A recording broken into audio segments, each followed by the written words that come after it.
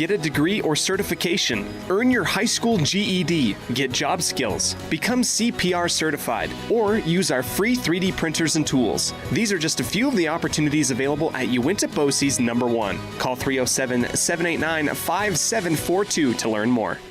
Light up your world with a custom-built LED sign from Rocky Mountain Sign in Evanston. It's a proven fact that signage that lights up creates more attention. So light it up and then add text, images, and video, and your sign becomes even more powerful. Start sharing your advertising messages and information with your customers today. The team at Rocky Mountain Sign provides all types of quality signage that is custom-built and maintained. Call today for a free quote. Rocky Mountain Sign, 307-789-5202. Rocky Mountain Sign, serving customers in Wyoming, Utah, and Idaho. Fresh and flavorful ingredients are what makes the best restaurants great. At El Paso All-American and Mexican Restaurant, each entree is prepared with only the freshest and tastiest ingredients. The menu includes everything from tacos to steak, fresh fruit waffles to omelets, and mouth-watering burgers to sandwiches. Come in and enjoy a meal today at the new El Paso All-American and Mexican Restaurant inside the log cabin on Bear River Drive.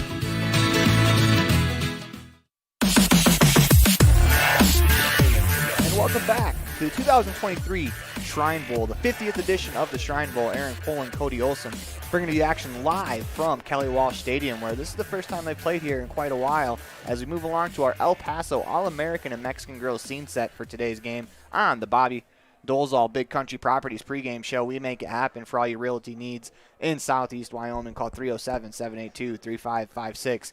And it's my pleasure to bring in my broadcast partner for the day, Cody Olsen. And Cody, give me some of your thoughts on this game. This is such a great event. I am just excited to be here with you, Aaron. First and foremost, we are in beautiful Casper, Wyoming. It is a time for football. A great event for the Shriners Hospital, the Shrine Bowl, the 50th anniversary of this ball game that's happening here with us. We've had an opportunity to talk to both the South team, the North team, the coaches, the players. I think that we are in for what very well could be one of the best Shrine Bowl games that we've seen in quite a long while. I was able to be a part of this last year, and it was a game that the North kind of ran away with. And this year, I don't know.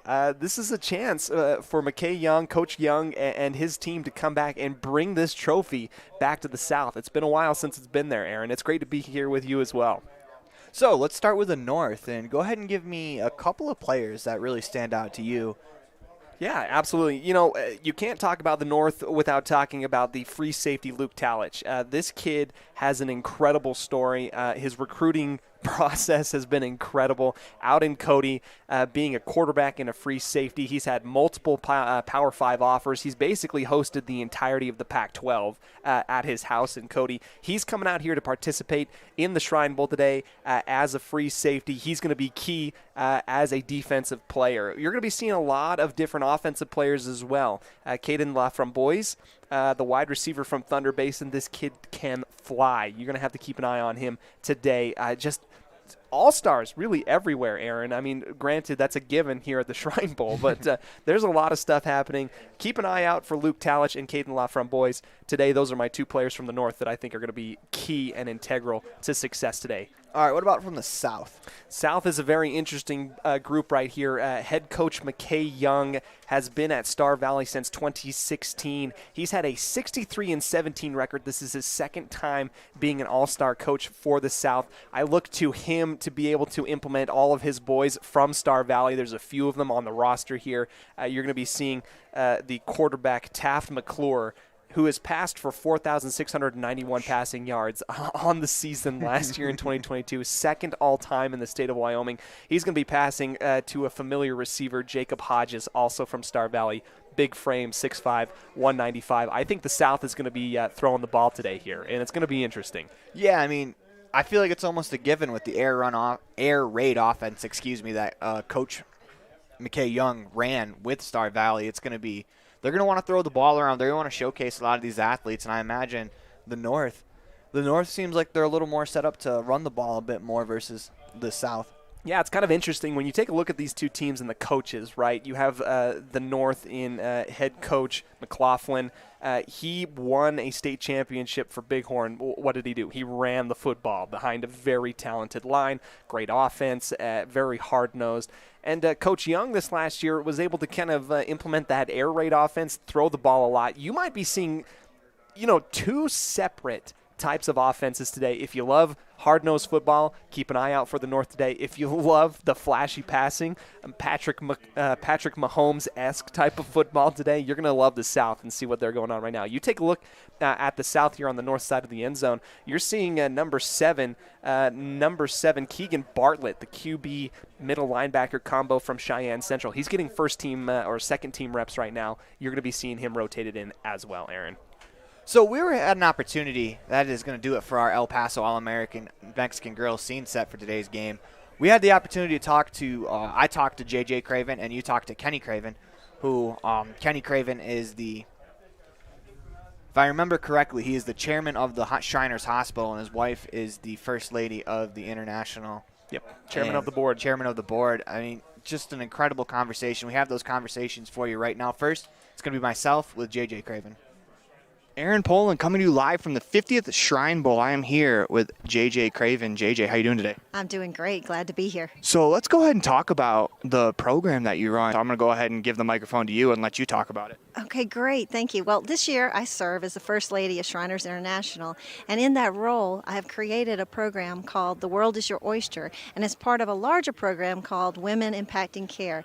It's just where we try to bring awareness to what our hospital system is all about, what Shriners Children's healthcare system does, and this particular year with this theme, The World is Your Oyster, is just highlighting that anything is possible, no matter what the injury or the condition is, that with our experts, our expertise at our hospitals and our doctors and staff, they can help a patient get improvement, get their care, and get back on the road to recovery. And we're really emphasizing sports medicine this year, sports and play-related injuries. So the goal is to get the kids back on the field, just like these all-stars here today.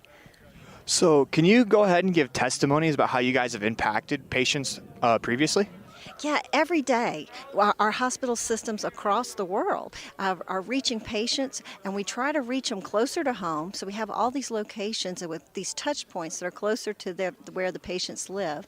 But we have wraparound care. We cover so many different care facets, whether it's burns, spinal cord injuries, orthopedic injuries, cleft lip and palate. And as I said, this year I'm highlighting the work we do in sports medicine. That's awesome to hear. So why sports medicine this year? Is it just kind of something that came to you guys or any particular reason? Yeah, my husband Kenny is the chairman of the board of directors, and we both have this great love and passion for sports. We feel it's something that the general public can relate to because most people have a connection with sports, whether they have family that played or they played themselves. So we think it's a good platform to get the word out about Shriners Children's, and it's certainly important to what we're doing here today. We've got these all-star players from all over Wyoming playing today, and they're healthy and talented, but some kids, they get hurt just on the playground and they need help. And we want to make sure that the general public knows that Shriners Children's is there for your just everyday orthopedic conditions as well as all these other specialty conditions we treat. So what does the Shrine Bowl mean to you? We're moving on to our 50th rendition of the Shrine Bowl. What does it mean to you?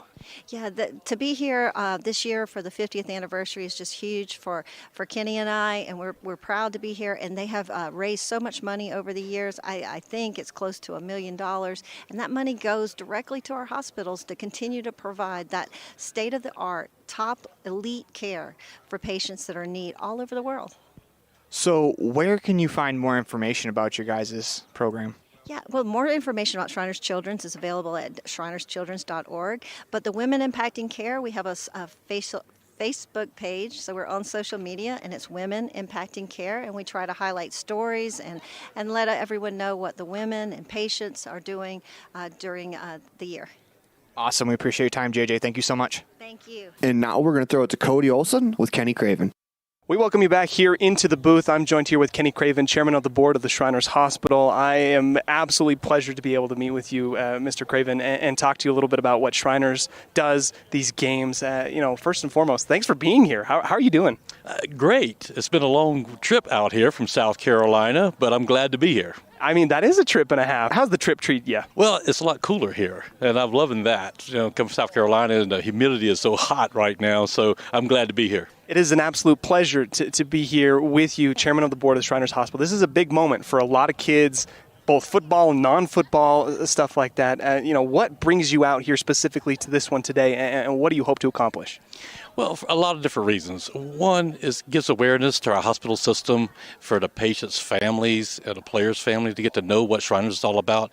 Two, to just showcase the talent for these young men. This is their last chance to showcase, their talents on football, because we don't know where their future is going to be. We don't know what university may end up to, but we're proud to be a part of that. Mr. Kenny Craven here joining us at the Shrine Bowl here, 50th anniversary. What does that mean to you? I mean, 50 years of the Shrine Bowl, it's a lot goes into it. There's a lot of people that have helped out. What does it mean to you to have that?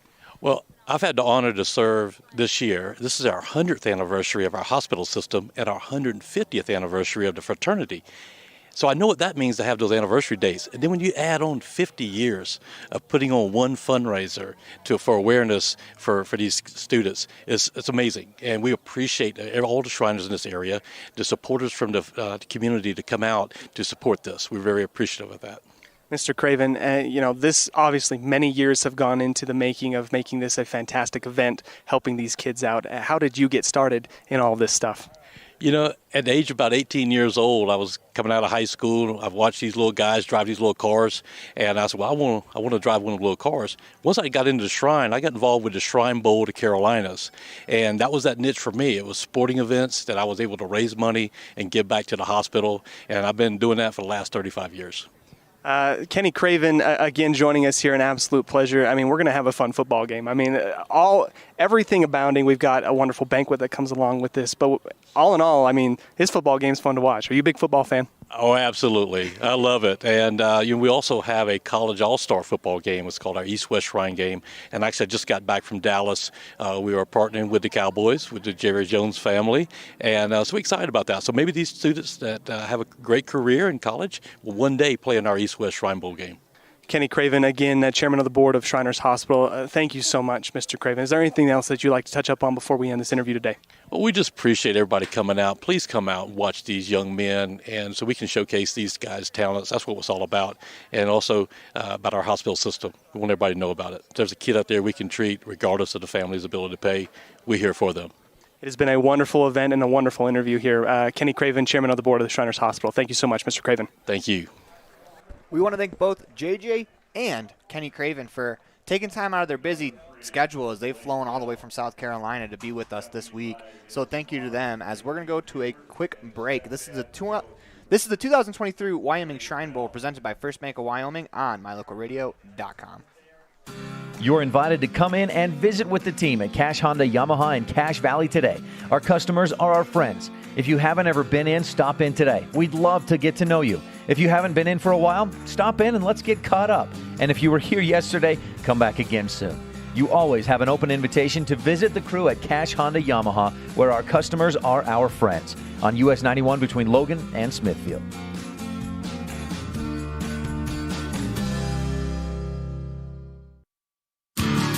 A beautiful smile increases your confidence. At Black's Fork Dental in Mountain View, our mission is to inspire lasting smiles.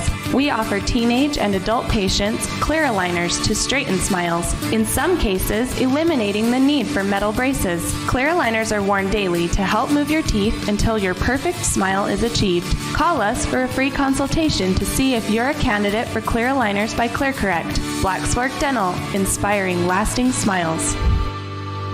Red Devil Sports on My Local Radio is also brought to you in part by Bear River Dental. Your perfect smile is just around the corner at Bear River Dental in Evanston. Bridges, crowns, dental cleaning and exams, fillings, x-rays, fluoride treatments, mouth guards, tooth extraction, clear aligners, porcelain veneers, teeth whitening, or a full mouth smile reconstruction makeover. Whatever you need when it comes to your dental needs, we've got you covered.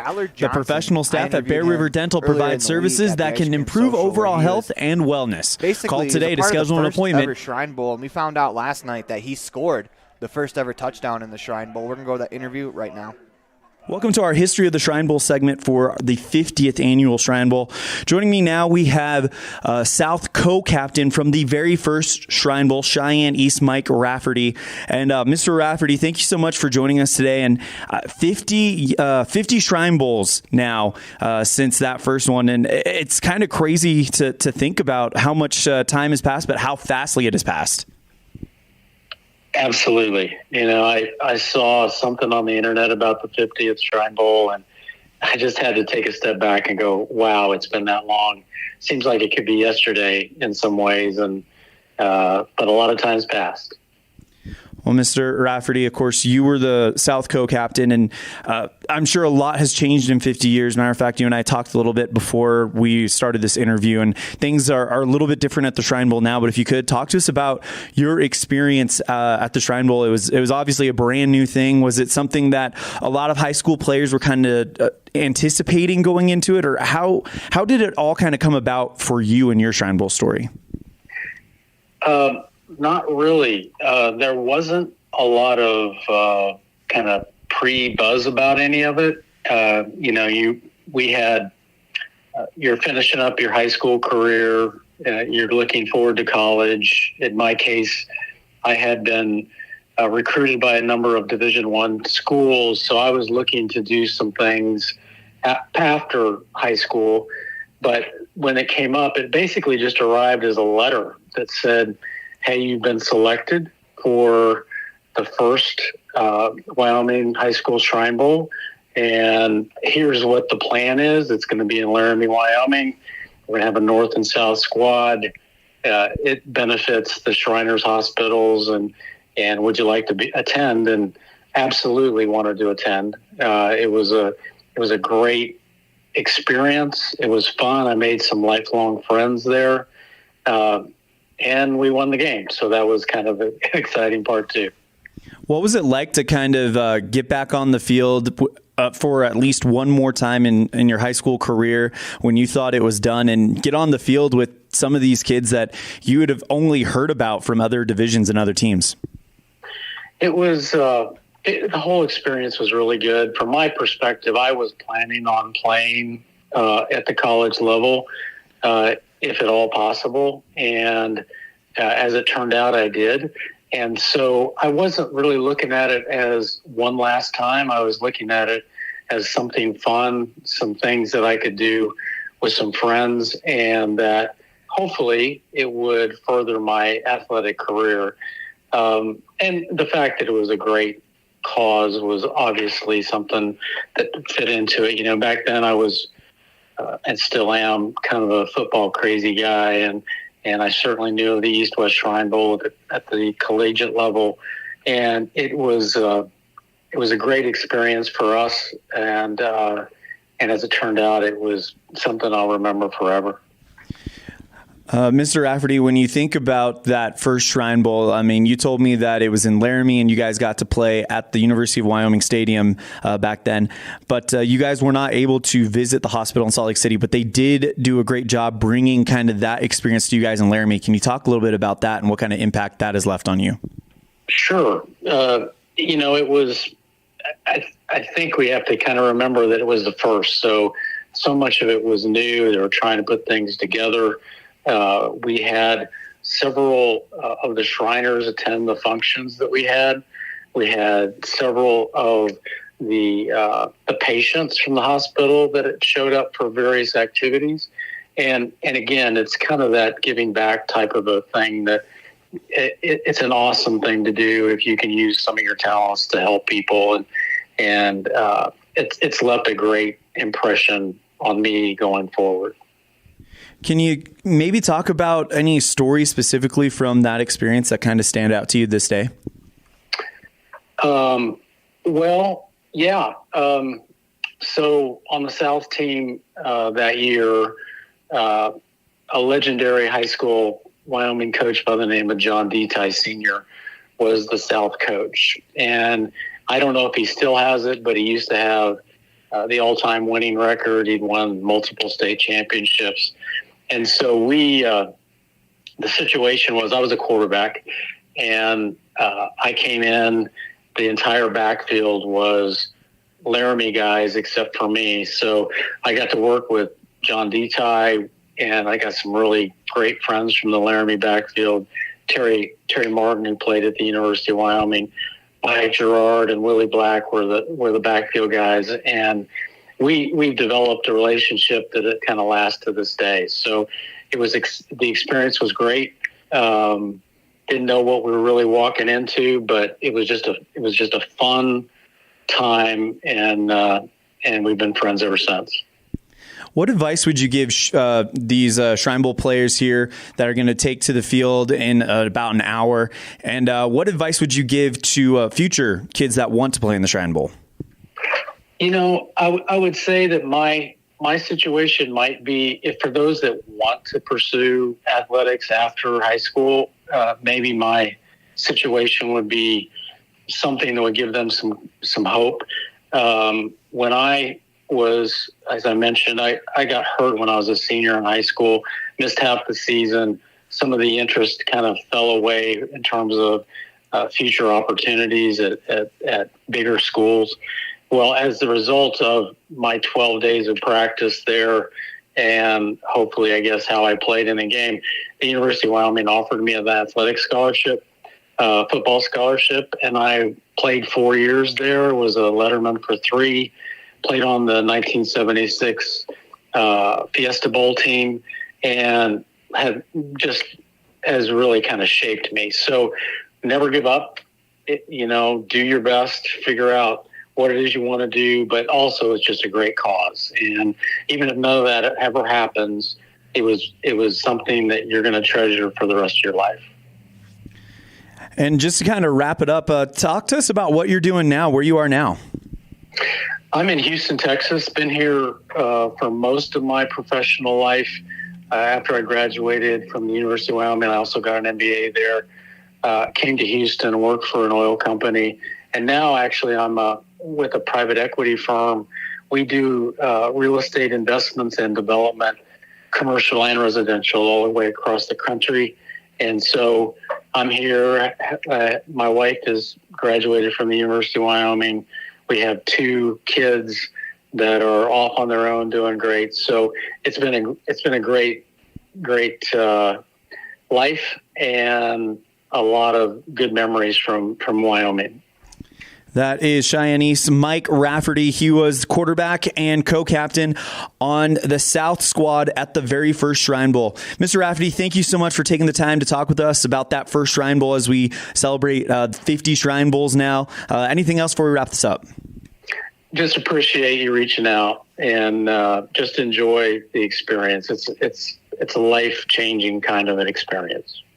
The interview was actually Mike Rafferty of the first Shrine Bowl. With Elon Olive of KNYN in Evanston, mylocalradio.com. We'll actually have that Ballard Johnson interview a little bit later on in the show. When we come back, we'll talk to Chris Pickering of Kelly Walsh as he's in a special interview for the North. You're listening to... We'll be right back after this message from your local sponsors. This is the 2023 Wyoming Shrine Bowl presented by First Bank of Wyoming on mylocalradio.com. Water testing, community enhancement grants, seedling trees and wildflowers, classroom lessons and specialty workshops, composting and conservation of water and soil. The Uintah County Conservation District is here to serve Uintah County residents. Visit our website today, uintacountycd.com. Business cards are a powerful and inexpensive way to promote the goods and services you offer. You can design your own cards or have the professionals at Westar Printing design your business cards. Now with same-day and next-day turnaround on all business card printing, you don't have to wait. Get your business cards today. Professional quality, inexpensive prices, and quick turnaround. Visit Westar Printing, 243 7th Street in Evanston, across from the library. Westar Printing, 307-789-5202.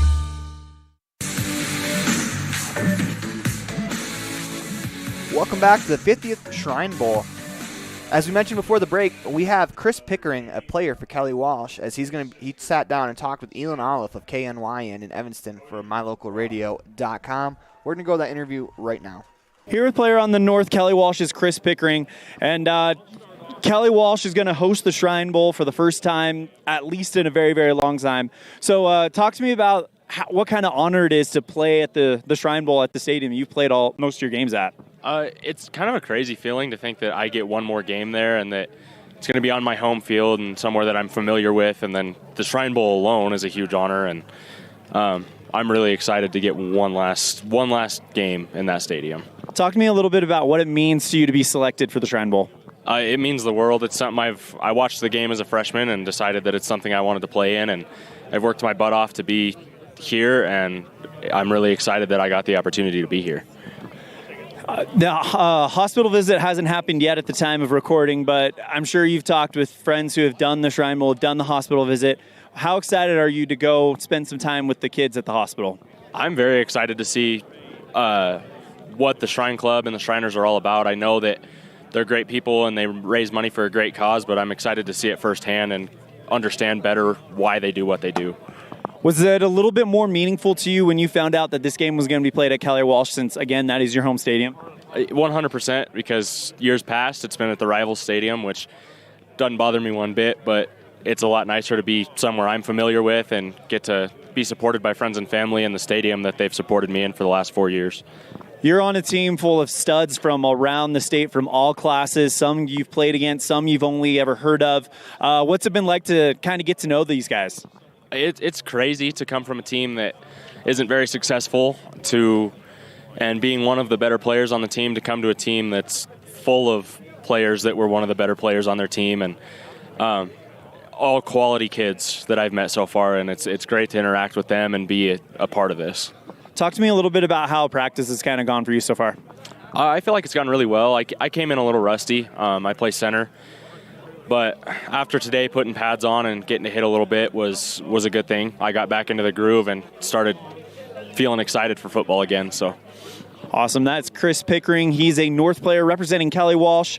Will be playing on his home turf one more time. Chris, thank you so much for the time. Good luck on Saturday. Anything else before we wrap it up? I don't think so. We really appreciate Chris Pickering taking time out of his busy schedule this weekend to sit down and talk with Elon Olive of My Local Radio in Evanston. We're going to go to a quick break. When we come back, it'll be Ballard Johnson, the first ever Shrine Bowl participant, who also scored the first ever touchdown in the Shrine Bowl that we learned last night at the banquet. But this is the 2023 Wyoming Shrine Bowl presented by First Bank of Wyoming on MyLocalRadio.com. At Y-High, we are with you is more than just 3 simple words. It encompasses the principles we live by to serve our members and local communities. So if you're looking to keep your banking relationships local with a partner who will always be there for you, look to us. We're Y-High. We're Wyoming. We're with you. Visit yhigh.org to learn how you can be a part of something bigger today. When you have an appointment with the dentist, it's reassuring to know that you're going to be seen by experienced, well-trained professionals. At Bear River Dental in Evanston, Dr. Lester, Dr. Owens, and Dr. Welch check every box. Plus, they're really nice people. Their passion to provide excellent dental care is reflected in everything from state-of-the-art equipment to professional, hard-working staff. Choose the professionals at Bear River Dental, serving patients of all ages. Call today to schedule an appointment.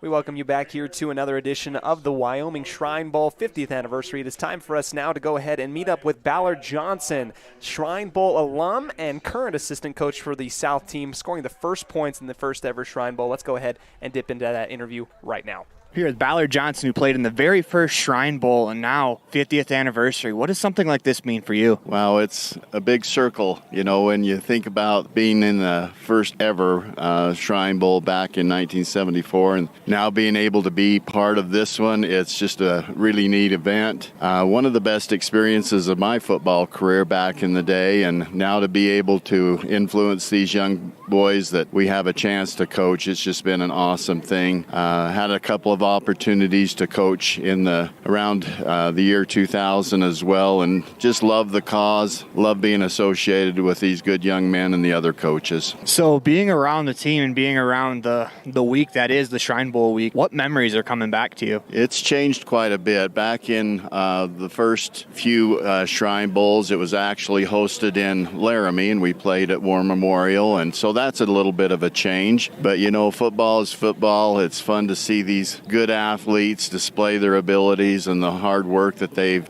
put in. You know, I kind of put myself back in their shoes and just think, you know, what has changed in football, and I think there's been a lot of neat things in football for safety's sake and other things in technology that have tweaked the game a little bit, but it's still a great game of football, and we sure enjoy being part of this Shrine Bowl week. As an alumni, what do you expect out of the game on Saturday? Well, we're sure hoping for a south win, but we know that that's going to be a super competitive event, that the North is well prepared as well, and a great coaching staff there with good athletes, and so we just hope that we have a good competitive game. And you know, one of the Shriners' mottos for this in building up the monies for the Shrine Hospital is that strong legs run, that weak legs may walk. And you know, if we keep that focus, there just can't be a winner or a loser in that. We all come out on the right end of things. So you've been around the Shrine Bowl a few different times now. Every time that you do this, what is your initial thoughts? What does this personally mean to you? Again, I think it's just the fact that we can lose ourselves in a bigger cause and trying to help out, look for opportunities to make life a little better for other people. You know, we are able to use the great game of football to be able to do that, and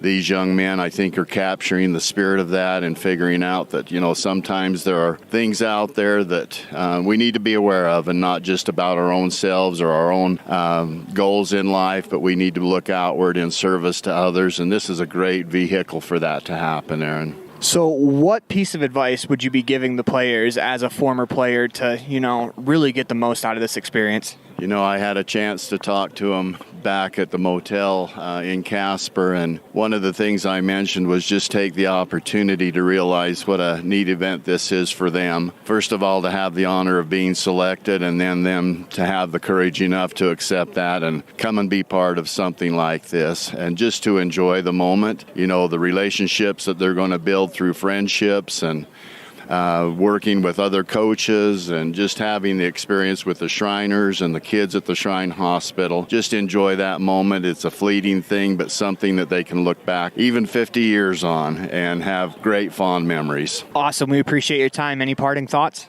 Just appreciate you, Aaron, and the coverage that you're going to give to this. It'll be fun for other people that can't come to Casper to be able to tune in and watch that. So thank you for your efforts. Well, we appreciate that, and we thank you for taking your time out of your day. We'd like to go ahead and thank Ballard Johnson, Assistant Coach Johnson, for being part of our pregame show today, and alum for the Shrine Bowl. It was great to be able to meet with him. And now we have a very special time during our pregame show today to catch up with some of our Shriners. These kids have gone through so much. I got to meet Jace last year. We're going to have an interview with Jace Bright now with Aaron Poling of KADQ out of Evanston. Let's go ahead and hear what Jace has to say. You know, he's just been an unofficial mascot for everybody around here. Let's go ahead and hear from Jace. Aaron Poling here with Jace Bright. And Jace, I mean, this is an incredible event. We're here at the Shrine Bowl. What does a game like this mean to you? It's really an honor to be here right now and just get to meet all those players and see them persevere through their practices, and it's really an honor for me to be here and get to be part of Shriners. Is this your first Shrine Bowl? Last year was my first Shrine Bowl, and it was one of the coolest things I ever got to be a part of. I was able to be the ball boy, and it was great. Yeah, let's talk about that. You were on the sideline for being a ball boy. What was that like? What was it like being around all the players, you know, in their I don't want to say natural habitat, but like, where they love to be out on the field, on the sidelines, playing some ball. What was it like being on the sidelines with them? It was really cool. I mean, I was really, really short compared to all those really tall players, and then just the feeling of saying, "Hey, what's up? How's it going?" to those players is really awesome. Hey, don't worry, Jace. I'm really short compared to all the players too. So, what are you looking forward to most this year? You have one Shrine Bowl under your belt. What are you looking forward to this year? Just seeing the competition and the friendly play between those players, and just getting to meet new people and sharing my story. Yeah, so let's go ahead and talk about your story real quick. Talk about whatever you would like to talk about. What you want the world to know about Jace Bright, I want you to answer this question with. Okay, so I was born with spina bifida, myeliomeningocele, and scoliosis with clubbed foot. And I've been going to Shriners for almost 7 years. First started out in Philadelphia with a great team of doctors there, and then we transferred to Chicago just recently, Shriners in Chicago, and the doctors been great there also. They've been working with my clubbed foot recently, had 3 surgeries in the last year and a half, so it's been challenging for some parts, but it's been great. I'm feeling a lot better, could walk with less pain than before. I also have a back brace on right now to help with my curved back, and yeah, it's been really nice. Yeah, I really appreciate you sharing your story, and I'm glad that it's getting better for you, and I hope it continues to get better. But I'm going to ask you a couple of personal questions. Who's your favorite football player? Oh, man, that's a tough question. It's definitely going to be Ben Roethlisberger. He says it's a tough question, and then he gives me an answer 2 seconds later. Are the Steelers your favorite team? Definitely. Okay, that makes sense. Who do you think is going to be a good team? Talking a little sports here. Who do you think is going to be a surprise NFL team this year? I think a surprise would probably be the Browns. Wow, he's a Pittsburgh Steelers fan, and he says the Browns are going to be good. That might be blasphemy. So, talking with your mom off interview, it seems like you've had to travel a lot for your medical expenses. Just to kind of finish our point about how much you've really gone through and how much you've overcame, can you just talk about some of the travel that you've had to do just for your medical expenses? Because you've talked about starting in Philadelphia, going to Chicago, and obviously you're in Wyoming. Let's go ahead and talk about some of your travels that you've gone through in your healthcare. Yes, we started going to Shriners in the summer of 2016, and since then we've made 42 trips across the country, and I've done the calculation. That's over 100,000 miles with my mom. So. And we've not including family visits on the same trip. So it's been a lot of traveling, and I like traveling. I used to want to be a pilot, but so I like enjoying getting to go to new places. And if you're gonna improve your foot or back, that's definitely a perk in traveling, I guess. Last time we went to Philly, airport employee just came up to me and said, "Hey, you're back," and I didn't know who she was, and it's like, guess we're being a regular at the airport. We appreciate your time, Jace, and good luck in the future, and man, just have some fun and enjoy this awesome event. We want to thank Jace for taking time out of his day to visit with us. We also were able to visit with Liette Brown, who is also another incredible inspiration from the Shriners program. Cody Olsen got a chance to sit down and talk to her. We're going to go to the interview right now. Welcome in, everybody, here to another edition of the Shrine Bowl. It is our 50th anniversary, 2023, out here at Kelly Walsh High School. I'm joined here with Liette Brown. Liette, as an ambassador of the Shriners program, this is your first year. I got to meet with you walking over here and getting ready for the game, and I just want to share with the entire state of Wyoming and the world how awesome it is to be able to be here with you right now. What has the feelings been like being out here and part of the Shrine Bowl? Definitely nerve-wracking, that's for sure. But I'm extremely honored and excited to be here. I can't wait to, do whatever they need me to. It's been an amazing experience meeting everyone, and I'm very honored. Yeah, I was talking a little bit with your family before, and you've gone through some procedures, and then you ended up finding out that you could be a part of this ambassador program. What was that process like, and how did you find out about it? Yeah, after surgery, I decided to fundraise to give back to Shriners Hospital, and I didn't realize at the time that I could be an ambassador, and when the Shriners League of the state of Wyoming found out that I was fundraising, they called me up and wanted me to do multiple speeches, so that's kind of how it all got started. You know, you mentioned multiple speeches, and I'm sitting here saying that you're better on a microphone than I am, so it's pretty impressive. Talk to me, where did you get your speaking ability from? Where does that come from for you? A speech and debate, actually. I have done speech and debate for a couple years now. In my high school, I have a great speech and debate coach, and my wonderful mother, she did speech and debate for years. I been to state drama, so I love being up in front of people, being able to act, and that's how I got my. I was able to do speeches without kind of fumbling over my words, I guess. Right. Yeah. Well, you're way better than I am, so let's have you do the broadcast today, and it should be really fun.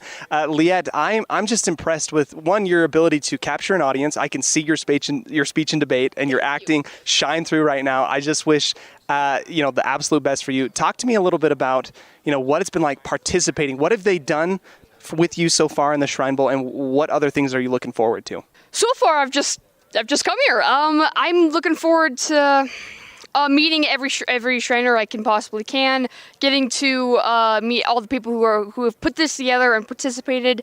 And hopefully, I get to meet other patient ambassadors. I'm just ready to have a blast. I really am. I'm excited for this event. It's big, and I've never been to it, so I'm really, really looking forward to it. It's exciting. I mean, football in June is just fantastic. Of everybody. Do you love football? Once in a while, yeah. All the honesty comes through. Honestly, I don't watch it all the time, but I do like football, yes. That's good. Well, Liette, I am just really proud of the ability for you to come out and do the things that you're doing. Can you talk to me about your journey? Obviously, you go through some of this stuff, and it's not an easy thing, right? Can you tell me about how you felt and how you feel that you've overcome some of this stuff and where you're at right now?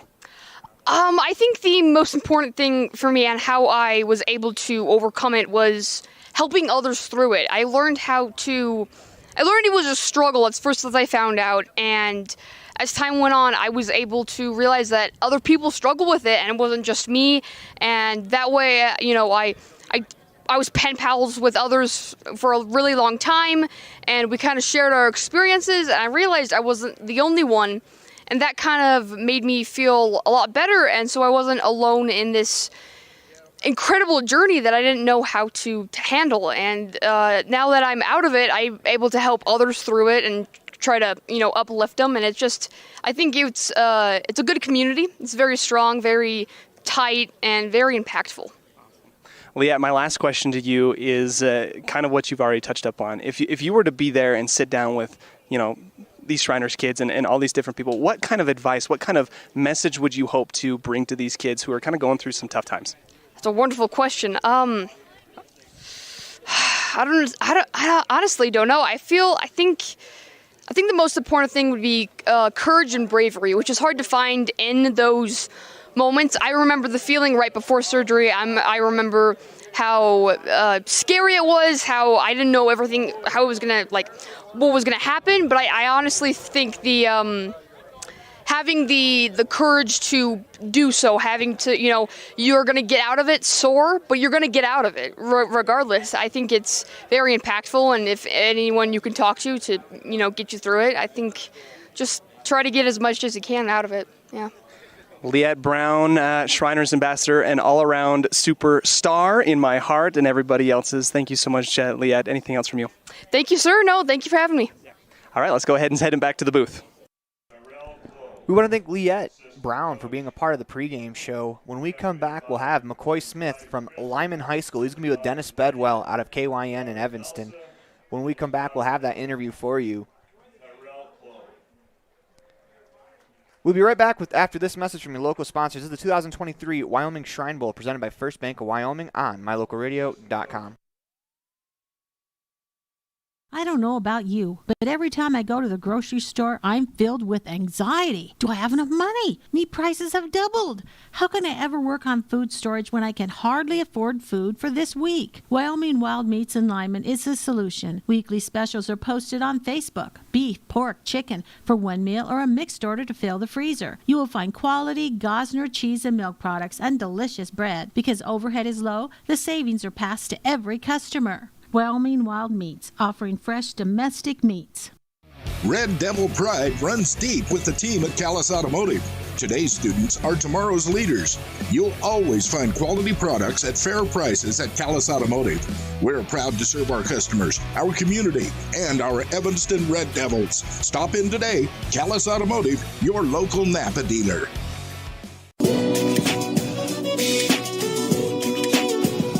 I have McCoy Smith, and McCoy. This is kind of a fun week for you. We got the Shrine Bowl coming on, and you're obviously playing for the South here this season. And your overall high school career has been pretty exciting. You've been obviously played for Lyman High School all 4 years, and had some great accomplishments there. So, give me a little bit of a background of some of your exciting times playing for Lyman High School. Yeah, I moved here before my freshman year, and the first 2 years of football I got to play with my brother, which was awesome. My sophomore year we went to Torrington and won the championship there, so that was awesome. And then my junior year we went undefeated, and we won the championship that year too, so we won back-to-back. And then this year was awesome playing with some of my buddies that I love playing with, so that was awesome. Excellent. So definitely, you've had some successful times in high school, and then obviously to kind of put that cherry on top to be able to play in the Shrine Bowl is a pretty awesome thing as well. So what are you excited most about being able to play this Saturday during this bowl game? Honestly, it's just the week leading up to it. It's been almost 2 full days now, and everything's been so fun, getting to know the team and all the guys from everywhere. You play against, you're playing with, your rivals now. So, I played with the Douglas kids. We played basketball, and we had a good game at state, and now we're teammates on the same team here now trying to win this Saturday, so that's pretty cool. Awesome. So it definitely should be kind of fun. Obviously, there's a lot of talent on this team here, so it should be a good time to be able to play with some of these guys that, like you mentioned, you've kind of been playing against them, but now to be able to have them on your team, it will be a little bit different as well. So again, this is McCoy Smith. He will be on the South team for the Shrine Bowl. Best of luck as you guys go on against the North team this Saturday. Thank you. We want to thank McCoy Smith and Dennis Bedwell for sitting down and being a part of our pregame show. When we come back, Cody Olsen sits down to talk with Luke Talich. This is the 2023 Shrine Bowl presented by First Bank of Wyoming on mylocalradio.com. With 25 years of successful industry experience, Mountain West Business Solutions looks forward to providing all of our customers with exceptional service, industry-leading technology, and a one-of-a-kind buying experience. We will streamline your workflow and increase your productivity by assessing your business needs and helping you choose the correct solution that fits the needs for your business. Great people, great products, and great service. Mountain West Business Solutions, 133 Bear River Drive, Evanston. At Uintah County School District Number 1, we have a long tradition of student excellence and success. Our vision is to provide the highest quality education for all students. We do this by providing relevant and challenging instruction. We set high expectations for our students and focus on experiences that build positive relationships, promote collaboration, and encourage maximum student effort. Uintah County School District Number 1, Pathway to Excellence.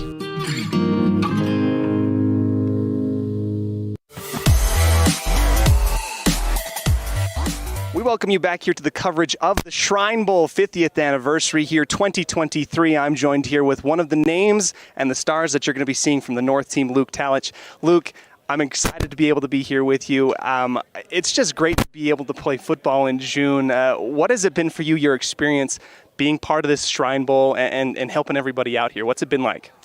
You know, it's been great. We went to the hospital down in Salt Lake, and we got to meet some of the little Shriner kids, and we got to meet them and talk to them about their conditions, and we kind of learned about it. And yeah, it was good. And you know, it's important to realize that that's kind of what we're playing for. And I mean, obviously, the North, we've gotten pretty close over this last week, and so we want to win tomorrow. But you know, that's really what it's about, is raising money for the Shriner Hospital. And yeah, I'm just honored to be a part of it. Luke, it's awesome to be here. You know, you're one of the names in Wyoming that we have heard a lot about. You get to be out here helping these Shriners kids and being part of a great program. When you went out to Salt Lake City, tell me a little bit about your experience. What did you do, and who did you meet out there? Well, we met two kids, Drew and Cole. They both had different diseases that puts them in wheelchairs. And so down in Salt Lake, they kind of do the prosthesis legs and then things that can help them with balancing and helping them possibly walk and making wheelchairs for them and things like that. And so we got to learn about that stuff. And it was super cool and humbling to kind of learn about it. And then it was fun to hang out with those two kids. I wish there was more, but it was okay because I think they changed it to a clinic recently, so there's not as many kids there anymore. But yeah, it was super cool to meet those two kids, and yeah, they're super high-spirited kids, and I'm just glad we could be a role model to them. What did your experience out in Salt Lake City kind of teach you about your experience with football? How grateful are you to be able to do football and to be there in physical, be able to use your own body? Was there any of those type of thoughts that went through your mind? Oh yeah, for sure. I mean, it's just we're all these guys here. We're super blessed to be able to have the health that we have, and it just makes you realize you don't want to take anything for granted in life. It's those kids didn't do anything to deserve what they have, and so yeah, it just kind of opens your eyes a little bit and makes you really enjoy what the meaning of life is. So yeah. Luke, tell me about your experience and your journey with football. Where did you start, and where do you feel like you're at right now?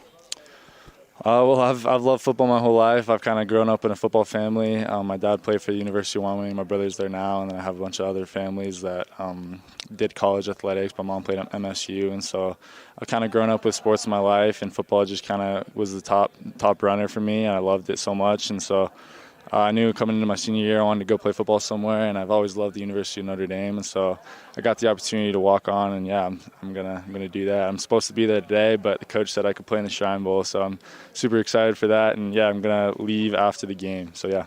Awesome. Get your charter flight, Luke. Get your stuff. Head back to Notre Dame. Your story of recruiting, from my understanding, absolutely incredible. You've had the opportunity to talk to a lot of coaches around the country. Can you tell me a little bit about what your process was going through recruiting and why Notre Dame? So my summer going into my senior season, I kind of went to a bunch of camps in June that summer. And so it kind of started with Montana State, and then, kind of once you get one offer, it kind of is like a trickle effect. And so it kind of trickled down, and I got a few more offers. I got a big offer from Oregon State. So yeah, I got to talk to some coaches, Utah, Washington State, Wyoming, obviously. And so, yeah, I built some really good relationships with all of them, and I'm super blessed to be able to be in the position that I was in. And, I chose Notre Dame just because I knew that I would have regretted not trying it. And so, yeah, that's kind of what my decision came down to. And, yeah, I'm super blessed to be able to have that opportunity because I know not everyone gets the recruiting process like I did. Luke, can you tell me a little bit about who maybe in your family, your coaching staff, the community of Cody has really helped you along the way? I mean, you could go on and on. Is there anybody special that you really want to thank? Well, obviously my family, my mom and dad, they were there with me the whole time. They were supporting every decision I made. And so them, obviously, and then I got to thank my coach, McFadden. He put me in some really good positions with recruiting. It's not about what you know, it's who you know. And so he knew some guys that really helped me out with that. And then obviously I got to thank my two position coaches, Coach Tynan Murray. He's down in San Diego now. He moved back to Poway, and yeah, he's a dog. I love him. And then my coach, Coach Chris Lavera, he's awesome, and he's kind of been another uncle to me. So yeah, I've been supported with such great people in my life, and I'm so blessed for it. Luke, one last question for me. We're excited for the Shrine Bowl. We're excited to see you play. Tell me a little bit about why free safety, why quarterback, why those positions. How did you end up there? For Cody, I was kind of the last line of defense for safety, and they kind of let me do what I wanted, and so it was kind of nice. I got to kind of free roam and run around and do whatever. But and then I came to the Shrine Bowl, and that's kind of similar to what I'm doing here. And so I'm hopefully I can just back the linebackers and the D line up. And so yeah, I'm just happy to be out there. And then we got some stuff when rolling over to QB a little bit. And, I can't throw it quite as well as some of the guys here, but I can run it sometimes. So we'll see. It'll be fun. Yeah, I'm excited for the opportunity. Awesome. Luke Talich here. We are incredibly grateful for him and his choice to be here at the Shrine Bowl. Thanks so much, Luke. Anything else? Nope, that's it. Thank you. Awesome. Thank you so very much. We want to thank Luke Talich for sitting down with Cody Olsen and discussing his future plans going to Notre Dame. That's super exciting. When we come back, we'll have head coach of the Bighorn Rams and the North Squad. He'll sit down with Dennis Bedwell. That's Kirk McLaughlin. Unfortunately, we're going to be playing the South coaches interview, McKay Young with Duke Dance of SBI. We'll be playing that at halftime due to running out of time because we had some technical difficulties earlier. We'll be right back after this message from your local sponsors. This is the Wyoming Shrine Bowl presented by First Bank of Wyoming on mylocalradio.com. You're turning 65 and retiring and have no clue what to do about Medicare. You own your own business or don't have health insurance. You know you need life insurance and don't know where to start. At My Life Financial, we can help with all these insurance needs, from Medicare supplements to finding the right health insurance plan and even dental and vision. We've got you covered. Call My Life Financial at 435-557-3170. That's My Life Financial at 435-557-3170. We do it different. Ready is committed to providing superior services to our customers by requiring individual accountability for excellence in quality, safety, and dependability.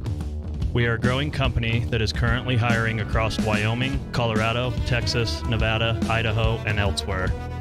Our valued team members receive competitive wages, full benefits, and weekly pay. Interested in joining our team? Visit ReadyUSA.com. We are ready.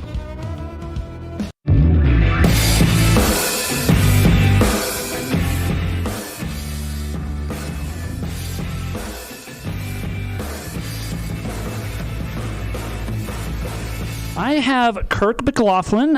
He's actually the head coach for the Bighorn football team, but he's going to be taking kind of a neutral hat soon as we get ready for the Shrine Bowl coming up here. He has been selected as the head coach for that, and so we're excited to be able to have him and to visit with him. Kirk, how are you? I'm doing great. How are you? Hey, I'm doing great. It's a little bit kind of weird as our last conversation has been a little while. As we talked during football actually about this last year, about matchups and everything, but now we're going to be getting into the Shrine Bowl. So let's go ahead and do a little bit of a preview as we're not too far off from the Shrine Bowl and get a little bit of an idea of what you are excited for as you take on the responsibility for the head coach. The kids. Got a bunch of great kids that we get to coach, a lot of studs, even some kids that kind of were a thorn in our side here in Bighorn, the Lovell boys especially. We'll get to coach with them instead of against them. And then, got some great talents, Colson Kuhn, Luke Tauch kind of kids, Caden LaFramboise. I mean, we got some great kids that I've got to talk to and maybe meet at a few track meets that I'm really looking forward to coaching. Perfect. And that is kind of funny being on that neutral side of things, as you mentioned, to be able to kind of use some of these students that you mentioned having to prepare for during the season and, having to not necessarily be super excited to be able to coach against them, but being able to have them on your side and to use some of their talents and for you to be able to get a big win. So as this Shrine Bowl is coming up quick, what is kind of the biggest thing that maybe makes you a little bit kind of nervous or a little bit anxious as far as being the coach? Well, some of these kids are part of great programs and they have great coaches themselves. And as a coach, I don't want to disappoint, and I want to show that we do some good things here at Bighorn too. But there's some great programs up here in the north, Sheridan Bronx, Cody Bronx, to name a few, and they always bring great kids, and we want to be able to show that we can coach as well. And you don't want to disappoint, and it is the only game of the year, this time of year anyway, and you don't want to lose it because you got to kind of sit on it for a while. So you want to be competitive and you want to have the kids ready.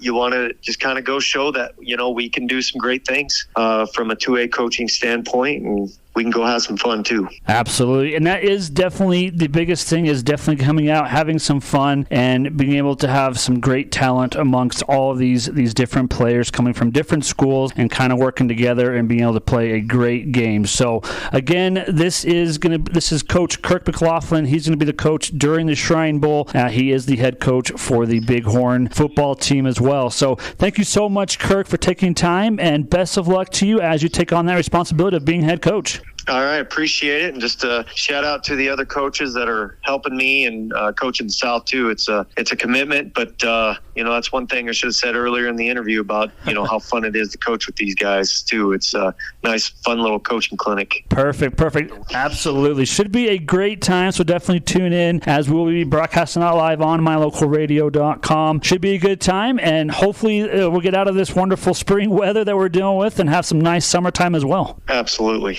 look forward to it. We want to thank Kirk McLaughlin for being a part of the Pregame Coaches Show, brought to you by the Bullock Agency and Jake Major on the Big Country Properties Pregame Show. When we come back, we'll have head coach of the South, McKay Young. This is the 2023 Shrine Bowl presented by First Bank of Wyoming on mylocalradio.com. Teach your children important money management skills that will benefit them for a lifetime with a Trona Valley Federal Credit Union youth account. Understanding the importance of saving and learning how to use money wisely can be taught from a very young age. These special accounts help kids learn to save, borrow, and spend responsibly, and are perfect for young people to get a good financial start. Open a youth account today at Trona Valley Federal Credit Union, member NCUA. Precision, the quality, condition, or fact of being exact and accurate. Precision is important. Scoring the next point, making the perfect shot, getting the best score. And when you think of your dentist, you want precision to be the first word that comes to mind. That's why patients are so pleased with Dr. McKay Frankum. He provides precision family dentistry at reasonable prices to every patient. Dr. McKay Frankum, call today for an appointment. Call Dr. McKay Frankum at 789-8910. Joined now with South coach of this year's Shrine Bowl. That's Coach McKay Young out of Star Valley High School. I'm Duke Dance with SVI Media, joining the broadcast on My Local Radio for this year's Shrine Bowl. Coach Young, congratulations on being coach of the Shrine Bowl this year. And what a cool event and what a cool honor to be part of and to coach. A lot of these boys, this will be their last chance playing football. And then the fact that you marry that with a fundraiser for a really good cause. Just a cool event and an awesome tradition. Now, what's your experience with the Shrine Bowl been in the past? This is your first year as a head coach, right? Second year. So I was the head coach in 2018. So second shot at it. All right. So you got a little experience. Walk us through the process of preparing for the Shrine Bowl, because, of course, you got to select your staff and then a pretty tedious process of picking your teams and players. So how does that process work? I want to say late last year, so after last season, Frank Selby with the Shriners reached out to me and said I'd been, selected to be the coach and if I wanted to do it, and reached immediately out to the guys that I did it with in 2018, the staff, and we were able to get the band back together and go for one more ride. Then, first of the year, you go through nominations from coaches throughout the South, and there's some rules on you. We want to thank Duke Dance for being a part of our pregame show as he interviewed McKay Young, the South head coach, also the Star Valley coach, Duke Dance out of SBI in Afton, Wyoming. Due to time constraints, we'll have to cut that interview short, but we'll play the interview in its entirety at halftime. We got to take a quick commercial break. When we come back, we'll meet both teams. We'll be right back after this message from your local sponsors. This is the 2023 Shrine Bowl presented by the First Bank of Wyoming on mylocalradio.com. Hey there, I'm Jake Major, your local Medicare and insurance benefits advisor for the Bullock Agency of Wyoming. With over 25 years of experience protecting families in rural America, we understand the importance of having affordable insurance coverage. Whether you're searching for extra coverage or looking to understand and switch your Medicare options, I can help you find a range of top-rated insurance companies and tailor-made packages based on your needs. Call me, Jake Major, today at 307-209-4685, and let's discuss your insurance options. We're the Bullock Agency of Wyoming, when benefits matter. Buying or selling is a simple process if you're working with the right real estate agent. This is Bobby Dalzall, broker with Big Country Properties. We have agents serving both Lincoln and Uintah counties that can assist you with all of your real estate needs. We are the top listing and selling brokerage in the Bridger Valley and strive to be honest, hardworking, and thorough. Whether buying or selling, we make it happen. Call us today at Big Country Properties, 307-782-3556. Early mornings, tired muscles, pride, and grit. At Varsity Inc., we know how much work goes into building competitive teams. We work hard providing the gear you need to celebrate the teams you love. Be your athlete's biggest fan in apparel from Varsity Inc. Come in today, 926 Main Street, Evanston. Welcome back to the 2023 Shrine Bowl, the 50th edition, as we are about ready to kick off. As back deep to return for the North, number 5, Colson Kuhn. Number 3, Blake Bell. To kick off for the South, number 12, Jackson Hughes. And we are underway here in the 50th Shrine Bowl. Short kick fielded by the North to the 30-yard line. Returned out to the 34, and that'll do it for that return, as that is the first play of the Shrine Bowl. We are officially underway, Cody. Yeah, we are underway, and South, whether that was designed or not, you're kicking into the wind, going from south to north. Goes a little bit short, fielded at that second level from the North. Good recovery, able to get that thing back together and get ready for some offense. Yeah, North runs out on the field as the first quarterback under center for the North. It appears that it is Cade Weber. Is indeed Weber under shotgun, has a back to his left. 3 split out to the right, fakes the handoff. He's going to throw quickly. Being chased down from behind and sacked there by number 20 on defense of the South. That is Candidace Perolis, as his family is right near us.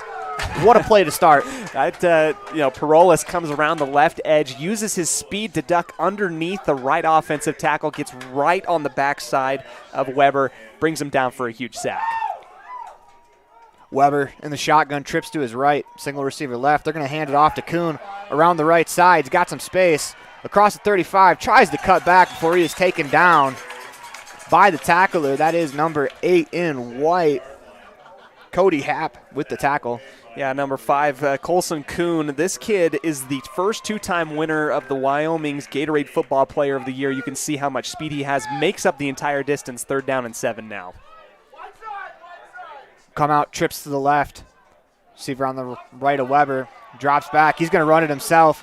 Cuts upfield across the 40 and reaches out across the 45 for a North first down. What an effort there by Cade Weber. That is just athleticism at its peak right there. Weber able to realize nothing available down the field, ducks his head, and gets just enough to move the sticks and keep this drive going, Aaron. 1st and 10 from the North 45. Have to get to the South 45 to pick up the next first. Come out and trips to the left.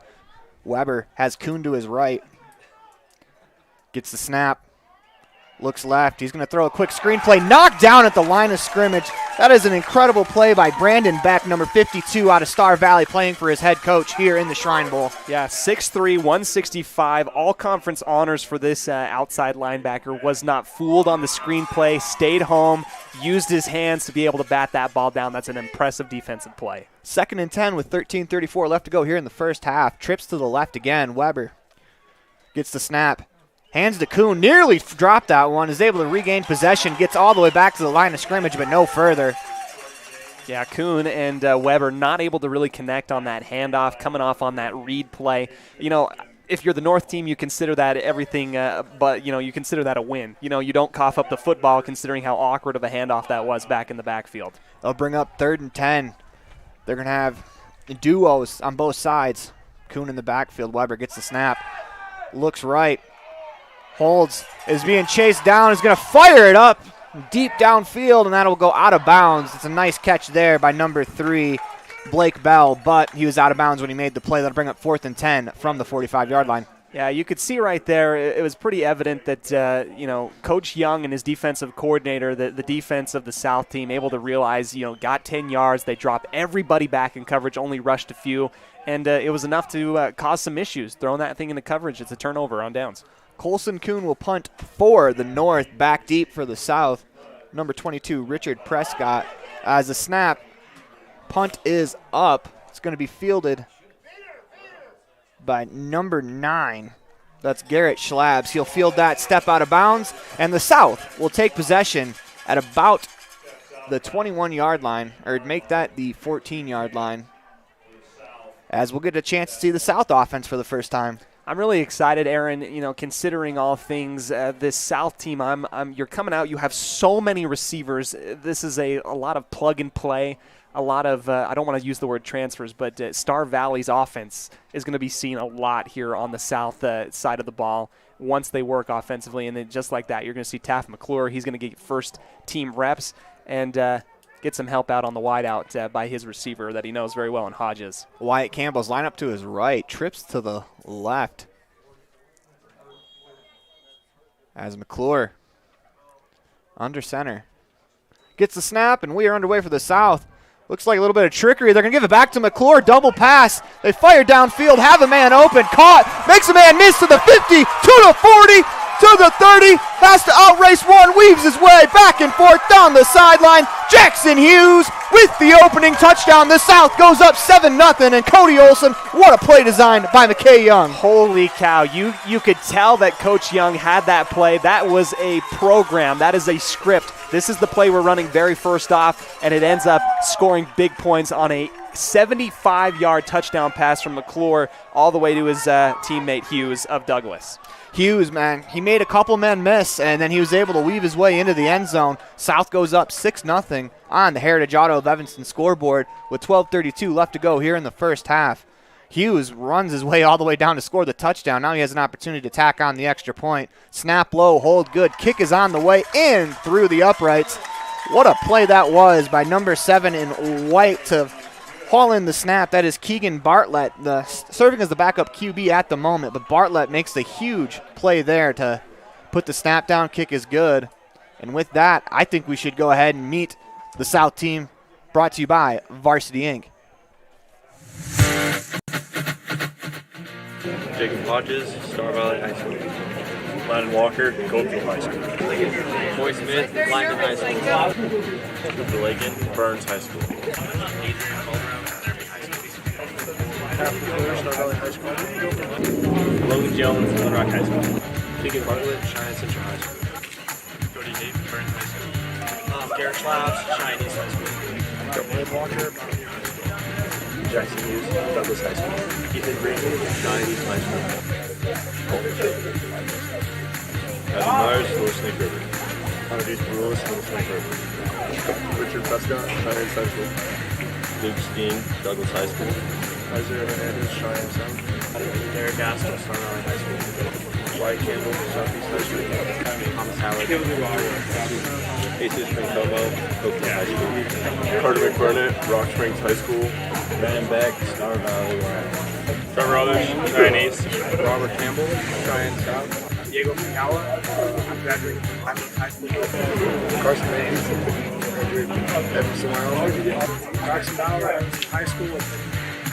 Taylor Rosie, graduated from Greenville High School. My name is Augie Lynn. I graduated from Cheyenne Central High School.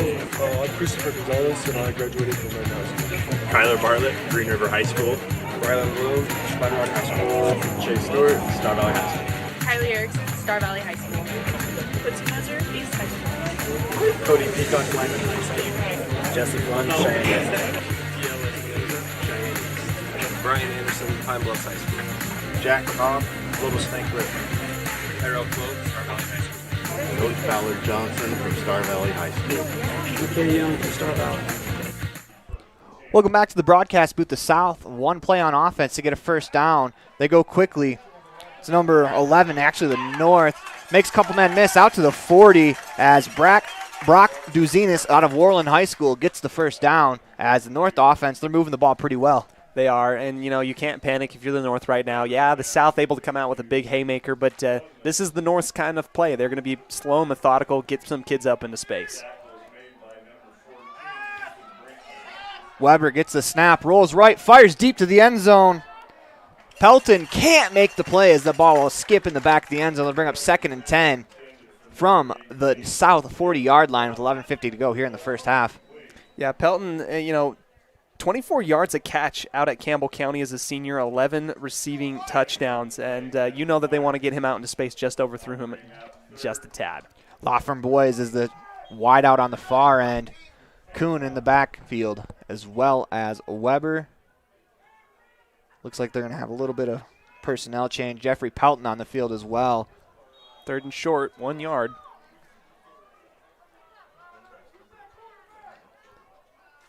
Have Colson Kuhn lined up behind the center, gets the snap. A little bit of an option play. They hand to number 11, Duzinis, and he's able to reach forward. We'll see. It'll depend on the spot, as that is a very close to the line to gain. They're actually going to give him a favorable spot. It will be a 1st and 10 from the 38 of the South. Good offense rolling for the North. And, you thought initially Colson Kuhn is going to get that one on 3rd and short, but they end up going wide on the sweep. Ends up just being enough. Weber steps back behind the center. Gets a snap. Quarterback design run around the right end. Gets to the outside across the 30, nearly to the 35. He's tripped up out of bounds. As Weber picks up the first down with 11:21 left to go here in the first quarter. The North, they're marching. Yeah, they get down to the 25-yard line. Now you're seeing that slow, methodical offense that the North wants to do. They're also trying to hurry up to the ball, not giving me a whole ton of time to compliment them. They want to get the South heavy breathing right now to get back into this game. Weber in the shotgun gets a snap. Quick little screen play to number 11. That's Duzinen. Tries to make a man miss, but a great tackle out in space by 32, Isaiah Hernandez. You're seeing that a few times here for the North. You can see they're trusting Weber to be able to make those short passes, using the athleticism of the wide receivers to get out into space and get things going. 10:58 here to go in the first quarter. 2nd down and 6 from the South 22. Weber gets a snap, hands to Kuhn. Tries to go around the right side, is met by a whole host of South linemen, able to get back to the line of scrimmage. That's a plethora of tackles right there. Kuhn nowhere really to go, plugging holes right into the middle. Cokeville's Bencomo and company being able to swallow that thing up. Very impressive defensively. 3rd down and 6 on the South 22. Ball has to get to the 16-yard line to pick up a first. Weber gets the snap, looks left. He's going to fire, has a man. That's Laframboise, makes the catch, spins, gets the first down, tries to dance back, will step out of bounds, but he'll step out of bounds at the 14-yard line, enough for the first down. I'm just in love with the ability after the catch of Caden Laframboise, the wide receiver from Thunder Basin, very tall, and he is shifty. You got to get that kid on the ground. Place the ball at the 13-yard line. The North can get a first down heading into the end zone. Weber gets a snap, looks right. He's going to fire, has a man open. It's number 18, Pelton. Makes the catch, coughs the ball up in the South. They jump on it. Looks like it'll be a South recovery. The North. Oh, my goodness. Turn it over deep in the red zone, and the South defense comes up big. They bend, but they do not break. Incredible stuff. I mean, that is the pinnacle of the worst place to have a turnover. You're coming back to tie the game, and the ball just pops out, perfectly punched from behind by the defensive back. And here comes the South once again to try and add to their lead with 10-12 left here in the first quarter. Yeah, they're going to get the ball placed on their own 5, deep in their own territory. What's the ideal drive here? Well, right now, I mean, you can't get much better than what you had last time. I mean, frankly, you go out there, you do a great job scoring on your first play if you are the South. So you lay it on. You keep continuing to lay things on here if you are the South. Get a whistle, and we're going to get a timeout. And now that we do have a timeout, we are going to go to a commercial break. This is the 2023 Shrine Bowl presented by First Bank of Wyoming on mylocalradio.com. Risk takers, adventure seekers, optimists, authentic people with the fire in their belly and greatness in their hearts. You'll find them here, in a place where the spirit of the cowboy lives and thrives. I am a cowboy. I am a cowboy. Soy vaquera. The world needs more cowboys.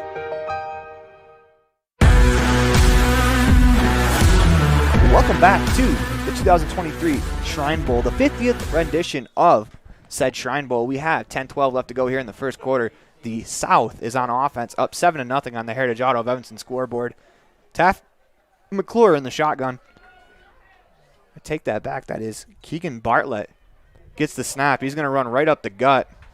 Scrambles out across the 10 to about the 12-yard line. That'll bring up 2nd down and about 3 for the South offense. Bartlett out of Cheyenne Central, committed to Western Colorado. He's 3rd and 4A in rushing. He racked up over 1,200 yards passing, as well as 1,200 yards rushing and 1,600 yards passing. This kid can play. You can tell that Coach Young is really able to swap even the quarterback position pretty easily here. It's Bartlett again behind center. I take that. Bartlett's lined up next to McClure. McClure snap low, is able to pick it up, scrambles right, is able to throw, has a man, makes the catch. And that is be a first down for the South as it was caught by Richard Prescott out of Cheyenne Central High School. It's very impressive to see McClure, has to pick the ball up off of the turf, run off balance and off platform, wings it with pure arm talent to get that thing out there about 15 yards down the field. It was a laser. 1st and 10 from the South on their own 20-yard line. 9:23 to go here in the first quarter. McClure is going to give way to Bartlett as he is behind center. He's going to catch the snap, direct run, and he is going to be pelted there by a North player trying to find the number. That is like Luke Talich, believe it or not. That kid's coming downhill. We're giving everybody a reason why he thinks he can go out to Notre Dame and play some college football. I mean, if Talich wanted to, he could probably play quarterback for the North as well. He's a very talented kid. South comes out with 2 receivers to the right, trips to the left. McClure in the shotgun by himself, empty backfield. 8:45 to go here in the first quarter, 2nd and 9, gets the snap. He's going to look to his right, and he is wrapped up away. That's a great play by the North defensive line. As it looks like that was Remy Broussard out of Cody High School. You saw that the North showed pressure, sent pressure, and the South line could not hold up against the onslaught right there. Got to McClure really quickly, and now you're looking at double sticks, 3rd down and a long ways to go, all the way back down at the 12. 3rd and 18 to be precise. They have to get the ball all the way to the 30-yard line for a first down. McClure gets the snap, bobbles it, looks right, blitz coming, is able to get the pass off. Nearly caught, but it was knocked down. Looked like at the last second by Matt Nelson as he was able to get a hand in there to break up the pass. Yeah, tried to go to Prescott once again. They connected once already on the drive, but the North defense able to make the PBU and get the South off of the field. Great stuff there. Nelson makes the play. Now he's going to drop back to receive the punt with Michael Anott out of Buffalo High School. Back deep to kick for the South, number 9, Wyatt Powell from Natrona County High School. He's standing on his own end zone, on his own goal line. They're going to fake it. He's got some room out across the 20 to the 30 and a first down to the 40. And it has been a big play after big play for the South here to start this ball game as they fake the punt from their own goal line. McKay Young has come to win this ball game. You got nothing to lose here. This is all an all-star game. This is great fun. Coach Young, again, going aggressive, and it ends up working to their favor. Running down the right sideline. Hey, you got athletes. Use them anywhere you can, right? It was actually Garrett Schlabs for the South as he runs all the way up to the 44-yard line. 1st and 10 for the South. Direct snap to the back. That's number 34, Wyatt Campbell. He's able to scramble around the left end for about 4 yards before he's taken down. Good open field tackle by Michael Enott out of Buffalo. 5'8", 160, probably one of the smaller people that we're going to see on the field today, but that kid will take on any lead blocker and meet any contact anywhere. 2nd down and 6, both Bartlett and McClure in the backfield. Ball placed on the 48-yard line. As they fake to McClure, Bartlett gets it. He's going to run up the middle, and he is stuffed in the backfield by the North defense. Great play there by the defensive line of the North. Now, Aaron, I don't know if you find this interesting. I find it incredibly interesting. You have both Taft McClure and Bartlett with their hands up in the backfield, meaning that the center can snap it to either one of them, and you have a dynamic between these two players and who's going to be playing quarterback any play. South is going to go fast. 2 receivers on both sides. And we are going to get our first penalty of the Shrine Bowl. It's going to be an offsides against the North.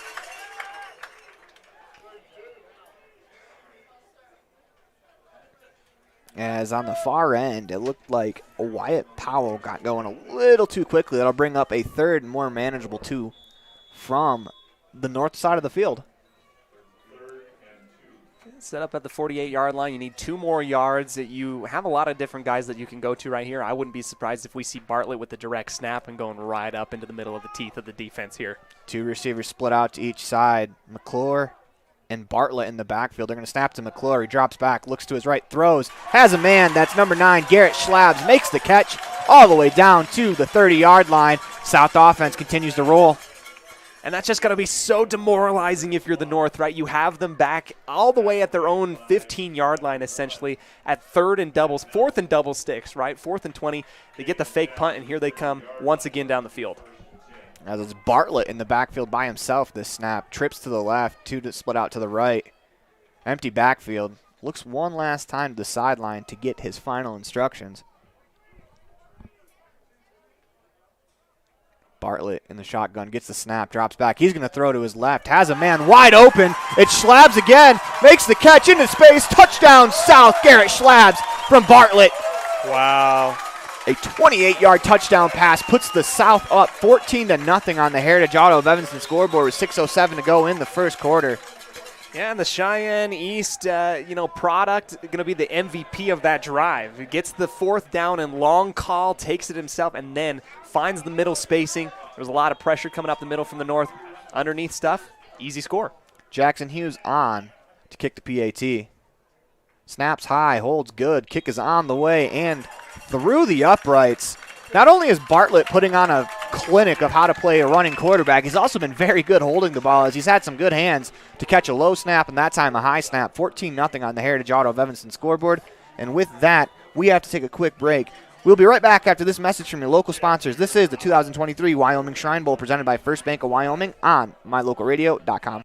Get back to feeling your best with Evanston Regional Hospital Physical Therapy. If you find yourself struggling with pain or limited mobility in your everyday life, your recovery starts here. With a personalized treatment plan just for you, our experienced physical therapists will help you every step of the way to reach your goals and get back to doing what you love. Call us today to schedule an appointment. Evanston Regional Hospital, helping you get your life back.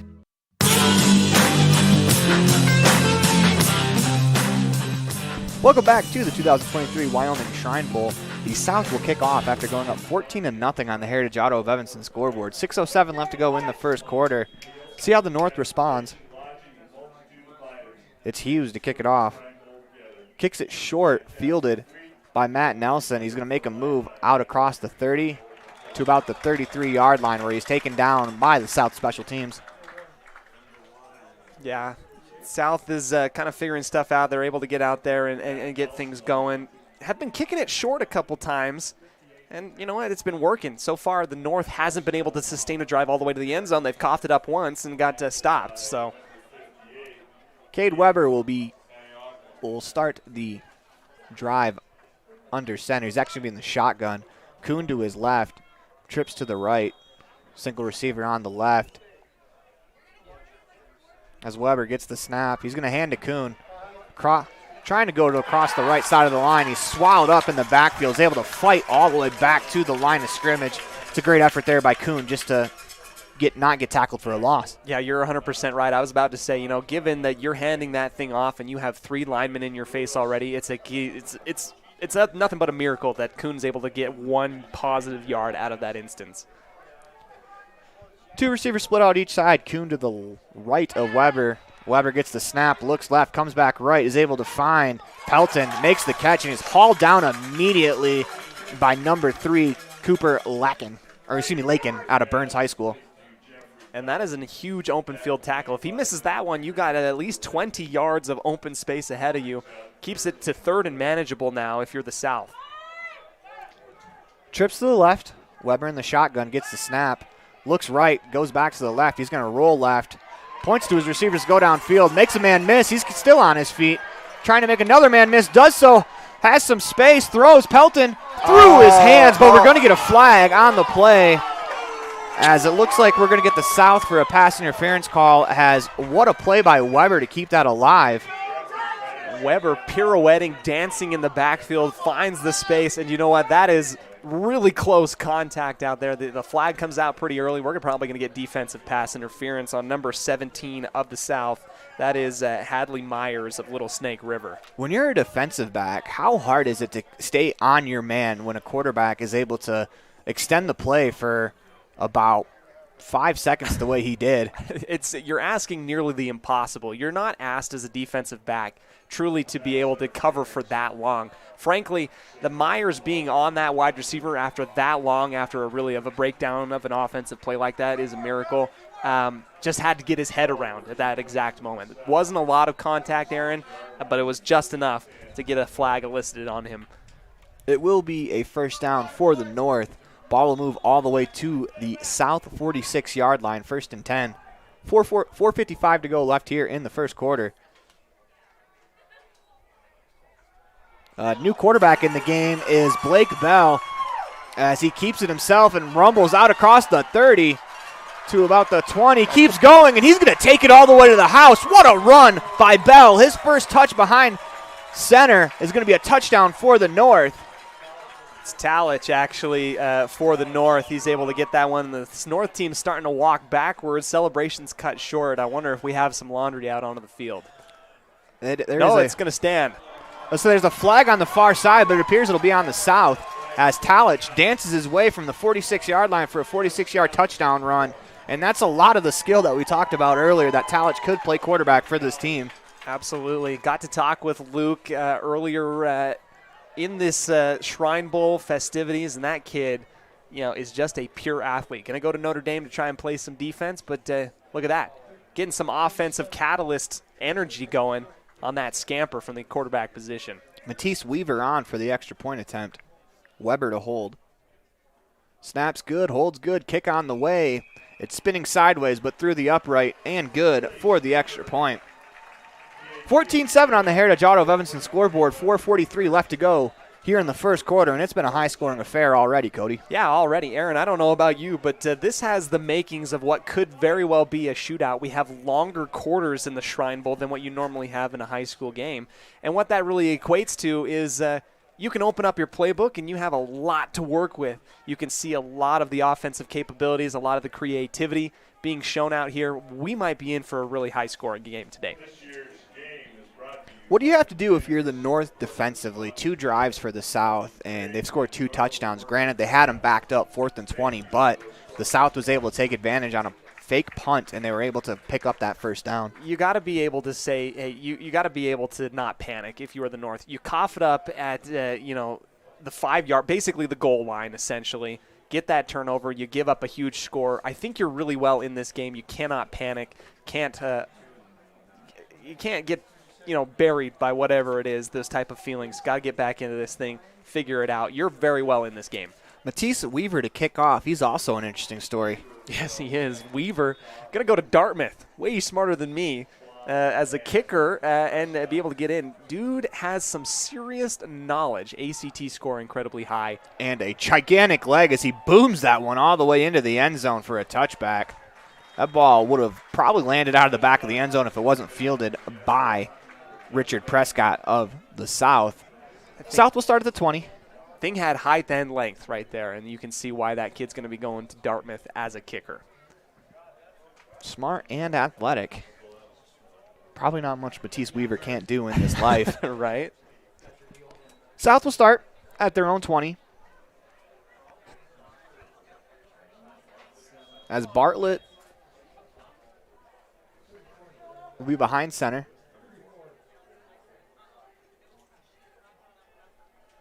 Bunch formation as they're going to pitch it quickly to Isaiah Hernandez, who scrambles out across the 20 to about the 22.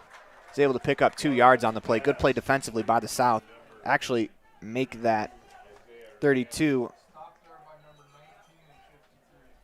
It's Isaiah Hernandez. It is Isaiah Hernandez. I was right. You're correct. I was going to say I second guessed myself, man. Don't second guess. That loses you ball games and it loses you the confidence, I guess, that you need. You were right.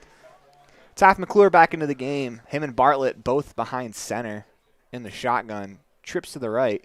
McClure gets the snap. He's going to look, throw right, and he is swallowed up by Michael Inhat of the North. He's going to get credit for the sack. 3:59 to go here in the first quarter. McClure gets the snap, stepped up into the pocket. Initial read, just couldn't throw it, didn't feel good about it, and he didn't have time to read off of the second one, get swallowed up. That was pressure from all points on the defensive line there by the North. Great stuff. That'll bring up 3rd and 15 from the South 15-yard line. Have to get the ball to the 30 for a first down. Come out 2 receivers to the right, 2 to the left. McClure gets the snap, drops back, looks right, blitzed immediately, is able to find his tight end out across the 20 and no further. That was a great play as Luke Talich was coming on the blitz to pressure the quarterback. Yeah, you saw the blitz coming from both edges, the right and the left side of the scrimmage, and it ended up being a perfect type of play for the South. Can't get far enough to the sticks, but quite frankly, that should have gone a lot farther. Give credit to Chase Stewart on the reception. This will bring up 4th and 10 if you're the North. You got to remember what happened last time is they do not send anyone back deep. They are playing defense on this 4th and 10. Yeah. Yeah, don't want to get burnt twice. Now they send someone back. Looks like it's Inhat going back. As the punt is away, it's angled away from the returner. As that ball will roll out across the North 40 to about the 38-yard line, where the North will take over. 1st and 10 with 2:37 left to go here in the first quarter.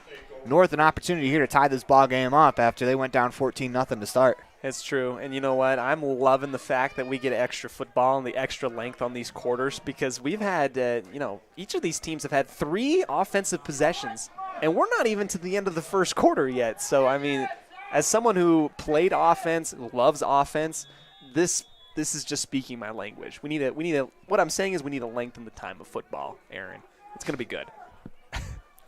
They're going to have Weber split out wide here as Colson Kuhn is slotted in the quarterback position, trips to the right, send a man in motion.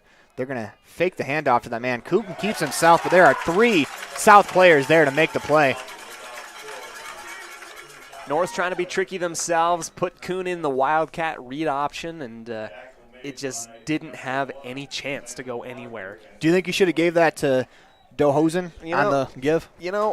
Hindsight's 20/20, but you read that, everything's coming up the middle. I think I probably would have trusted the speed on the outside by Dosen getting to the edge. It's just tough when there's 3 players in your face. As Weber gets the snap, he's going to roll to his right, spins back, is taken down on the play by number 29.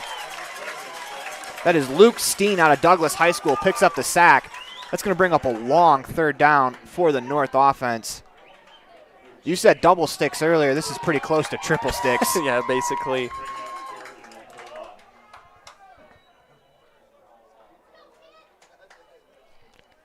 See what the North draws up here. Do you think they have a fake play in there? They're not going to send anybody back. Line up, 2 receivers each side. Weber surveys, looks to his left, looks to his right, has all day to throw, rolls, fires, has a man, and that is waiting the official word. It is caught as it is number 18 with the catch. That is Jeffrey Pelton out of Campbell County High School. That's going to bring up a 4th and a little bit more manageable, but probably not manageable enough to go for it. No, probably not. You're still at 4th and 10 right here. That's a great pickup, and South drops back into coverage. Dared Weber to make the throw, ends up doing it, but he hasn't got enough to make the first down. That's just a great defense from the South. That's what you're taught to do. It's discipline is what it is, yeah. You can give up yards, just don't give up enough yards for the first down as Kuhn is in the backfield. Once again, we've seen 1 fake punt already here in the first quarter as Kuhn gets the snap, rolls to his right, and he drills a low line drive kick caught by Schlabs. He's going to reverse fields, go to his right, and be swallowed up by the special teams of the North. As that ball will be spotted at the South 25-yard line, the South offense will take over from there. Rugby-style kick from Kuhn. You see that more often in football now. It's kind of been a popular thing, and I think you can attribute it to a lot of those Australian kickers that have been coming over at the college level, and it's getting adapted into the lower levels of football here, even in Wyoming at the Shrine Bowl. They're actually going to spot the ball on the 24-yard line. 35 seconds left to go here in the first quarter. The South will send McClure in at the quarterback position, trips to the right, 2 receivers to his left. Whistle goes. We're ready to play here in the last drive of the first quarter. As we're going to get a whistle and a flag. Encroachment on the defense. South is going to pick up 5 yards. We've had 3 penalties in this game. It's been a fairly clean first quarter. Oh, yeah. Fairly clean. You can tell that the North's getting really itchy. They want to get to the quarterback. They're feeling the pressure. You're down a touchdown with 35 seconds left in the first. I think this just goes to show how excited everybody is to play some football here today. McClure in the shotgun. He's got trips to his right, 2 receivers to the left.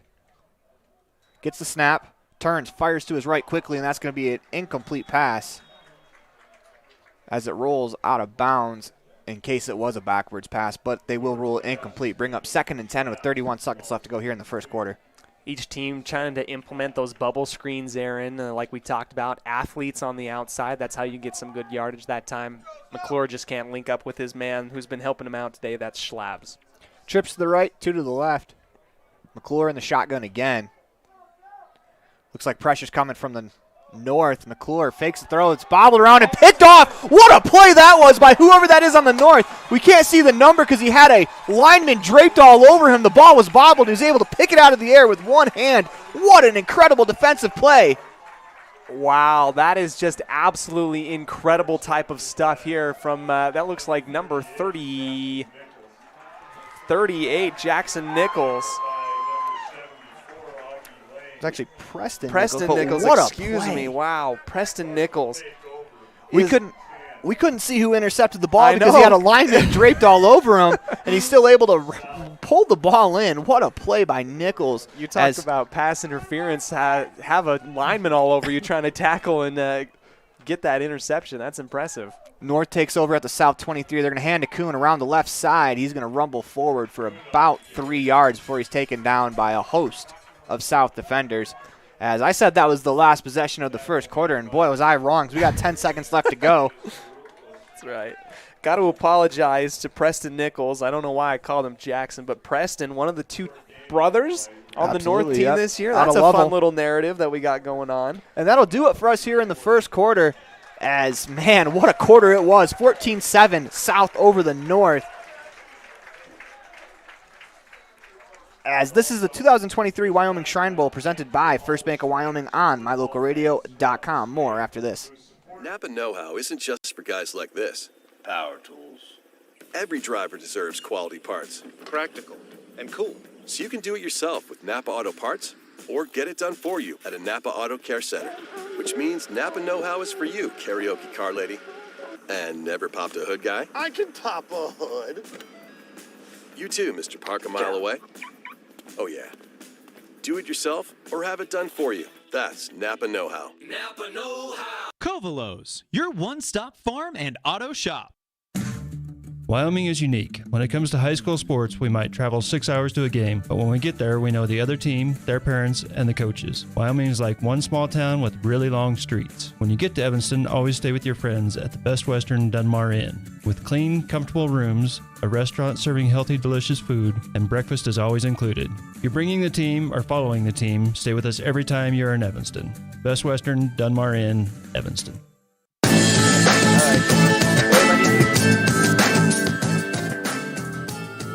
Welcome back to the 2023 Wyoming Shrine Bowl as Weber gets the snap in the shotgun. He's going to roll to his right, fires, has a man that is Dozenis. He's got a tough name. I mean, I bet he gets it all the time. We apologize to the family if we're trying to get this correct because I was told one thing and then we were told another thing in the middle of our broadcast. I've been told pronunciation on this kid's name at least 3 separate times, and they've each been 3 separate pronunciations. So, fortunately, though, there is laundry on the play. We will await the official's word as the North has backed up a little bit. It's going to be a hold against the North. Yeah, unfortunate. I think it was the right tackle coming out to the far right side, number 73 of the North. He just kind of got a whole bunch of jersey. That's Cody Crawford, University of Wyoming commit for defensive line. So, used to shaking and holding on the defensive line, can't do it offensively. They'll bring up 2nd and 8 as Weber gets a snap, looks left. He fires low, had a man as he was trying to find Adrian Calderon. Unable to find him. That pass was short. Or actually, I take that, Caden Lafferin boys, as Calderon is 4 on the other side. Bring up 3rd and 18 for the North after a great play defensively. Gave them the short field. This is something you want to really capitalize on as we are in the second quarter with 14:44 left to go in the quarter. Yeah, Preston Nichols makes a great play in the opponent's territory. You got to capitalize here. Weber looks left, throws, has a man, makes the play out across the 20, cuts back to the 15, and is hauled down at about the 15-yard line, just short of that first down. You see, something that you don't get to see and compliment a whole time. The thing that made that happen was that block down the field by Blake Bell, the wide receiver from Buffalo, able to take his man completely out of the play, way into the secondary, gave enough space to move that forward enough for a manageable 4th down. That was Dozenis with the catch, as we got it that time. Trips to the right. North is going to go for it. Weber gets the snap. He's going to run right, has a hole. He's got it. He's got the first down. Just a little bit more, out to about the 9-yard line. depending on the spot. Looks like they're going to give him the 10 on that far sideline official. Yeah, needed 2.5, got 6. Great hole opened up there on the right side. It was perfect. Not great at math, but 6 seems like it's more than 2.5. Yep, you are correct. The North is going to go quickly as they're going to have trips to the left. Weber in the shotgun. Kuhn to his right. Wide receiver on the right as well. Weber gets the snap. Looks left. Rolls right. Is going to keep it himself. And maybe gets back to the line of scrimmage. That's a good play by the defensive line of the South. And it looks like that was number 44, Thomas Howard, out of Big Piney, making the play. Yeah, stretch the line all the way down. You're taught as a defensive end to keep that engagement, keep contain on the quarterback, and because he was able to shift that thing far enough down, nowhere for Weber to go to get extra yards on that scramble. Bring up 2nd down and 10. Weber in the shotgun. He's got trips to his left. Gets the snap, hands to Kuhn going left, and he tries to cut back up the middle, and he is hauled down by South defender. That was number 33, Derek Astle out of Star Valley. Once again, another kid playing for his varsity high school coach. Yeah, isn't it nice to be able to be kind of part of a really fun group? You have your head coach and like 5 different Star Teammates, Valley players on your team. Astle, one of those ones that can play really well defensively.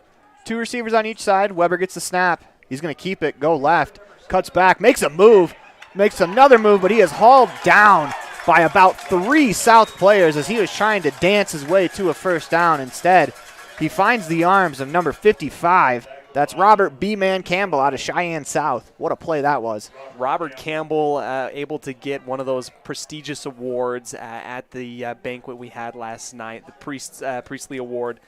He showed so much grit and determination, so much power and love for the game. Ends up making a great play and holds the North to just a field goal attempt. That'll bring on Matisse Weaver for a 35-yard field goal attempt. Snap's good as we are going to get a false start as it's going to back the North up about 5 more yards, but I think we're still within Weaver's range.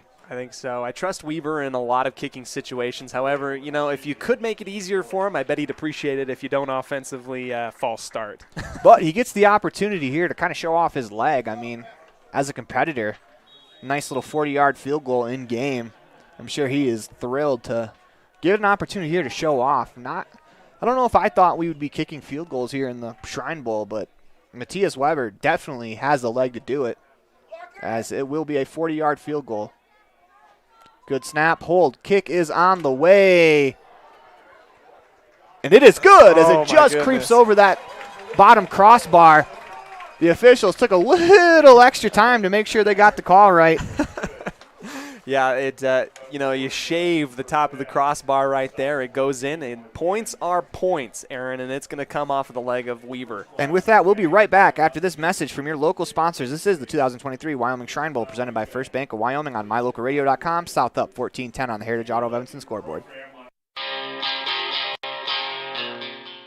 Trust, hard work, and experience is what you'll find at Brian's Muffler Shop in Evanston. Quality work at a great price. Brian's Muffler is the perfect fit for oil changes, stock and performance mufflers, and Anderson hitches and accessories. Call Brian's Muffler today, 789-7021. Uintah County School District Number 4 has established a tradition of excellence in academics and extracurricular activities. This is made possible by the positive relationship that exists between families and the school district. Our celebration of each student's success is a product of an entire community making student success a top priority. We are blessed with an outstanding staff whose interaction with students makes the world a better place. Uintah County School District Number 4, continuing our tradition of excellence. Go Buffs! Matisse Weaver's kickoff is fielded in the end zone as Prescott makes the play in the end zone, kneels it down. Touchback for the South. They'll start on their 20-yard line with 11:40 left to go here in the second quarter. 14-10 on the Heritage Auto of Evanston scoreboard. And we've seen a little bit of everything. We've seen a long field goal, a long touchdown play get called back by a penalty. I mean, anything you could want to see in a football game, I think we've seen it so far in this Shrine Bowl. Right, and we've had defensive plays, we've had offensive plays, and right now, I get so much potential for the North offensively. They are on the cusp of getting things going. Bartlett in the shotgun as the lone back in the backfield. He's going to run it up the middle. He's going to work his way out across the 20 to about the 23-yard line for about 3 yards on the play. Travis Axmit makes the play out of Tongue River. That's another hard one. I don't think I've seen a more difficult roster to pronounce, and I've gone some serious places before, Aaron, and there's some really hard names on this roster.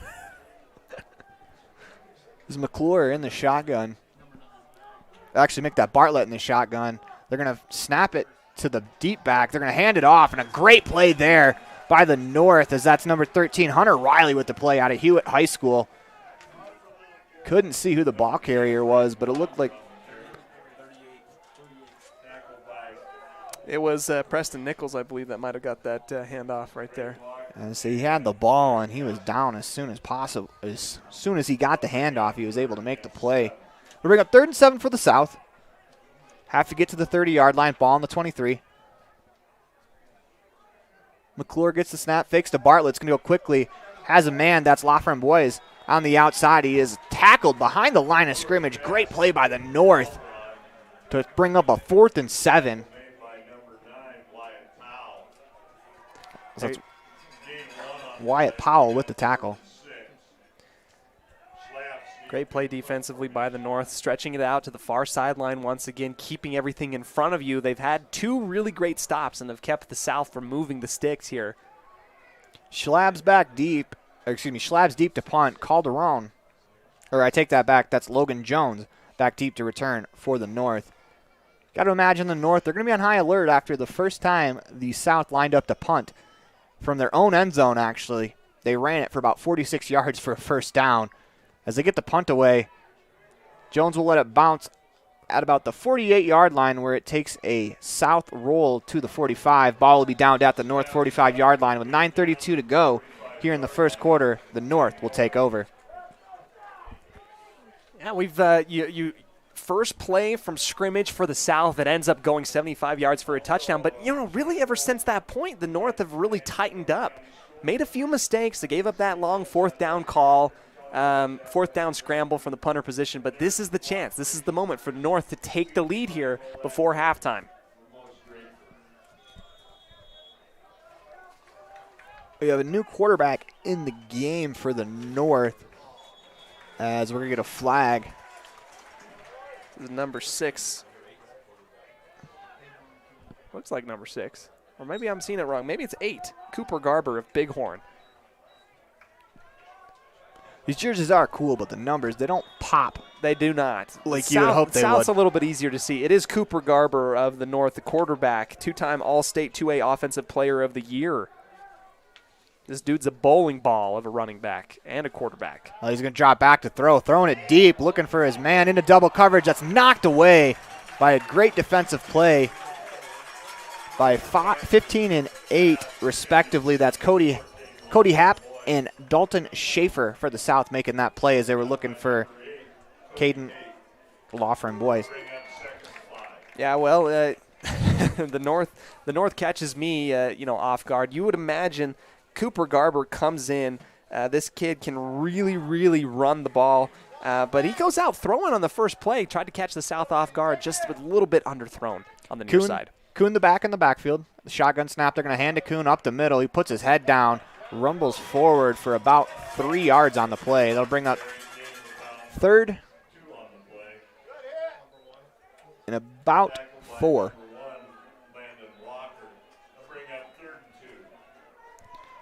Third and a long 3 for the North coming up. Split out 2 receivers each side. Kuhn and Garber in the backfield.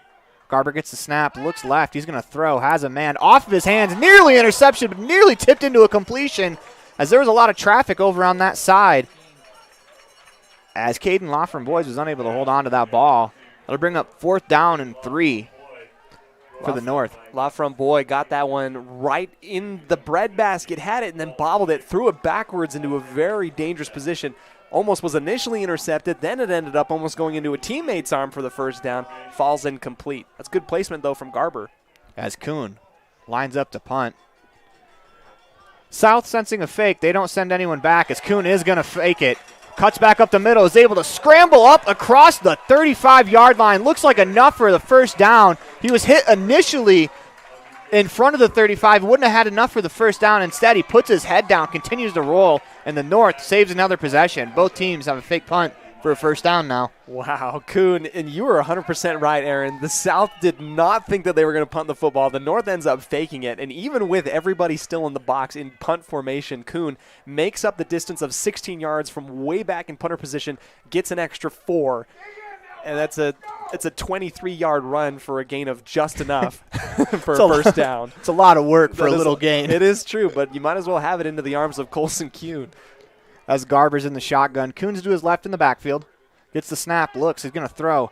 Has Lafron Boyd on the outside. Spins off a man, makes a move, and then he is drilled out of bounds at near the 40-yard line for a gain about 4. Lafron Boyd so sneaky. He can get the ball and then just shake you out of your shoes. That time he ends up getting both knees blown up from the linebacker position on the near side. Picked up 5. He's going to be a preferred walk-on in the fall at University of Wyoming. And you can see the speed and explosiveness that he does possess. And he's been a weapon for the North on the outside. They got 3 in the backfield as it's Kuhn. And it looks like Preston Nichols is the other back. Garber gets the snap right up the middle, and he is going to be pushed back after a gain of a couple of yards as 4 South defenders push him back. 7:45 left to go here in the second quarter. That's going to bring up 3rd and about 2 for the North offense. Yeah, forward progression allowed Garber to get a bunch of yards. The South ends up pushing him about 10 yards backwards after the whistle. Good physicality from both teams here today. It's just exciting to be able to call some football in June, Aaron. Oh, it's awesome. Oh, it's so good. We love it. We hope you're enjoying it at home as it is 14-10 South over the North on the Heritage Auto of Evanston scoreboard. 7:18 to go in the quarter. As Garber's going to throw, has a man, that's Bell on the outside, makes a man miss. Enough for the first down out across the 30 to about the 28-yard line. That'll be a first down for the North.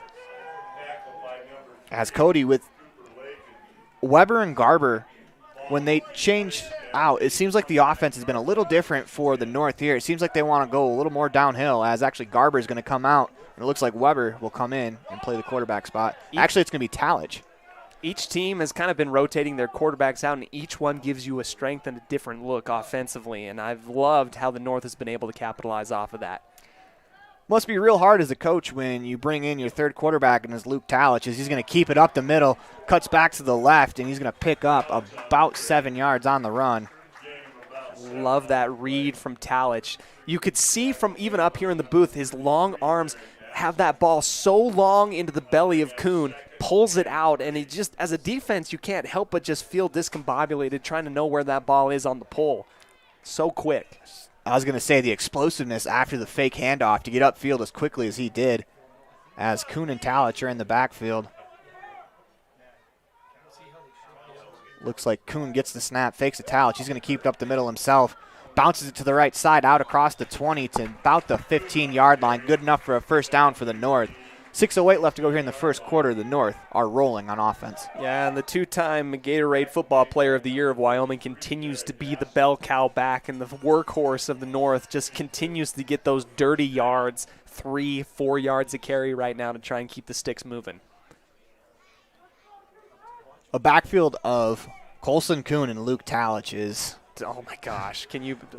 Coach's dream, maybe? It's a nightmare defensively as Talich gets a snap. He's going to throw, has a man, and he's caught. Blake Bell for the touchdown reception. 16-yard touchdown pass. Talich to Bell. Puts the North on top, 17-14 with 5:45 left to go here in the second quarter. Actually, make that 16-14. I apologize. What a throw from Talich. Huge throw from Talich, finds Bell, and that type of connection right there is just what you absolutely love to be able to see. Good confidence, bringing that thing down. Bell had 7 touchdowns on the year, 3 receiving, and he gets one in the game here. Matthias Weaver on to kick the extra point attempt. This one's a little closer than the last kick he had. He made from 40. He's 2 for 2, 1 extra point, and a 1 field goal. Snap's good, hold is good, kick on the way is good as well as Weaver puts it through the uprights, and that makes the score 17-14 on the Heritage Auto of Evanston scoreboard. As we have to take a quick commercial break. We'll be right back after this message from your local sponsor. Excuse me, this is the 2023 Shrine Bowl presented by First Bank of Wyoming on mylocalradio.com. The best trips away from home always come when you know you're among friends. This is Coulter Patterson, General Manager at the Come On In Hotel and Suites in Casper, Wyoming. I invite you to stay with us every time you're here. We've got the absolute best staff. Lots of our team members have been working together for years, and we feel like we're a happy family. I guarantee you'll feel that when you come stay with us. We're always glad that you choose the Come On In, and we'll do everything to make your stay comfortable and relaxing. The Come On In Hotel and Suites is the best place to stay because we have the best staff in Casper. Come on in today.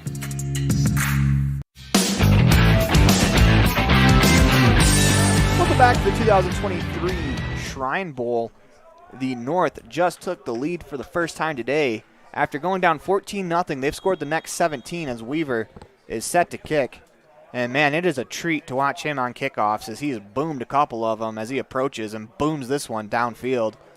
This one's going to land at the goal line, so we are going to see a return as they work it out to the left, out across the 20 to about the 25-yard line, as that was Prescott on the return.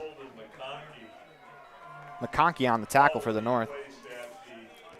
Yeah, ends up, gets the initial contact near the 18, and he gets brought down pretty quickly towards the 20-yard line. That's where they're going to put this ball right here. I thought he had made it a little bit farther out than that, but here they go. First down and 10 for the South, trying to match what the North has been laying on them here in this second quarter. It's Bartlett behind center. Gets the snap, hands it off. Great cut. To Jones. Logan Jones makes a cut, gets a block on the end, out across the 30, cuts back to about the 39-yard line. Great run by Jones, and maybe that'll spark the offense for the South as they pick up a first down with 5:33 left to go here in the second quarter. Huge pickup of 20 there from Jones. He was two-time All-State and led in points per game at basketball out there in Burns. Bartlett behind center, fakes to Jones. He's going to keep this himself. Really patient run there as he surveys. Looking for a little bit of a gap, was able to get back to the line of scrimmage, maybe a half yard on the run. Time continues to click here. If you're the South, what your goal is to be able to eat these next 5 minutes up and go into halftime with a touchdown underneath your belt. And that's what you're hoping to get. That's where the slow, methodical running is coming into play here for the South. Tath McClure checks back in at the quarterback position. Logan Jones is the running back to his left. Two receivers on each side. Gets the snap. McClure surveys, fires over the middle, has a man. It's Schlab. Excuse me. Actually, that is Schlabs. Makes the catch just shy of the first down. Will depend on the spot. It looks like he's about a half yard short. They'll bring up third down and a long one. McClure realizing that you're getting double pressure from outside. The linebackers eject from their position, soft underbelly behind the defensive line of the North. Easy pick off and pitch and catch there for the South. Bartlett in the backfield, but also in the backfield right now is B-Man Campbell, as well as number 77, Ryan Bloom. And they're going to keep it with Bartlett as he's able to scramble his way out across the 50 into North territory for the first down. But look at that formation there from the from the South. Yeah, it's amazing. Can you imagine being a coach and being able to be like, yeah, let's run the air raid spread, and then the very next play being like, yeah, let's run the absolute power dive, like with everybody on the line of scrimmage right there. As McClure checks back in, as Wyatt Campbell will be the back behind him in the pistol formation.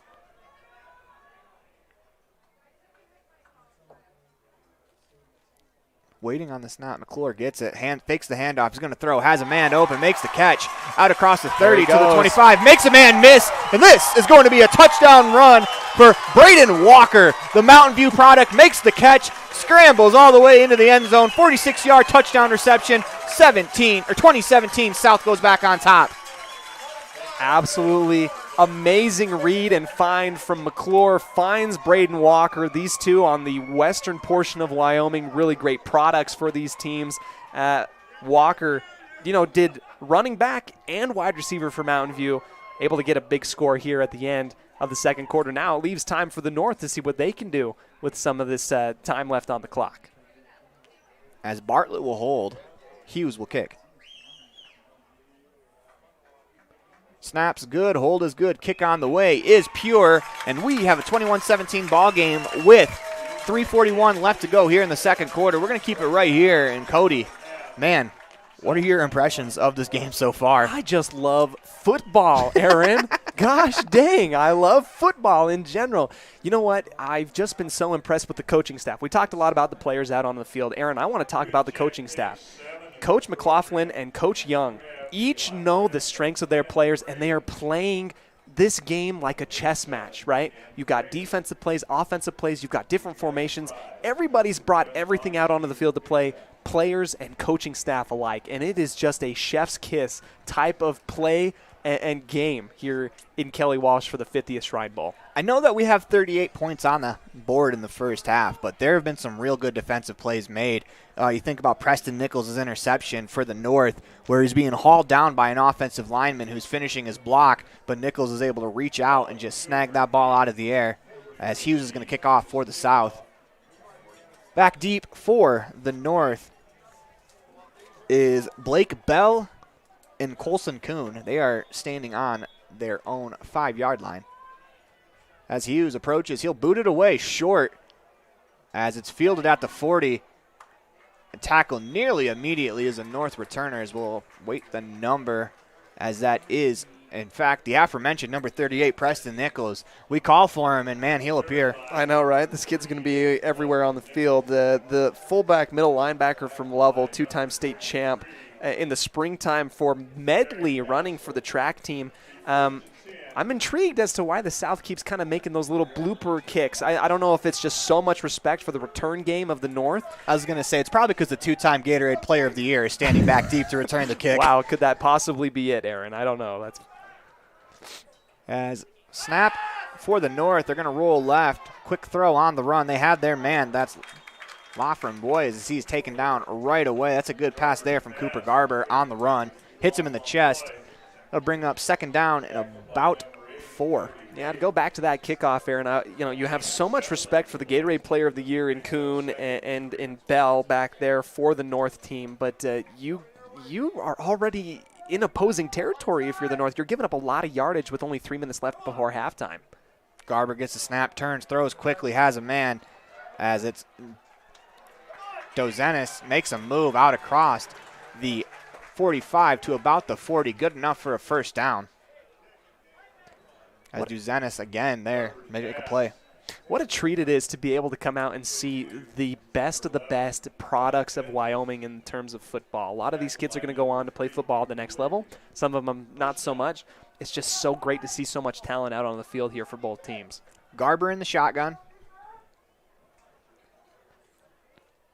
Gives a little hard count, trying to see if he can catch the defense off sides, get them to jump. Instead, looks back to the sideline.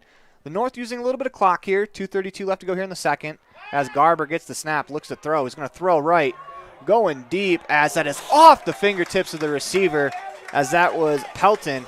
Can't haul that one in, as a couple of shots from the North since Garber's been in.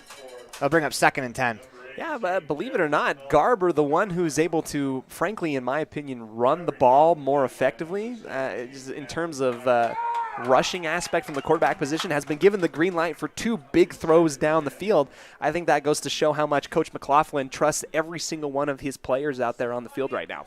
Yeah, Cooper Garber, of course, played for Coach McLaughlin all season, so he knows exactly what Cooper is able to do. Is he's going to throw. Lafren Boys drops it, and that is nearly intercepted as that ball hits the ground, as Dalton Schaefer nearly got his hands underneath that one. I do think that was the correct call, as that ball looked like it touched some grass, but great play there from Schaefer to be alert to try to make the play. That's the second time Lafren Boy has been had the ball really in the breadbasket, kind of bobbled it and almost handed it right into the arms of a defender for the South team. Schaefer almost had an early Christmas gift on the way back to the other side of the field. 3rd and 10 with 2:19 left to go. Garber gets a snap, surveys, is wrapped up in the backfield, doesn't go down, is able to stay alive for the moment, but is eventually taken down. But Robert B-Man Campbell out of Cheyenne South makes a huge play there, as the South is going to force a punt on 4th and what looks like it will be about 30, as we're going to get a timeout called by the South to stop the clock with 2:06 left to go here in the first half. Yeah, Robert Campbell III, middle linebacker of Cheyenne South, 5'10", 215. You don't want to see that coming up the A-gap if you are Garber. If you are Cooper Garber, gets wrapped up and just brought down. Campbell has committed to Montana Western, has moved to and from different places on the team for Cheyenne South, plans to study physical education out at Montana Western, wears number 55 to represent the south side of Cheyenne. He also won an award last night. Am I correct? Yes, right. Yeah. Wish we could remember the award, but he was one of the Priestley Award. Priestley Award. Yep, there we go. As he won that along with another player from the South. Each team, they have one representative, and he is definitely representative of that award. I mean, they talked about him. He was working 2 jobs before he was coming out here to play in the Shrine Bowl, working 2 jobs, just trying to, it kind of shows the character that he has and the work ethic that he does. It's true. One award given to one South member and one North member, and so those kids have just been fantastic. B-Man finding time between 2 jobs to come out and play some football for Team South. As the punt is away. Fielded by Schlabs. He's going to work his way up the left sideline, makes a man miss out across the 15 to about the 17-yard line. 1:56 left to go here in the first half. Let's see what the South can do with the time allotted here in the first half, as they can score in 1:56. They've shown that they are capable of explosive plays. Oh, absolutely. Aaron, so far in this game, we've seen kind of haymakers from either side, either a defensive play, an offensive play, offensive drives, either which way. It's just been fun to watch. South, 2-minute drill. Let's see what Taft McClure can do from Star Valley with his head coach calling plays. 2 receivers to the right, 1 to the left. They send that receiver on the right in motion. McClure is going to roll left, fires, has a man. It's Hodges, makes the catch, and he is hauled down immediately. Good catch there by Jacob Hodges at about the 42-yard line. That'll bring up 1st and 10. The South's going to look to go quickly here. The clock will stop until they set the chains, but once the chains are set, they are going to snap the ball. Well, and if you're from Star Valley, it's like looking into a parallel universe into the past. McClure to Hodges for a big pickup and gain. Yeah, I think they've done that before as Bartlett checks back into the game. Both quarterbacks are behind center. McClure gets the snap, fakes the throw, as he's going to find number 9, Schlabs, out across the 43-yard line. Pickup of about maybe 1 or 2 on the play. They'll bring up 2nd down and about 8. I know this might seem a little bit weird to the untrained eye here, but there was a fake wide receiver screen that they ended up going back to the initial first-man read because they couldn't get down the field. Good defensive discipline by the North to keep that to a 2-yard gain. McClure gets the snap, looks to his left. He's going to fire to his left, has a man. That's caught by Jackson Hughes before he's ridden out of bounds, but that's enough for the 1st down as they'll spot the ball at the 45-yard line of the North. With 1:29 left to go, the South has something cooking here in this drive. Ball placed on the 44-yard line, 1st and 10. This touchdown can have some real repercussions, good momentum for either team, whether one team can stop, one team can score going into halftime. McClure in the shotgun. 2 receivers to his left, 2 to the right. Sends Schlabs in motion. Gets the snap, rolls right.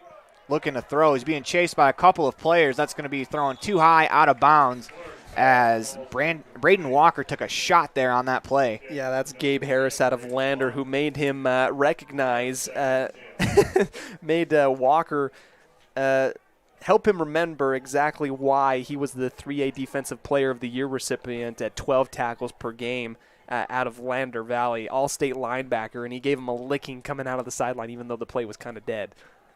Bartlett and McClure in the backfield. 2 receivers to the left, 2 to the right. McClure gets the snap, looks left. He's going to fire left.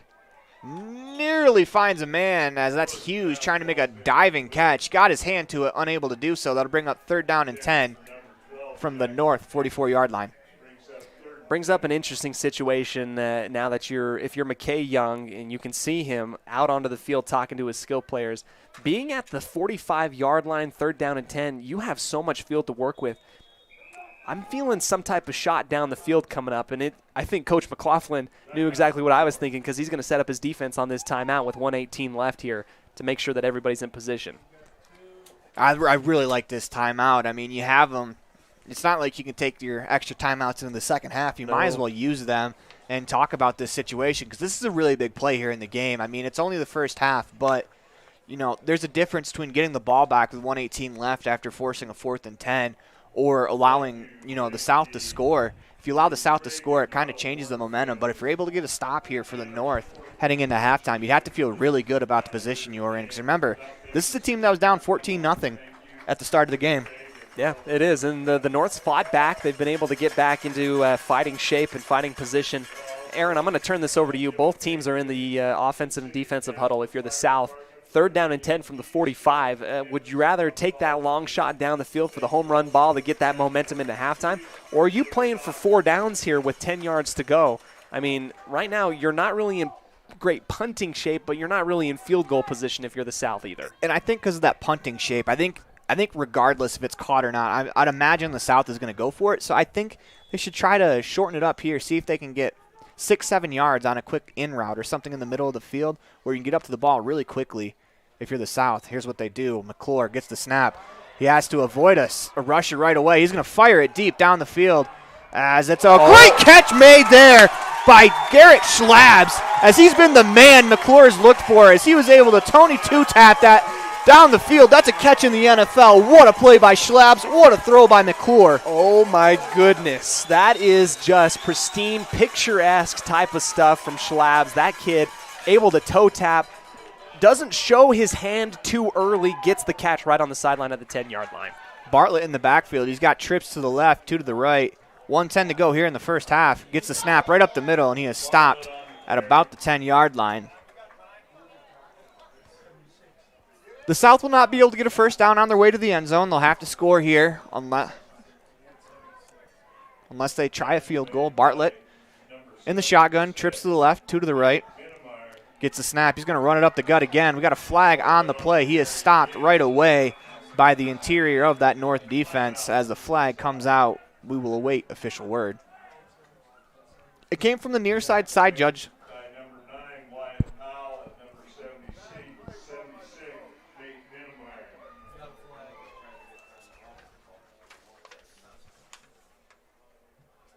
As looks like it will be against the They're talking to Coach Young if he wants to accept or decline it, but they keep pointing like the foul is against the South team. Now they're over here on the North sideline talking to Coach McLaughlin. 38 seconds left to go in the half. As those last 2 plays, it's going to be an illegal shift against the South. Those last 2 plays were mainly to run time off the clock. Yeah, you're trying to run Garber up the middle, but the problem is you're running right into the arms of Minnemeyer and Crawford, both of Rocky Mountain and Natrona County, the 2 best defensive linemen, probably in my opinion, in the entire game of the Shrine Bowl. They just haven't gone anywhere. And with that, we are going to get a timeout from the South as head coach McKay Young wants to talk this over. As the play clock was winding down, 36 seconds left to go in what's been an exciting first half. Here from Kelly Walsh Stadium, I'm Aaron Poling, joined me by Cody Olsen as, man, it's been a great weekend. It's been a lot of fun. Heck, it's been so much fun. Being part of the Shriners Banquet was a great opportunity for us to be there. We were able to talk to so many fantastic people, meet the ambassadors of the Shriners, Jace Bright, Otto. We met Otto earlier in the week as well, and Lead Brown. So it's just been so fun to be able to be a part of them. And, you know, sprinkling on top of it all, gosh dang, we probably have one of the best football games going on in the nation happening right now here in the middle of June. I was going to say, I mean, outside of it being like a fantastic event, everyone coming together for a great cause, but man, the football games deliver too. I know, right? South looking to extend their lead. Extend their lead. 36 seconds left here. You're 3rd down and 10, so options a little limited. McClure's out there to show some throwing power. We'll see what they can do. You got trips to the left, 2 receivers to the right, empty backfield. McClure gets a snap. He's going to look left. Has a man looking for Schlabs. Off his hands. Intercepted by the North. What a play by the North defense. Their defense has come up huge a couple of times as we're looking, and it looks like, I believe, looking for the number who has the ball. It looks like that was number 10, Brecken McClintock out of Natrona County High School, as he makes a great play there. Intercepted with 31 seconds left to go. 21-17 on the Heritage Auto of Evanston scoreboard. The North takes over deep in their own territory. Ball will be placed on the 5-yard line. What a play from McClintock. I mean, that kid waiting on it. Ball gets tipped up into his arms. The Montana Tech commit, 2-time All-State receiver, playing some DB for the North. Oh, my goodness. What a momentum shifter. What a stand for the North to be able to say, no, you're not coming in here. We're going to be going into halftime, at least probably with the difference of only 4 points between these two teams. Weber in the shotgun has Kuhn to his left. See what the North has for us. They're going to hand to Colson Kuhn up the middle, and he is stuffed right away. Clock will continue to wind with 23 seconds left to go, as we're actually going to get a timeout called by the North. As with 21 seconds left to go in a game like this where you have all-stars everywhere, you never know when you could break off a long run like that. So might as well use all your plays, use all your timeouts. You can't keep them. You're 100% right. And, you know, we talk about the two-way Gatorade Player of the Year in Colson Kuhn. But I don't know if you or the viewers at home, and if we were able to give the props to Ben Como of Cokeville, sat in that hole and just ate apart the Gatorade Player of the Year 2-time for the defense of the South. Ben Como, I've been able to see him in person play, and the 6'2", 200-pound linebacker playing for the South here is just doing the dirty work. I mean, going head-to-head with a fantastic running back in the North.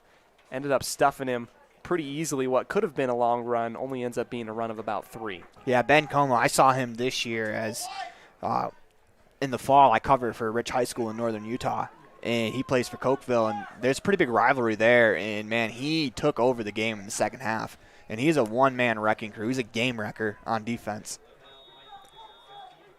21 seconds left here. The North second down and 7.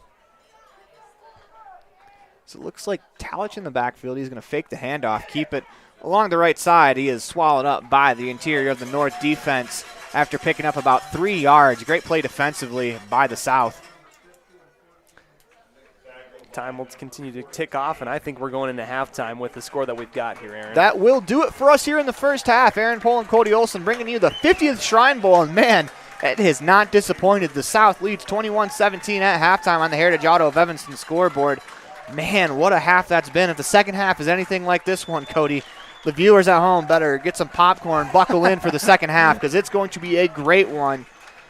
It's going to be so much fun. I'm excited to be here with you, Aaron. Here come the teams into halftime, and the game is up for grabs. Can the South be able to bring home the hardware? They've been able to they haven't been able to bring that one home for quite a while. It's the North that's been sitting on this rivalry game for a long time. It's going to be a fun one. Well, the South is in pole position to take this one home. They lead 21-17. This is the 2023 Wyoming Shrine Bowl presented by First Bank of Wyoming on MyLocalRadio.com. We'll have the Uinta Iron Vision halftime show after this. At Uinta County School District number 6, each student is important. Each student has different interests. Each student has unique talents and areas for growth and development. We love and appreciate each student, and we work hard to make sure we are meeting the needs of each student so that when we all come together, we create a powerful school district filled with individual students headed for success. Uinta County School District number 6 in Lyman. It's a great day to be an Eagle. Evanston and Horizon High School students, start your college career now. Challenge yourself. Gain skills and confidence to help you succeed while taking credits toward the degree you want. Take Western courses for free while attending high school. Courses are paid for by Uinta BOCES number 1. What are you waiting for? For more information, call 789-5742 or email info@uintaeducation.org. Now you've got a safe and secure place to store your boat, RV, ATVs, and other vehicles right in town. T-Bar Body Shop offers storage for just $35 per month. Long and short-term storage options are available. Of course, T-Bar Body Shop also offers custom bodywork when you have an accident. We work with your insurance directly and get the job done right. T-Bar Body Shop offers a wide range of services. Stop in today and see all the ways T-Bar can serve you. 515 County Road, Evanston. Let T-Bar fix your car. Dad, did you know that the iris of your eye is more unique than your fingerprint? Yes, I did. I learned that in optometry school. I'm Dr. Trent Clooney with Uinta Eye and Vision, where we understand that every eye is unique. We are dedicated to carrying on the tradition of great vision care in Evanston. Quality care like I received growing up here. I care about your individual and unique eye health. With over a decade of experience, I'm excited to have returned to Evanston and once again cheer on the Evanston Red Devils. Call my dad at Uinta Eye and Vision to schedule an appointment. 307-789-3937.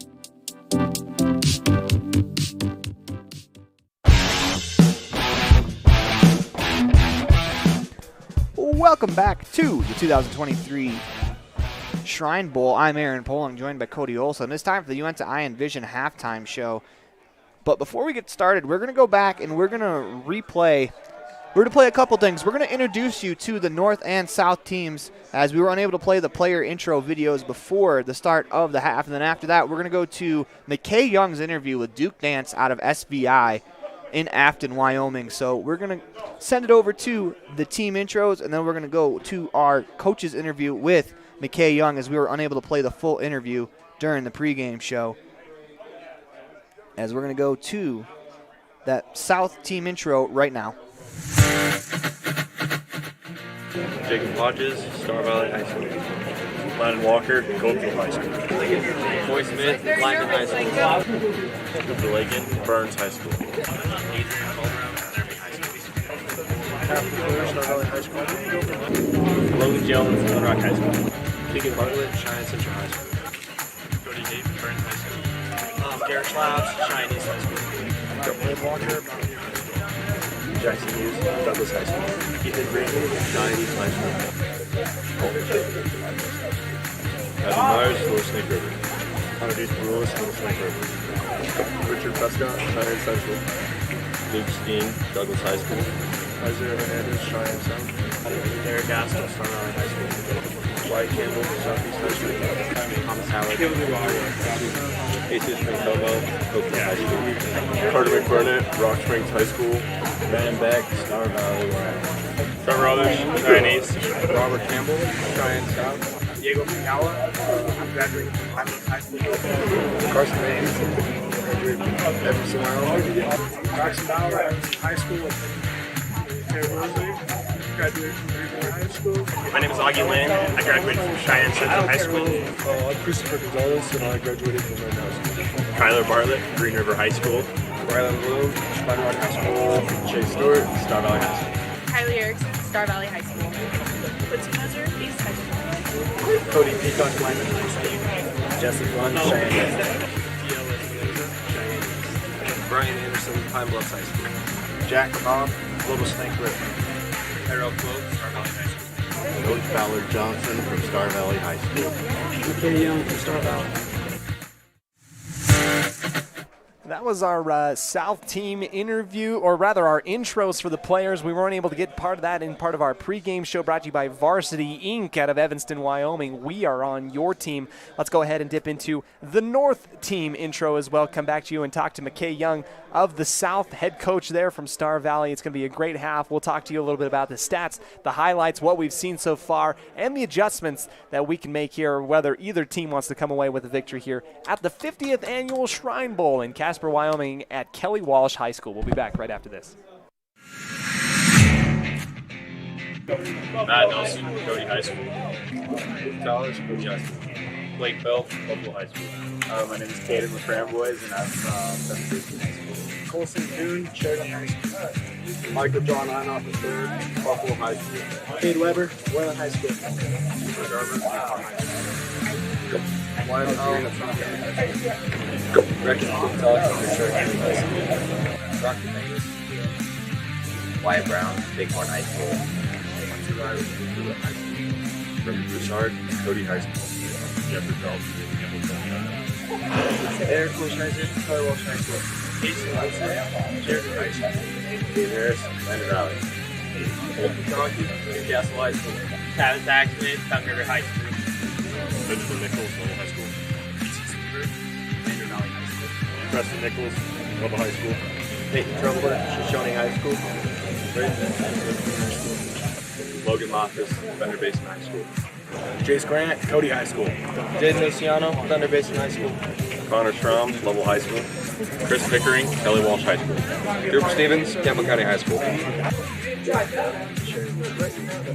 Kirshner, Sheridan High School. Cody Crawford, Natrona County High School. Nathan Minnemeyer, Dr. Mellon High School. Jason Barr, Natrona County High School. Olivia Blue, Sheridan High School. Hannah Zett, Bighorn High School. Coach McLaughlin, Bighorn High School. Coach Markier, Bighorn High School. Coach Brass, Bighorn High School. Coach Bakken, Hewitt.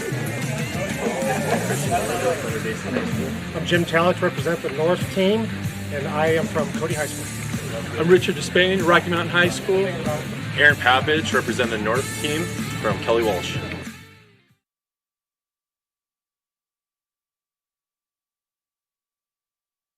Joined now with South coach of this year's Shrine Bowl. That's Coach McKay Young out of Star Valley High School. I'm Duke Dance with SVI Media, joining the broadcast on my local radio for this year's Shrine Bowl. Coach Young, congratulations on being coach of the Shrine Bowl this year. And what a cool event and what a cool honor to be part of and to coach. A lot of these boys, this will be their last chance playing football. And then the fact that you marry that with a fundraiser for a really good cause. Just a cool event and an awesome tradition. Now, what's your experience with the Shrine Bowl been in the past? This is your first year as a head coach, right? Second year. So I was the head coach in 2018. So second shot at it. All right. So you got a little experience. Walk us through the process of preparing for the Shrine Bowl, because, of course, you got to select your staff and then a pretty tedious process of picking your teams and players. So how does that process work? I want to say late last year, so after last season, Frank Selby with the Shriners reached out to me and said I'd been, selected to be the coach and if I wanted to do it, and reached immediately out to the guys that I did it with in 2018, the staff, and we were able to get the band back together and go for one more ride. Then, first of the year, you go through nominations from coaches throughout the South, and there's some rules on you can only take so many players from each school, and so you got to jump through all those hoops and go through the nominations, and you never get you never get all the deserving players. There's just not enough spots, and there's way too many good kids and good football players in the South. So that's the worst part of this is obviously kids are excited to be selected, but that there's some that are disappointed, and I hate that part. Right. But I feel like we've put together a good squad. Obviously some great players in the South, and we're excited to get to know them. And obviously it's so much more than just finding the best players. It's kind of finding the ones that fit in a scheme, correct, right? And so that's part of it. So my question for you, Coach, for those that follow Star Valley football that you coach for, such a traditional run power school, until last season when you win state with Taft McClure and all those receivers, you guys went air raid offense and it worked for you. So what kind of scheme did you go with this year? You going traditional Coach Young, or are we just going to see a little 2022 Coach Young? The hope is that we can be a little bit of both and, try to keep the North off balance. Obviously, they're loaded with some great players. So as much as we can try to be balanced and play to both a power run idea as well as being able to go a little aerial on them, obviously puts us in a better chance to be successful. But I don't know. I guess we'll wait and see. Don't want to give the North too many clues. I was going to say, no eggs being dropped here. Coach McKay Young, Star Valley High School head football coach and also coach of the South Shrine Bowl this year. Coach, you mentioned this is the last opportunity for a lot of these players to suit up. Some of them are going on to the next level to play, but a lot of them, this is it. And you mentioned coupling that with the experience of the Shrine Bowl, having gone through this experience once before already. What is that like to be with the players one more time and then be able to go visit the kids in the Shriners Hospital and be part of that whole week-long experience? That's a great question. The two reasons why I like being involved with this event. Number one, these kids get opportunities to make relationships with kids around the state. And I just drafted a letter to the South team today, and I say, I hope that you won't just make 35 new friends, but you'll make 71 new friends, including the North and the South team. But the chance for these boys to network and create relationships that hopefully last a lifetime with the other players. especially players, that they've been rivals with and competed against, some of them since they were in elementary school, and now the chance to become friends and do that, I think, is awesome. And then number two, and more importantly, is those kids at the Shriner Hospital. I think if you ask anybody that's participated in this game, they'll tell you that the highlight of the week is that visit on Monday morning, to visit those kids and to see just how fortunate, how lucky we are to have the health that we have, and it really puts things in perspective when you see the difficulties that some of those young people have to navigate. Again, makes you grateful, but also inspires you to see how strong those kids are and the way that they approach life and the smiles and the positivity. I just don't think there's been anyone participate in this game that hasn't left that hospital a better person. And that's got to transcribe over into the game, right? I mean, you have that experience, and then you go play a football game. I mean, that's got to help inspire the players a little bit. For sure. The theme, I think, that for the Shrine Bowl, for the last 50 years has been strong legs run so weak legs can walk, or something along those lines. And, I mean, it's for a higher cause. It's not just, a pickup football and we roll out the pads one last time for guys to go crack some skulls and, scratch that itch. But it is a higher cause, and it's tens of thousands of dollars that this group will raise, like 49 previous groups have done. One exciting thing, Coach Ballard Johnson is helping on the staff, and he was actually a player on the first Shrine Bowl back in like 1972 or whenever it was. So full circle, I know that Frank Selby and the Shriners are bringing back alumni for the last 50 years to kind of be around for this 50th. But especially cool for Coach Ballard to play in the first one and now coach in the 50th one. Absolutely. Well, Coach McKay Young, Star Valley High School in the South coach for this year's Shrine Bowl. Coach, appreciate your time, and good luck to the South this weekend. I appreciate it, Duke. SVI Media, teaming up with My Local Radio. I'm Duke Dance, and the Shrine Bowl broadcast. We want to thank Duke Dance and McKay Young for being a part of that interview that was supposed to play on our pregame show, but we're playing it here at halftime just because we had a little bit of technical difficulty to start the pregame show, so we wanted to make sure we got every interview in. We were able to get all of the interviews in as well. It's time for our first half stats and recap, and for that, we're going to turn it over to Cody Olsen. Yeah, thanks, Aaron. It's been a fantastic game, first and foremost. Let's talk a little bit about the scores that we had. The North able to get that ball first, but were stopped in their early goings after their first possession comes up fruitless. Then it's the South team on the first play from scrimmage, going 75-yard touchdown pass from McClure to Hughes, and that was how things started off here for that team. Schlabs also getting in on the action for the South. And then it's Talich, Luke Talich, the free safety, Notre Dame man, goes in at quarterback, 40-yard scamper from the quarterback position, comes in for the 40-yard touchdown run. Weaver from the North team shows off his legs, shows why he's going to go play college football as a kicker at the next level at Dartmouth with a 38-yard field goal. And then Talich comes back, a 16-yard touchdown pass to Blake Bell. Very end, capped off by the South team. Braden Walker gets a touchdown reception from McClure as well. So the teams have kind of gone back and forth. We've also had some offensive, or rather some defensive highlight plays as well. Multiple interceptions, some in some very key situations here in this game. It's been fantastic, this game. And the halftime stats, or rather the halftime show, brought to you by Uinta Eye and Vision. Where our vision is to improve yours. Yeah, more on those interceptions.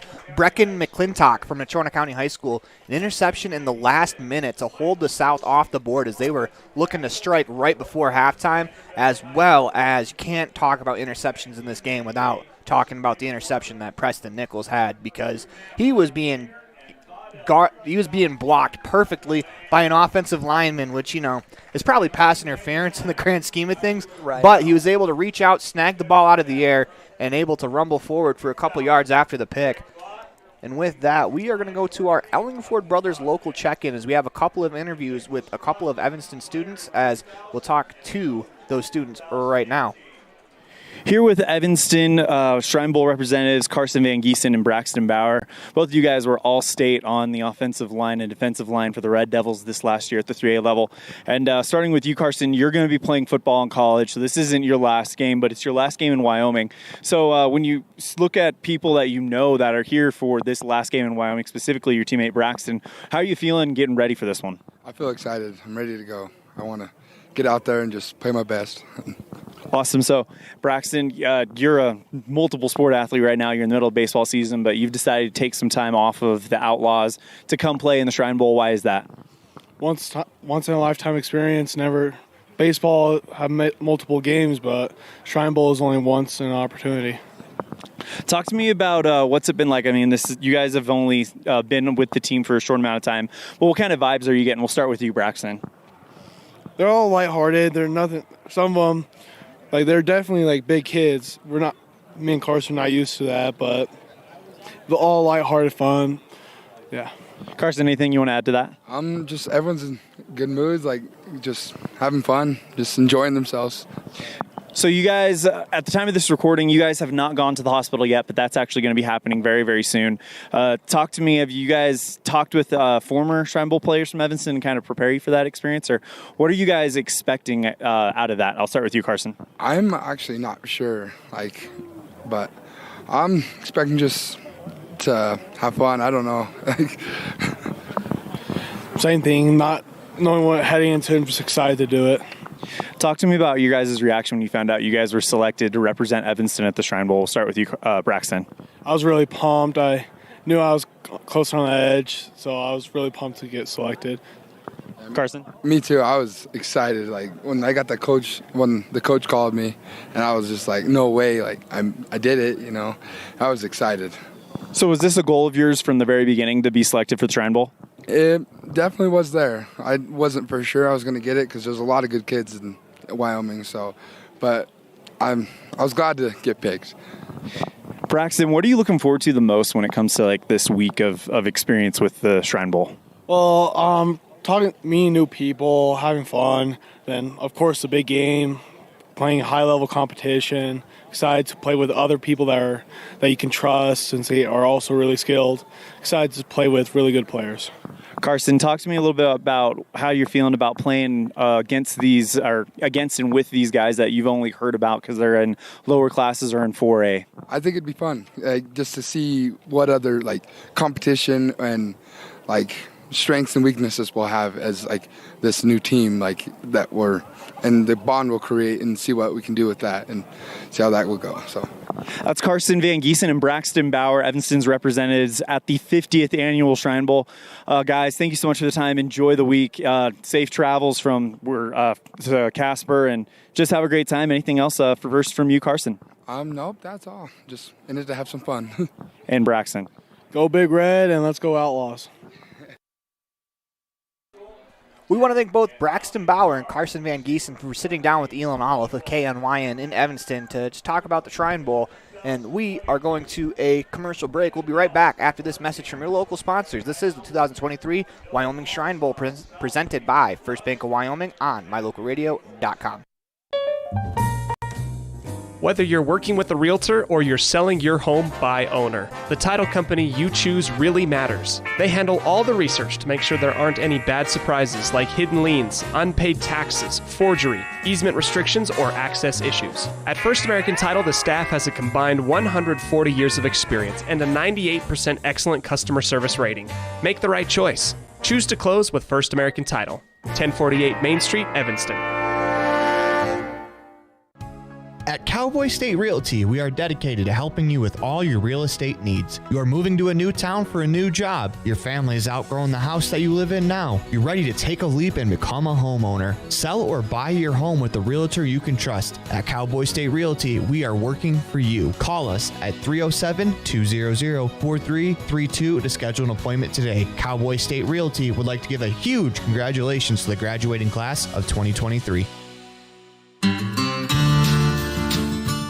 Quality is the one thing that you can always count on when you do business with Ellingford Brothers in Evanston. You always get high-quality products and friendly, knowledgeable service at Ellingford's. Stop in today, 199 County Road, Evanston. The town of Mountain View is located in the historic Bridger Valley and serves as a gateway to the high Uintas. With a panoramic view of the rugged Uinta peaks, you feel like you are in paradise. Our town park and scenic river walk offer a safe place for rest and relaxation. Looking for a great place to live? Our quality of life is great and our people are very friendly. Come join our tranquil way of life. The town of Mountain View, a gateway to the high Uintas. Our wonderful sponsors that make the Wyoming Shrine Bowl possible, including our local sponsorship here. It's time for us to go ahead and hear from Otto and Brian Peterson. Brian, Otto's dad, Otto, one of the Shriner ambassadors here, actually being recognized right on the track right now. Let's go ahead and dip into that interview. Aaron Poling here with Brian and Otto Peterson. Brian, how you guys doing today? We're doing good. So what does an event like this mean to you guys? I was told last year you spoke at the banquet itself, and you guys have been here for multiple years. What does this mean to you guys to come out here and be part of such a great event? It means the world to me and our family, and Otto especially. The Shriners organization has just been great to us. Yeah, it's our third year here at the Shrine Bowl, and it's just a real big event for us and for our family and families like ours and kids like Otto. So what are some of your lasting memories from previous Shrine Bowls that you've been to? Really just meeting the kids and the coaches. It's always really awesome meeting the kids that get picked and the coaches as well. Really just the camaraderie of all the kids from around the state too coming together that were playing against each other, and now they're coming together to play a game for a really good cause. It's really special. So go ahead and tell us about yourself, about your story, what you want the world to know about you guys. Well, Otto was born in February of 2021 with a rare congenital birth defect. It's called the arthrogryposis multicongenita complex, and it affects all of his joints throughout his body. So when he was born, we didn't have any clue that he was going to have any issues. My wife had a very normal pregnancy, and everything as far as we knew, and the ultrasounds came back fine. And when he was born, he kind of came out looking like he was tied in a knot. So we rushed down to Denver. They referred us down to Denver Children's, and we saw a doctor there, and we didn't get any diagnosis and really no help. And so we ended up getting hooked up with the Shriners through my wife's uncle, who was a Shriner, and her grandfather was as well. And so we went to Salt Lake, and when he was 4 weeks old, and we started his casting and all of his medical stuff around, I think, 2 months old. And now we've had about 30 trips back and forth from here to Casper to Salt Lake City between surgeries and serial casting and the handicap department.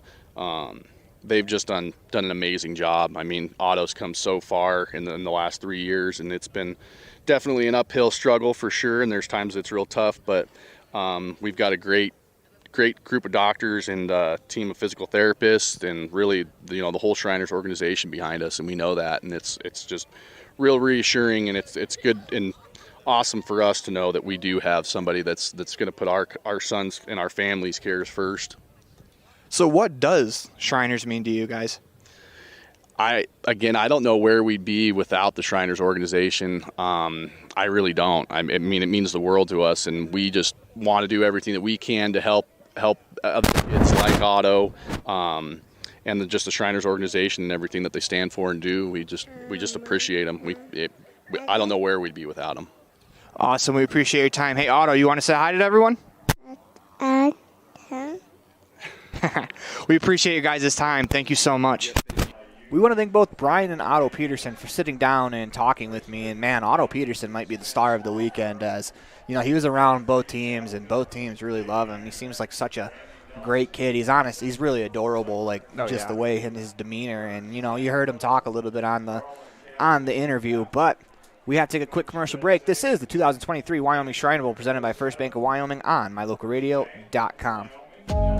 Dad, did you know that 80% of my learning comes through vision? That's right. Poor vision can affect learning, attention span, reading, and confidence. At Uinta Eye and Vision, we know that annual eye exams are a critical part of your overall health and well-being. Call to schedule an appointment, 789-3937. Do something good for yourself. Give your home a new look. At Kazine's Furniture in Evanston, their friendly staff will help you make your home a peaceful and beautiful place to be. Comfortable furniture, appliances, artwork, lighting, and accessories work together to create an enjoyable and inviting atmosphere in your home. Make your living and sleeping space a wonderful place to be. With brands like Serta, Ashley, GE, and more, visit Kazine's Furniture at 941 Front Street in Evanston. It is time for the Gazine's Ace fan camp. Gazine's Ace, the legacy continues. Unfortunately, the fans are underneath us. We're not going to be able to get them. Not going to get a lot of them. We're able to get a few of them as they are on the Gazine's Ace fan camp. The legacy continues as we welcome you back into the Uinta Iron Vision halftime show. We have another special interview for you. This is going to be an interview with myself and Coulter Hansen that we tried to play in the pregame show, but once again didn't have enough time. But now we're going to go to the interview right now. Aaron Poling here with Coulter Hansen. He played in the 2005 Shrine Bowl. He played a defensive end and tight end. Coulter, how you doing today? Doing well. How are you, Aaron? Oh, I'm doing great. This has been a lot of fun to prepare for, and I'm sure it's going to be so much fun to call it on a broadcast. So I can't imagine what it's like to play in a game like this. Can you go ahead and talk about your experience? It was really positive, actually. I thought it was fun to bring all the players from around the state, meet the guys, a lot of which I had played with throughout the season and had an opportunity to compete against. And then to, kind of have a culmination of the season and bring all these guys, these competitors, these athletes into one place and compete at an even higher level. It was a ton of fun. I loved the game. And, it was good to meet guys. I ended up running into these guys in college and otherwise. And it's just great overall, I'd have to say. What's one of your favorite memories from the Shrine Bowl that you can share with us? I think it's just when you get those big tackles, playing defensive end, quarterback was coming around on a sweep and got a good tackle. I mean, knocked him on his can right at the line of scrimmage, and those are fun ones. So not only is this an all-star football game, it's also an all-star football game for a great cause as it's surrounded by the Shriners Hospital. Can you just go ahead and talk about some of the events that took place off the field?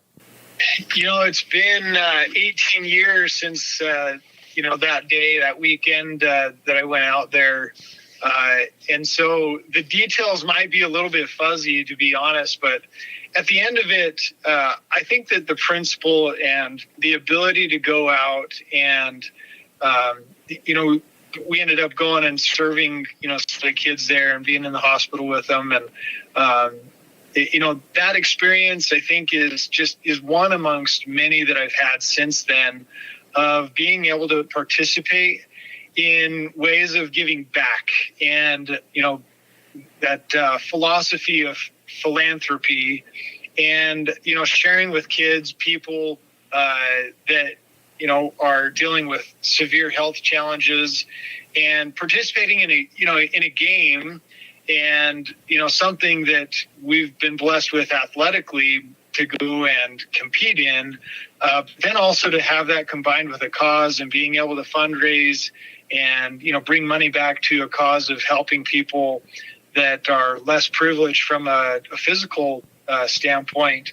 I think those principles and, a celebration of being able to bring, people in and show care for somebody that needs, they're dealing with something that may not just be impacting them physically, but certainly mentally and emotionally as well, whether that's, a child and their parents or, vice versa. Supporting these causes and getting involved is, something that has rung true to me for a really long time. And the Shrine Bowl is definitely one of those that's contributed to, my mentality of wanting to give back. Because God's blessed me, He's blessed me with a lot. And I think that where much is given, much is required. So the Shrine Bowl, this is the 50th rendition of the Shrine Bowl this year. What does it mean to you, being an alumni, to see the tradition carry on this far? I've had brothers that have participated in the Shrine Bowl. I have as well. I think that the sports and athletic programs in Wyoming are phenomenal. I appreciate being able to play on awesome fields around the state. What it means, I think, to celebrate 50 years is that you have a program that, not only supports an awesome game, but supports incredible people and, what the Shriners stand for, being able to give back and serve in a community and being a part of a community that matters. One last question for you, Coulter. What impact did your experience with the Shrine Bowl have on you? What impact did the Shrine Bowl have on me? Honestly, one is that I thought the invite was super exciting. Be able to go and participate and compete with so many incredible athletes. We want to thank Coulter Hansen for being a part of today's show. Unfortunately, we did cut off about 30 seconds of that interview, but we appreciate him taking time out of his busy schedule to talk to us. As we got some first half stats, to start with Cody, you have the South. I have the North, actually. Excuse me, the North. No, you're good. As the ball's lined up to play, Weber is 7 for 14 for 59 yards, passing 3 yards, rushing. Talich, 3 yards, 3 rushes for 56 yards and a touchdown, 1 for 1, and 1 touchdown thrown. T.S. Weaver is ready to kick off. I have stats for the South. McClure, 11 for 17, 239 yards, found pay dirt twice. Bartlett is 2 for 2 with 39 yards and a touchdown pass as the kickoff is in the air, and it will be a fake reverse run by the South out of the end zone as they get out to about the 10-yard line. The North read that very well. To finish up the stats, Bartlett 2 for 2, 1 touchdown, 39 yards passing. He's got 8 runs for 17 yards. Schlabs has 5 catches for 92 yards and a touchdown. Hughes, 2 catches for 96 yards and a touchdown. And Braden Walker has 1 catch, 1 touchdown for 46 yards. Yeah, and we'll touch up a little bit more about these stats for the North team as well. But the South coming out, tried to run that reverse on the kickoff, and it just did not fool the coverage team of the North. They're going to take off from the 10-yard line, first down and 10. As they do, Bartlett in the backfield. Snap, they're going to hand it to the up back and rumbles forward out across the 20-yard line. As that was Braden Walker who got the reverse, was able to fall forward for about 9, nearly picked up a first down. That's just powerful running by Braden Walker. I mean, he comes out of Mountain View, showing off a lot of really good stuff. 88 carries for 685 yards and 8 touchdowns for the Buffs in 2022. McClure checks back in. He's in the backfield, gets the snaps, going to throw to his left right away. Caught by Schlabs. Makes a man miss out across the 30 to about the 32 before he's spun out of bounds by Luke Talich. That's probably 2 of the MVPs for both teams, Schlaps and Talich, both North and South, one tackling the other. Schlaps, you talked a little bit about his statistics early in the first half. He's just been anything. He's been everything and incredible in that first half. Yeah, that reception puts him over 100 yards receiving as Bartlett's in the shotgun. 2 receivers to his left, 1 to the right.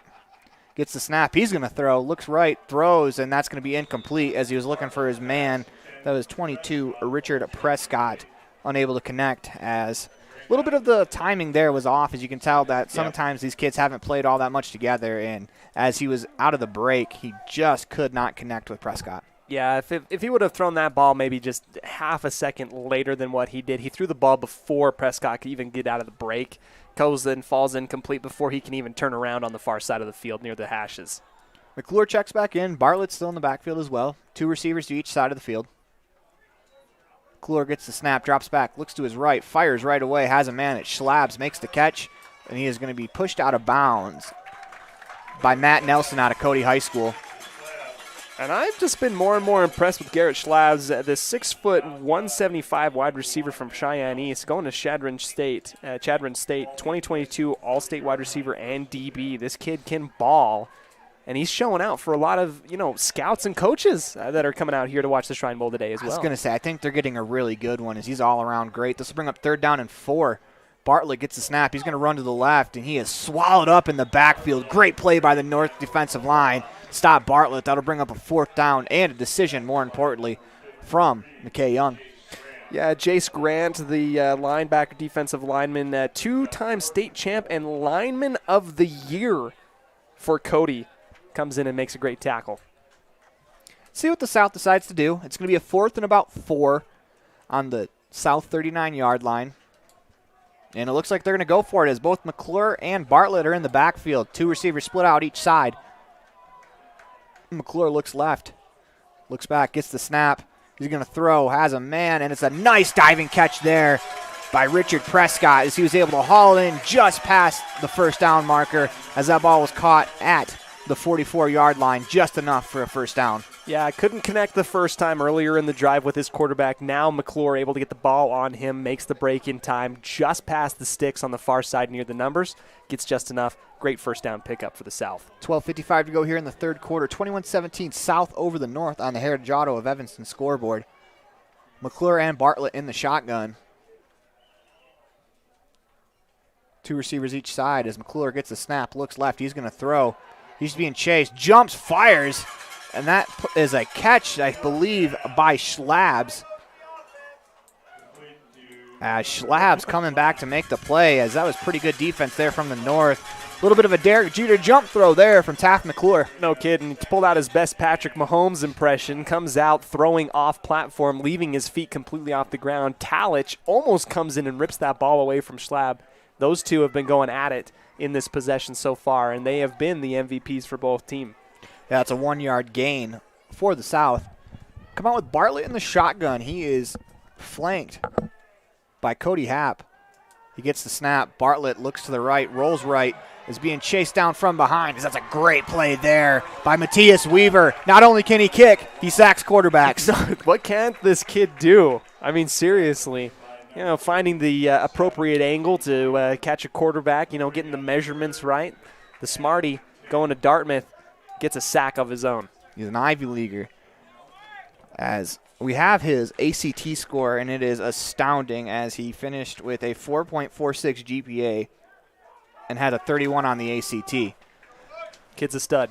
The South comes out with McClure and Bartlett in the backfield, 2 receivers left to face 3rd and 10 from their own 44. McClure drops back, and he's wrapped up and thrown to the ground by number 17 in the brown. Remy Broussard out of Cody High School picks up the sack. That'll bring up a 4th and about 14. Yeah, Remy Broussard, 6'3", 200 pounds out of Cody. You can, I don't know if you're catching this pattern, but we've got some studs coming out of Cody, Wyoming. 2-time All-State football and All-State soccer. Had a few offers to play at the next level. Was trusted a lot with the ball in his hands in Cody, both rushing and catching in his senior season in 2022. Of course, those players from Cody, they are facing off against the head coach of the team that beat them in the 2A state title game. As we get a snap, punt is away. That will bounce at about the 25-yard line and angle out of bounds. That's a really good punt there from guess who? Garrett Schlabs. Well, we talk about Matisse Weaver. What can't he do? Well, right now, Garrett Schlab is doing it offensively and on special teams for the South to keep things going. North will take over at their own 24-yard line, 1st and 10 with 10:30 left to go here in the 3rd quarter. I'm Aaron Pulling. This is Cody Olsen. Thank you for joining us for the 50th Shrine Bowl, as this is the 2023 edition of that Shrine Bowl. As it looks like that's Luke Talich in the backfield. Trips to his right. Or take that back. It's Cooper Garber, I believe. It is Garber. As he's hit right away, drops the ball, and the South recovers. The South forces a turnover as they blitz on the backside. Garber unable to pick it up, and he gets drilled from behind. It'll be 1st and 10 for the South at the 12-yard line of the North, looking to score off the turnover. Great defensive play. Yeah, and I believe that was Ethan Brinkman of Cheyenne East who just got through the line untouched and drilled Garber right in the back, lost the football, and now it was up for grabs, picked up at about the 11-yard line. Perfect setup offensively for the South. Complimentary football being seen right here in the second half. This might be the first time we've seen the I formation today as Bartlett pitches it to the back. That's Braden Walker. He's going to rumble forward for about 8 yards on the play. He's tackled at the 5. He gets picked up, too. I mean, he went high up in the air, went into the dog pile And then I don't know who it was that picked him up, but they deadlifted that kid and threw him way up in the air. And Braden Walker's not a small kid. No, he is not. Braden Walker, 200 pounds. So whoever deadlifted Braden Walker and just benched him above his head, I mean, props to you. Come out in the I formation again. Ryan Bloom is the fullback in the formation for the South. Bartlett under center. Gets the snap, fakes it. He's going to hand it off underneath as it looks like that was Chase Stewart on the reverse. Well, it'll depend on the spot, but he is close to the first down marker. Jace Grant stayed in his lane and waited for that counter play coming back to him on the near side of the field, stood his ground, and kind of held it close to the line. Great tackle defensively for the North. A little bit of a deceptive play there as it's 3rd down and 3 at the 4-yard line. The South has to get to the 1. They come out in the I formation. Bartlett under center. Bloom, the fullback, as Bartlett's going to go forward, try to just push the pile. It's going to be close. It's going to be very close. As after we've seen the air raid and just spread it out, pro-style spread offense from both of these teams, this possession, the South, they've turned to the I formation, a little old-school football. Yeah, and we talked about it in the first half. What a gift and what a time to be a coach that you can go into any type of different formation. Looks like we got the first down signal. South able to pick it up inside the 2-yard line now. So this is the defensive stand here if you are the North. 9:05 left to go here in the 3rd quarter. 21-17 on the Heritage Auto of Evanston scoreboard. 1st and goal from inside the 5-yard line. I formation again. Bartlett under center. Braden Walker is the deep back. Bloom is the fullback. As we're going to get a false start on the play as half of the press box up here was alert to that one. It's kind of funny that, a little behind the scenes thing here. Everyone saw the false start. You said false start. Yeah. I was about to say false start, and then I heard false start echo from that side and all-star echo from my left. False start echo from my left.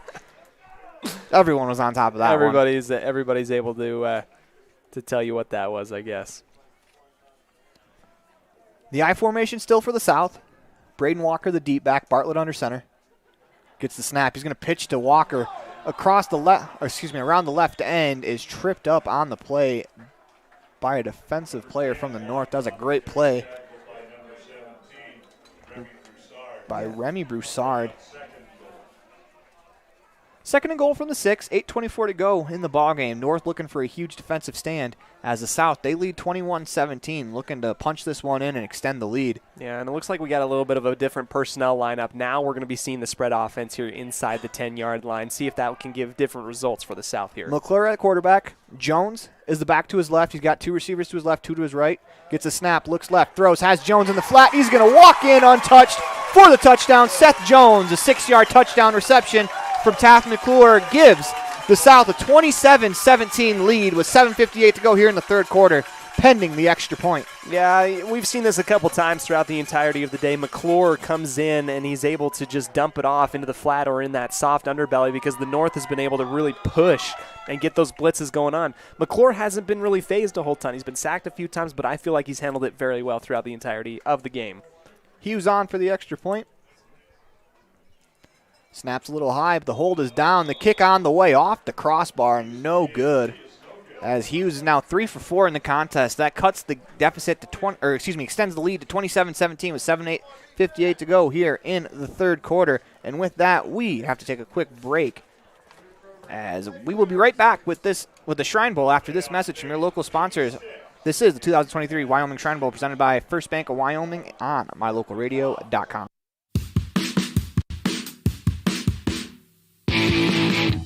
When you're looking for great deals on a vehicle,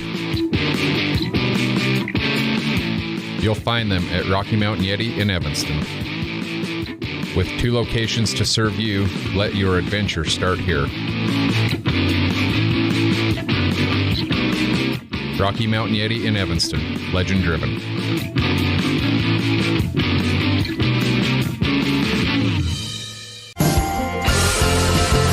Welcome back to the 2023 Shrine Bowl, the 50th rendition of the Shrine Bowl, and it's been a great game so far. 27-17, the South just took a 10-point lead over the North as Hughes will kick off for the South as he boots this one away as it's caught on the sideline as a little bit of a fake reverse by the North as the South, they were able to read it.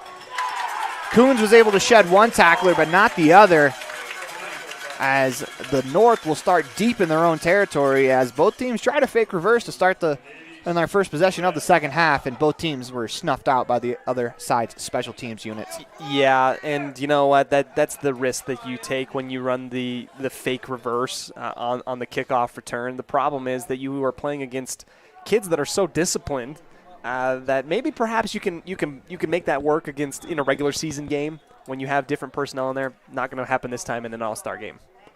Garber back in the shotgun. He's going to turn, throw, has a man. It is Dozanen as he stiff arms a player down, but that player is able to make the tackle as that's Hadley Myers from Snake River able to drag down the ball carrier for a gain of about 6.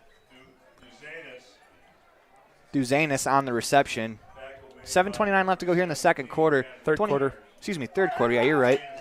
I'd like more of the game. I'm trying to talk it into existence. That's what I'm saying. That's what I've been saying too. This Garber in the shotgun has 2 receivers to his left, 2 to the right. Trips to his left, 2 to the right. Gets the snap. Is blitzed right away, makes a move. Has his undershirt nearly ripped off. Is able to find a man in Pelton as he's pushed out of bounds. What was nearly a disastrous play for the North was turned into basically no gain, and Cooper Garber is going to need a new shirt. Yeah, and they're going to go ahead and unravel him like a piece of toilet paper. He's got a nice little undershirt turned into a crop top for him now. So hey, he can go ahead and thank Perleas for he got his hands on him, but was unable to bring him down, but he really wrecked that play. That's a great play there from Perleas. As in the shotgun, Garber trips to his left. He's going to throw left, has a man, caught. Nice play there by Brock Duzanis as he's able to go and sky for the ball, make the catch. And with 6:56 to go here in the third quarter, it'll be 1st and 10 for the North. Deceptively, athletic. He's so small at 165, but he finds that underbelly, gets enough for a first down. Trips to the right for Garber. He's going to look left. Got time. Surveys back to his right. Continues to roll. Finds a man, and Pelton open. And down the sideline, makes a man miss. Across the 50, cuts back, and is taken down by the combination of Hadley Myers and it's Derek Astle. It's going to be unfortunate because it's a holding call on Deaton Kishner of Sheridan. Held on to his guy just a tad too long, and it negates a huge pickup for the North.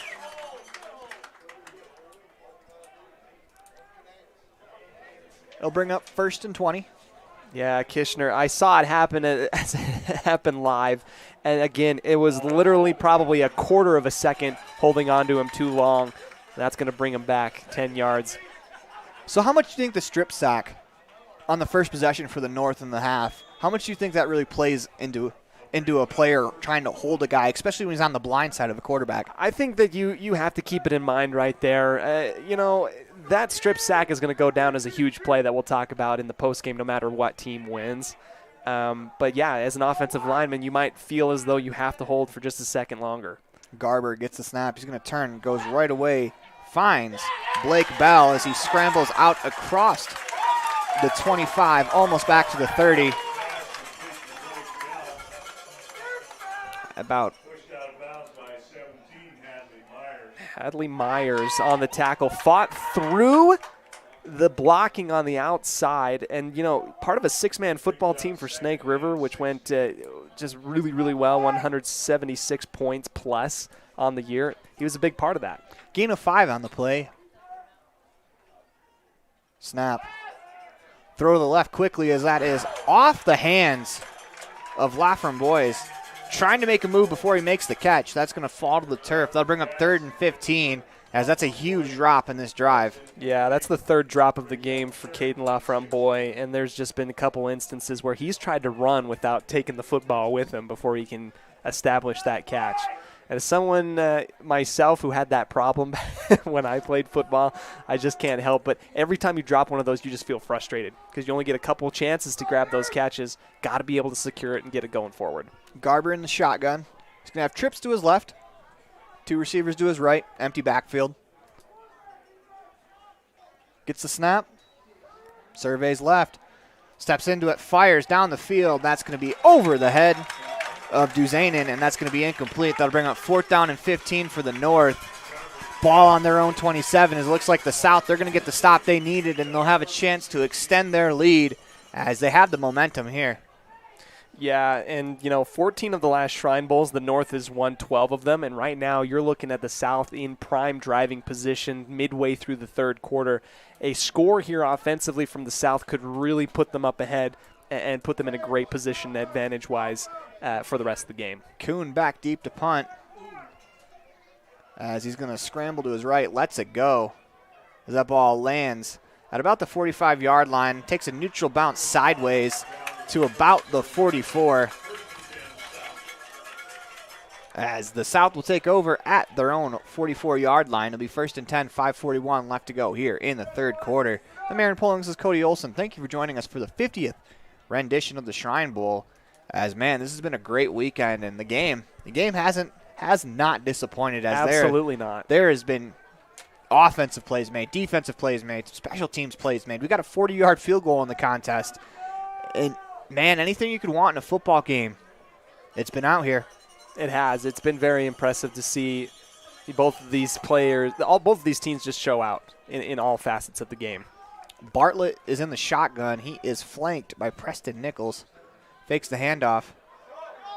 Gives to another player going around the right side. He's stopped in the backfield. Actually make that. That was Preston Nichols' twin brother, as we're looking for it, Benjamin Nichols, as Matt Nelson makes the play in the backfield. 5:22 left to go here in the second half. 2nd and 11 for the South. This is a huge defensive possession for the North. Yeah, you got to come away. You got to make the South go 3 and out here. You got to play very solid defensively. You're looking for points, hopefully, here before the end of the third quarter, and time is ticking away. McClure comes out in the shotgun. He's got trips to his left, 2 receivers to his right. All of the defensive linemen are standing for the North. Yeah, they've been running that play. They've been running that defensive set a lot. They've had everybody standing up. They want a couple yards head start on these offensive linemen. McClure gets the snap. He looks left. He's going to throw right away as it's caught by Adrian Calderon. He makes a move up the field all the way across the 45 to the 40 for a first down. Great play by Calderon. As he makes the catch, makes a man miss. That's going to be 1st and 10 for the South. Yeah, and Gabe Harris, the 3A Defensive Player of the Year recipient this last year, was just a hair behind the play, playing in coverage, tried to go for the ball, whiffed on it, and then it just allowed the offense to move forward for a couple extra yards after the catch. Bartlett in the game. He is the deep back, gets the direct snap. He's going to run to the right side. Scrambling, still going as he's able to finish the run as he was hit at the line of scrimmage but falls forward for about 4 yards.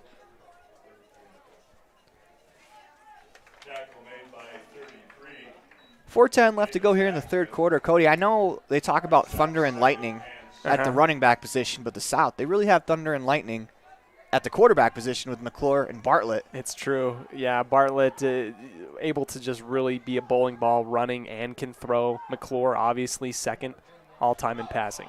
Bartlett gets the direct snap, and he is hauled down behind the line of scrimmage. I think he was tripped up a little bit and just went down. Unfortunate for him because he had some room to work with. It'll bring up 3rd down and about 7. I cannot overemphasize the importance of this play in particular, Aaron. This is a very pivotal turning point. You're able to make a good play here, get the South off of the field. Now you have some type of chance to move forward with some points. But if you give up the first down, things are getting dicey. McClure in the shotgun. He's got 2 receivers to his right, trips to his left. Gets the snap, drops back to pass, looks left, rolls left. He's being chased, has a man in the middle of the field, caught, but immediately taken down is number 2, McCoy Smith, as he's going to pick up about 2 yards on the play. Great defensive play there by the North. Jace Grant is the one that's able to make the tackle there. We've mentioned his name a few times in the second half, and it looks as though the South is deciding whether or not they want to, what kind of personnel they want to put out here. It'll be 4th and 5 from the North 35-yard line as they're going to bring on. Taft McClure comes on late. It looks like they're going to go for it. As McClure sends a man in motion, gets the snap, fakes the handoff. He's going to roll to his right, looks to throw. throws downfield, overthrows his man, and Luke Talich had it in his hands. Yeah. But unfortunately for him, his high school teammate Matt Nelson knocked it out of his hands as the North, they knock it down. They're probably going to gain yardage on the play as both players fell down. As it was 4th down, it will be a turnovers on down. Yeah, you said unfortunately, and nobody likes to give up an interception in a Shrine Bowl, but when you think about this from a different perspective, you're glad that ball falls incomplete because, Talich was going to fall down at his own 5-yard line if he catches it. Instead, ball falls incomplete. It's a turnover on downs now at your own 34-yard line. Interesting to note on that last play, McClure had 2 separate receivers open in the flat for an easy pickup on the first down, decided to go deep on that throw. As they're going to hand off to Kuhn right away, North. Kuhn's still going as he's able to fight forward for about a yard, as that's probably where I'd say that his forward progress would have stopped him on the first jolt. Instead, he jolts back. But you love to see that effort out of Kuhn. Oh, yeah, absolutely. He's been doing the dirty work like we talked about earlier in the day. And, not giving up, has second win, second effort on the play. It's a good, hard pickup of 2 yards. Cade Weber back in the game at quarterback for the North, as he's going to draw a flag as the center makes sure the referee knows that he was touched. That's great theatrics over there by the center, number 62. Is that right? I couldn't see it. Or is it 60? It looks like Cooper Stevens. All right, yeah, Cooper Stevens able to put on some good theatrics there at the center position. Props to Christopher Gonzalez of Laramie High School for helping him up, as he was the one that jumped off. And, sometimes when a player does little theatrics with you, you might not be in the best mood, but he was able to help him up. Great sportsmanship there. Quick screen pass to Jeffrey Pelton, as he's able to make a man miss out across the 45 to about the 47-yard line. That's enough for a first down with 1:20 to go here in the third quarter. We talked about Thunder and Lightning at quarterback for the South. It's very similar for the North, too, as Garber is a little more known for his running ability, but he's been throwing the ball quite a bit today. Weber seems like he's more of a passer. Weber, really a precision type of quarterback, yes. As Weber gets the snap, blitzed, is able to get it away, finds Blake Bell on the outside, able to make a man miss and get all the way back across the line of scrimmage for 2 yards as he was wrapped up in the backfield. Yeah, it was close. Made one man miss, just barely got past the line of scrimmage for a little pickup. I'm impressed with Weber's ability to dump off. He had 2 people in his face coming right down the pipe and able to make the dump off. Turns a negative play into a positive one. That's just the play of all-stars on your team.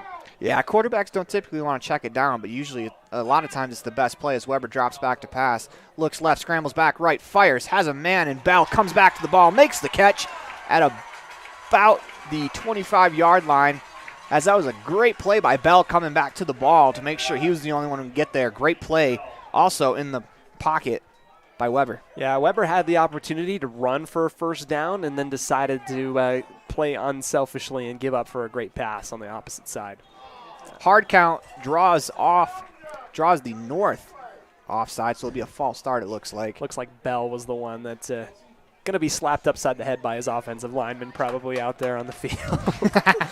You get the catch. You want to get back to the line because Bell has had a couple receptions this drive. Right. And he wants to get back to it, but got to be a little more patient. That's true. Well, I've had the unfortunate circumstance of jumping off sides as a slot receiver, and boy, the linemen tell you what for if they're the ones that stay stable on that front line and you don't. So it'll be Kuhn, as he's the only back in the backfield, gets the direct snap, fakes the handoff. He's going to run it up the gut, and he's going to finish that run as he lowers the shoulder, as there was a big collision there between Kuhn and Ethan Brinkman. As Brinkman makes the play, and that'll do it for us here in the third quarter. You're listening to the 2023 Wyoming Shrine Bowl as we were taking a quick commercial break.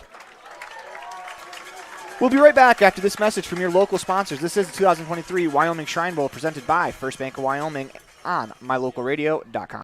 Light up your world with a custom-built LED sign from Rocky Mountain Sign in Evanston. It's a proven fact that signage that lights up creates more attention. So light it up and then add text, images, and video, and your sign becomes even more powerful. Start sharing your advertising messages and information with your customers today. The team at Rocky Mountain Sign provides all types of quality signage that is custom-built and maintained. Call today for a free quote. Rocky Mountain Sign, 307-789-5202. Rocky Mountain Sign, serving customers in Wyoming, Utah, and Idaho. You're invited to come in and visit with the team at Cache Honda Yamaha in Cache Valley today. Our customers are our friends. If you haven't ever been in, stop in today. We'd love to get to know you. If you haven't been in for a while, stop in and let's get caught up. And if you were here yesterday, come back again soon. You always have an open invitation to visit the crew at Cache Honda Yamaha, where our customers are our friends, on US 91 between Logan and Smithfield.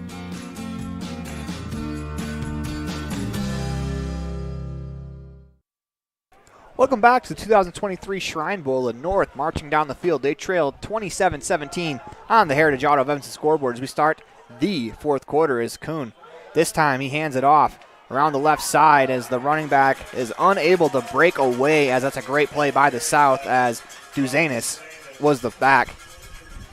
Yeah, and, Bell, for all that he's done offensively, catching stuff out there, his blocking coach is probably going to get on him a little bit there because he was the last block needed in order for the next level for the North to get up there, and it just could not be able to handle that one on the outside. That brings up 3rd and 11. As Weber back into the game in the shotgun, trips to his right, 2 receivers left, gets the snap, and he is nearly taken down in the pocket, looking for some room, rolling right, looking to throw, as he dumps it off underneath. Great play by Weber on the check down as he gets licked into the sideline as he's helped up by the South players, as he's able to find Pelton for about 3 yards. Yeah, the cost benefit of that play, Weber took an absolute shot, and he's out there holding his right forearm now with the pickup of only about 3 yards on that play. Maybe you just throw that thing into the dirt.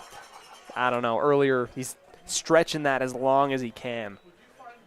They'll bring out Matthias Weaver as he's 1 for 1 in the contest on field goals, and he has made both extra points. He's 3 for 3 on the day. 35-yard field goal.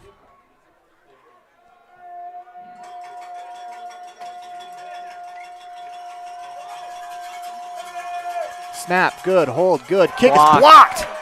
That's going to be returned by the South as Dalton Schaefer makes the catch, cuts back to the right side of the field, continuing down the near sideline, gets a block, lowers his head, and gets all the way back to the 30-yard line as that kick was blocked with 13:20 left to go. The South, they are making all the plays right now. Yeah, they are, and I'm not sure who got their hand up there in the way of that, but that could go down as maybe perhaps the ceiling type of play if the South is able to drive the length of the field here. I mean, 10 points is manageable in a quarter, but if you're looking at 17-point deficit, that's a whole nother story if you are the North. The South, Walker in the backfield. Bartlett is the quarterback with 2 receivers left, 2 receivers right. Bartlett in the shotgun. Walker to his right. Gets the snap as it's nearly bobbled. Bartlett's able to make a move, make a man miss in the hole. Continues to scramble, still on his feet, out across the 50, to the 40, to the 30. He's got a convoy in front of him as he's pushed out of bounds. As I believe that is Matt Nelson with the tackle as he was wrapped up behind the line of scrimmage. That play was nearly a fumble as both Walker and Bartlett caught the ball. I know, and then you turn nothing into something if you're Bartlett. It looked like a little bit of a Bambi baby deer running down the sideline, a little bit awkward, but he's able to get that thing all the way down. And we got a penalty on the field as well. It looks like it's going to be a holding, I think, downfield. 13:07 left to go here in the fourth quarter, 27-17 as the call is holding. The North, this is a huge possession. They're going to get 10 yards back there, but it will still be a first down for the South as the hold took place at about the 40-yard line of the North, so way after the first down marker. Oh, yeah. Well, I mean, nobody likes a holding call, but at least it was way down the field, so you still get something, right? Bartlett and Walker in the backfield. Walker to his right. Walker gets the direct snap, makes a move around the left side, breaks a tackle out across the 40 to about the 38-yard line as he gets 7 on the play. They'll bring up second down at about 3.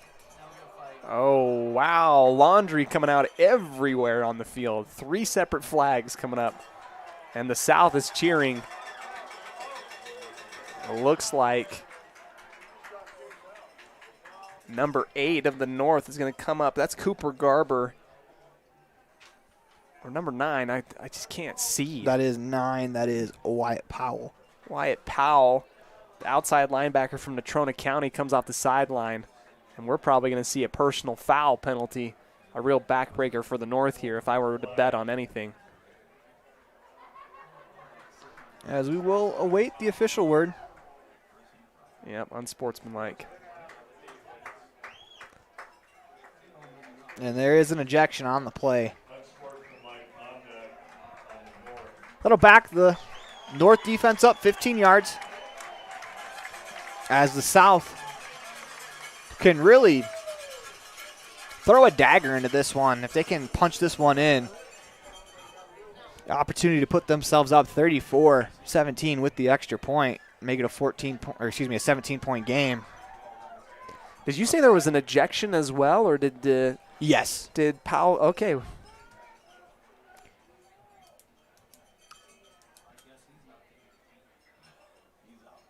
As that's a tough break for. That is terrible. That's a tough one, yeah. For the North. You love to see the fire and want to come back, but Absolutely. you got to be able to keep your composure. Yep. As 2 receivers to the left, 2 to the right. As the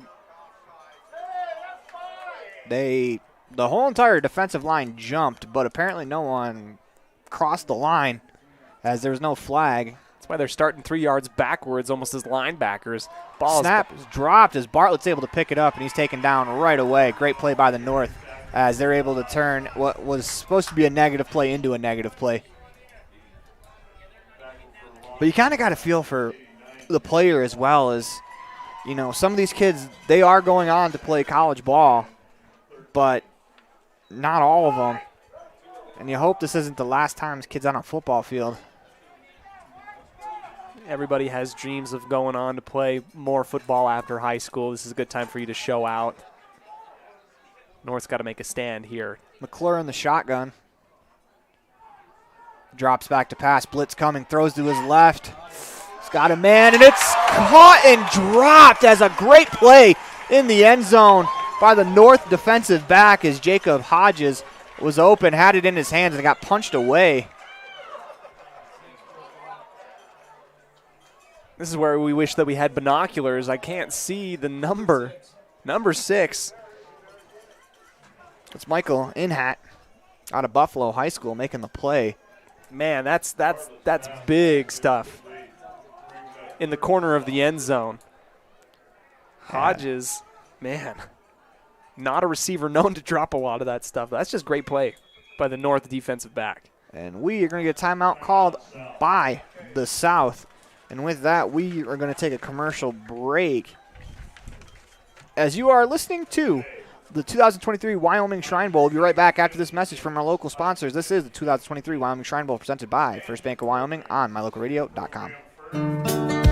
Business cards are a powerful and inexpensive way to promote the goods and services you offer. You can design your own cards or have the professionals at Westar Printing design your business cards. Now with same day and next day turnaround on all business card printing, you don't have to wait. Get your business cards today. Professional quality, inexpensive prices, and quick turnaround. Visit Westar Printing, 243 7th Street in Evanston, across from the library. Westar Printing, 307-789-5202.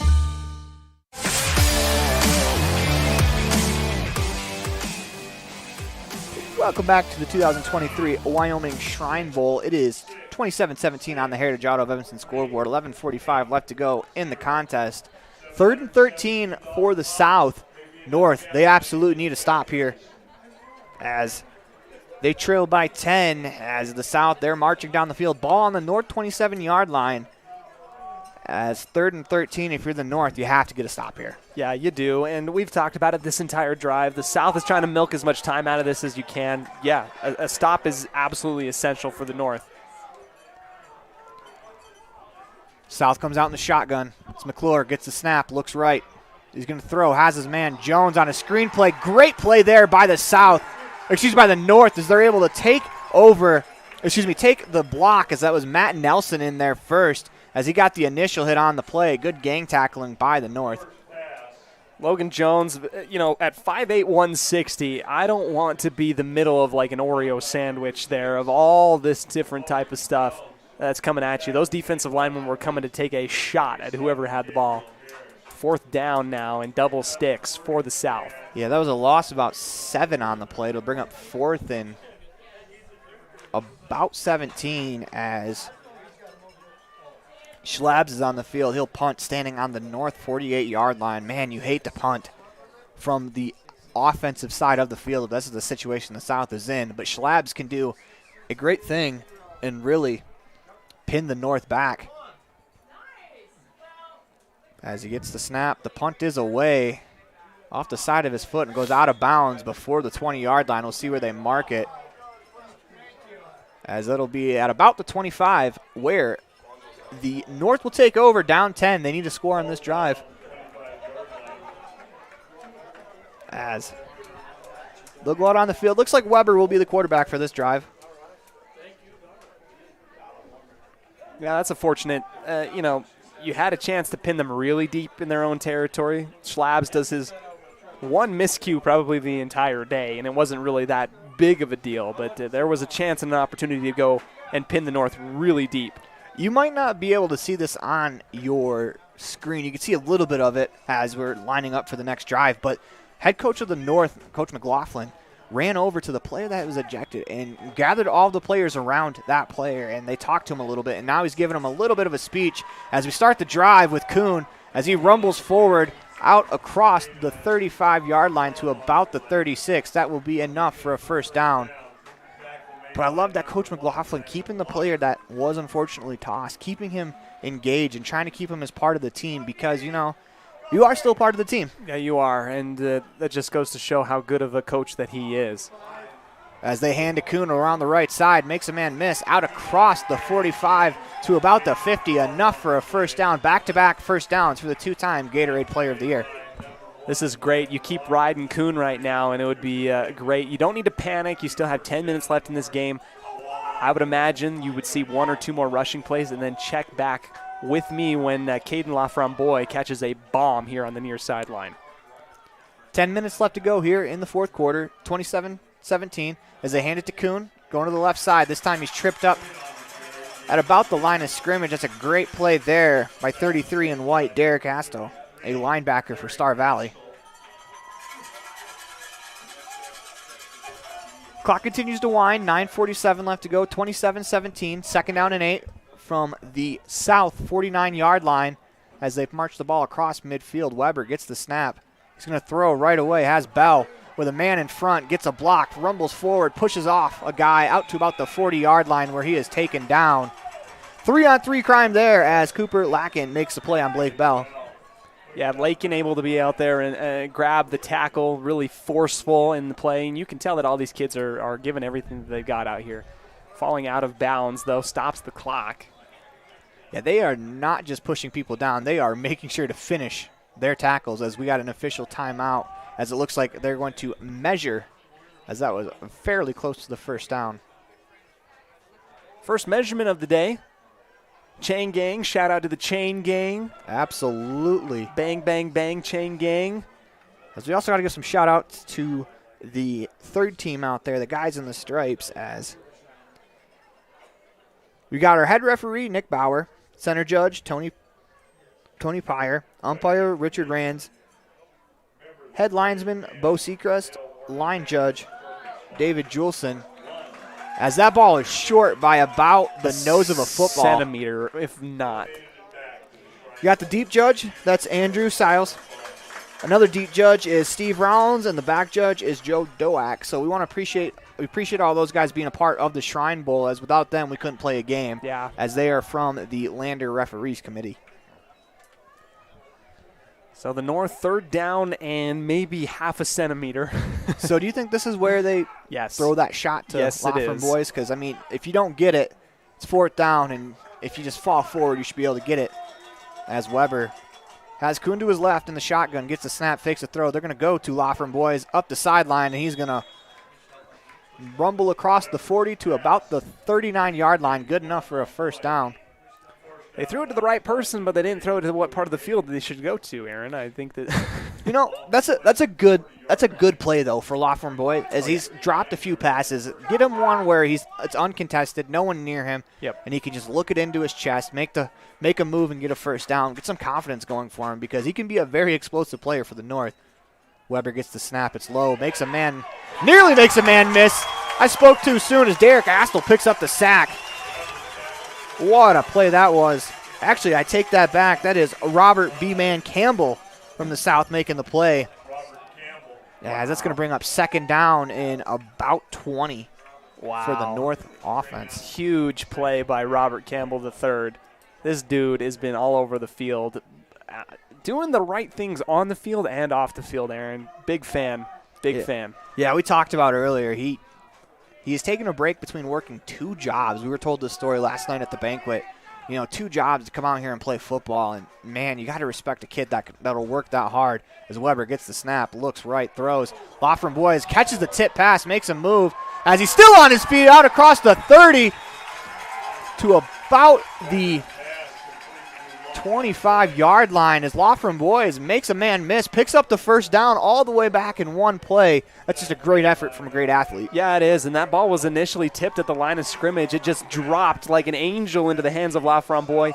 Breaks out of one tackle, just makes more out of less. That's just what we've been seeing out here from these teams and all these all-stars. Weber, empty backfield, 3 receivers to the right, 2 to the left. Laughlin Boys is the near receiver on the left side of the field. Weber gets the snap, looks that way, steps up, throws to the end zone. Laughlin Boys cannot quite make the catch as it was just out of his fingertips as Cody Happ had the coverage. Yeah. They tried. That's the shot. That's the shot we talked about, Aaron. And it was just over his fingertips. He had his man beat, too. He did. He had it. It just slips out of your fingers. 8 minutes left here in this game.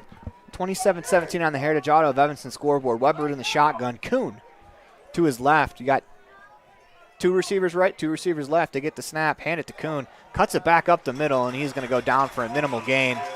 Got about to the 25-yard line. Pick up 1 on the play. Yeah, and you can see on the right side, Cody Crawford, the right tackle, took his man way out of the play. I would love to see Kuhn be able to take that one. And instead of taking the shortcut right up the field, just a little bit outside of the right, a lot of space open there. But nonetheless. Luke Tallett checks into the game at quarterback. 7:35 left to go here in the fourth quarter. Tallett in at quarterback, discussing the play. He's probably got the best passer rating you've ever seen in Shrine Bowl history, 1 for 1. 16 yards and a touchdown. As Kuhn gets the snap, fakes the handoff, he's going to run up the middle, and he is stuffed right away by number 52, Brandon Beck, another linebacker out of Star Valley. Do you go for this here? You had 1 field goal blocked earlier in this half. From the spot where they are, they'd be kicking about a 43-yard field goal. It is 4th and 9, 7 minutes to go. This is a huge play in the game, if not the play in the game. 3 receivers to the right, 2 receivers to the left. Weber in the backfield all alone. Gets the snap, looks right, fires, has a man in double coverage off the hands of the defender, Hadley Myers. Incomplete. It'll be a turnover on downs as Weber tried to throw it into double coverage, unfortunately knocked down. 6:43 left to go. South takes over at their own 25-yard line with a 10-point lead. Yeah, and that's a tough one. Weber must have seen something or trusted some type of call because, that was threading the needle in there, and it just did not find his intended man. It's going to be another just missed opportunity. That's 2 times that the North has been in scoring position, and they've just come away with no points here in the second half. McClure in the shotgun. He's got 1 receiver to his right. Back in the backfield is Nichols. Hands it off to Nichols. Does a good job just to hold on to the ball. He's able to rumble forward to get back to the line of scrimmage and maybe a very, very minimal gain. I take that back. That's Wyatt Campbell in the backfield.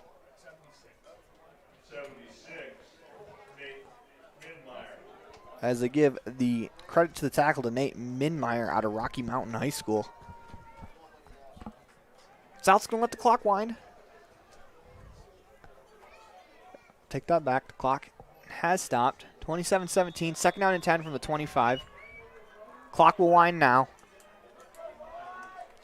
as they have Bartlett in the backfield. He is flanked by Robert B-Man Campbell on his left side, as it is a heavy formation. Take that back. That's his right side,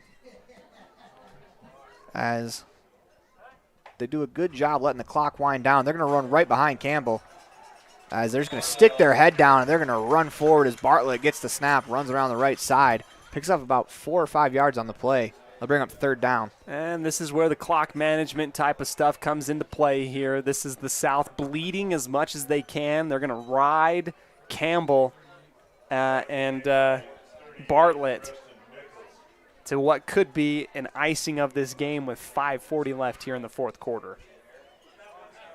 Bartlett is in the game. Looks like Schlabs will flank him on the left. As another heavy package on 3rd and 4 from the 31-yard line. As Bartlett to get the snap. They're going to hand to Walker on the reverse, and he's taken down. What a play that was by, guess who, Luke Talich, as he makes a great play with 5:12 left to go. I imagine the North is going to want to use a timeout here. Fourth down, and the clock is going to continue to run. It looks like Coach McLaughlin is going to hold and pocket his timeouts. He's got 3 left here in this ball game. Great defensive stand by the North gives them that one more opportunity perhaps to get some points. Schlabs will punt.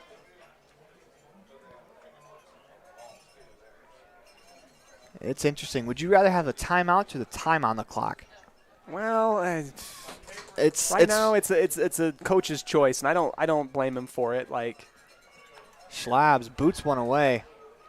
It's going to bounce as a player in the South, McCoy Smith, dives over the ball and let it continue to roll. It takes a South bounce all the way to the 29-yard line, or excuse me, all the way to the 36-yard line. It'll be 1st and 10 North with 4:25 left to go.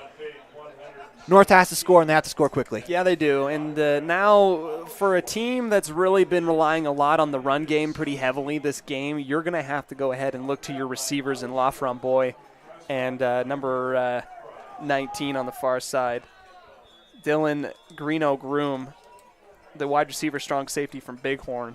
Got to use those plays. The ball is snapped. They throw quickly to Bell, and he makes the catch. What a catch that was in traffic, as a quick strike all the way down to the South 35-yard line, as the North will continue to try to move the ball up the field quickly, and that's a very good way to do it. Big chunk play like that. Yeah, that's a good point here. You know, you see that Bell went all the way down the field. He took an absolute shot in his backside, and he's back there running the play now. As Weber gets the snap in the shotgun, he's going to look left, turns it upfield, runs it out to about the 30-yard line. 3:58 left to go, and the North got to hurry. Yeah, getting tackled inbounds, not before the first down marker. You see the clock still ticking off. The sun peeking out for one of the first times we've seen all day today. It's been a partly cloudy, overcast type of day. Weber has 4 receivers to his right, was looking left. As that got outrun a man in the pocket, does so, is able to get the pass away, enough for a first down, as I believe that is Duzenis on the catch.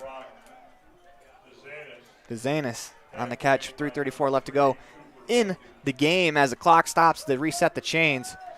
Lakin on the tackle. Weber in the shotgun. You're thinking touchdown or bust right here if you're the North. So Weber gets the snap. Rolls to his left, looking to throw. He's going to keep it, cuts upfield, makes a man miss, out across the 10 to the 5, as he's got enough for a first down at the 5-yard line. As the clock will stop as they reset the chains. 27-17 on the Heritage Auto of Evanston scoreboard. North looking to punch it in. And Coach McLaughlin took off his hat and was halfway onto the field because he felt as though that there was a defensive player of the South trying to trip his quarterback.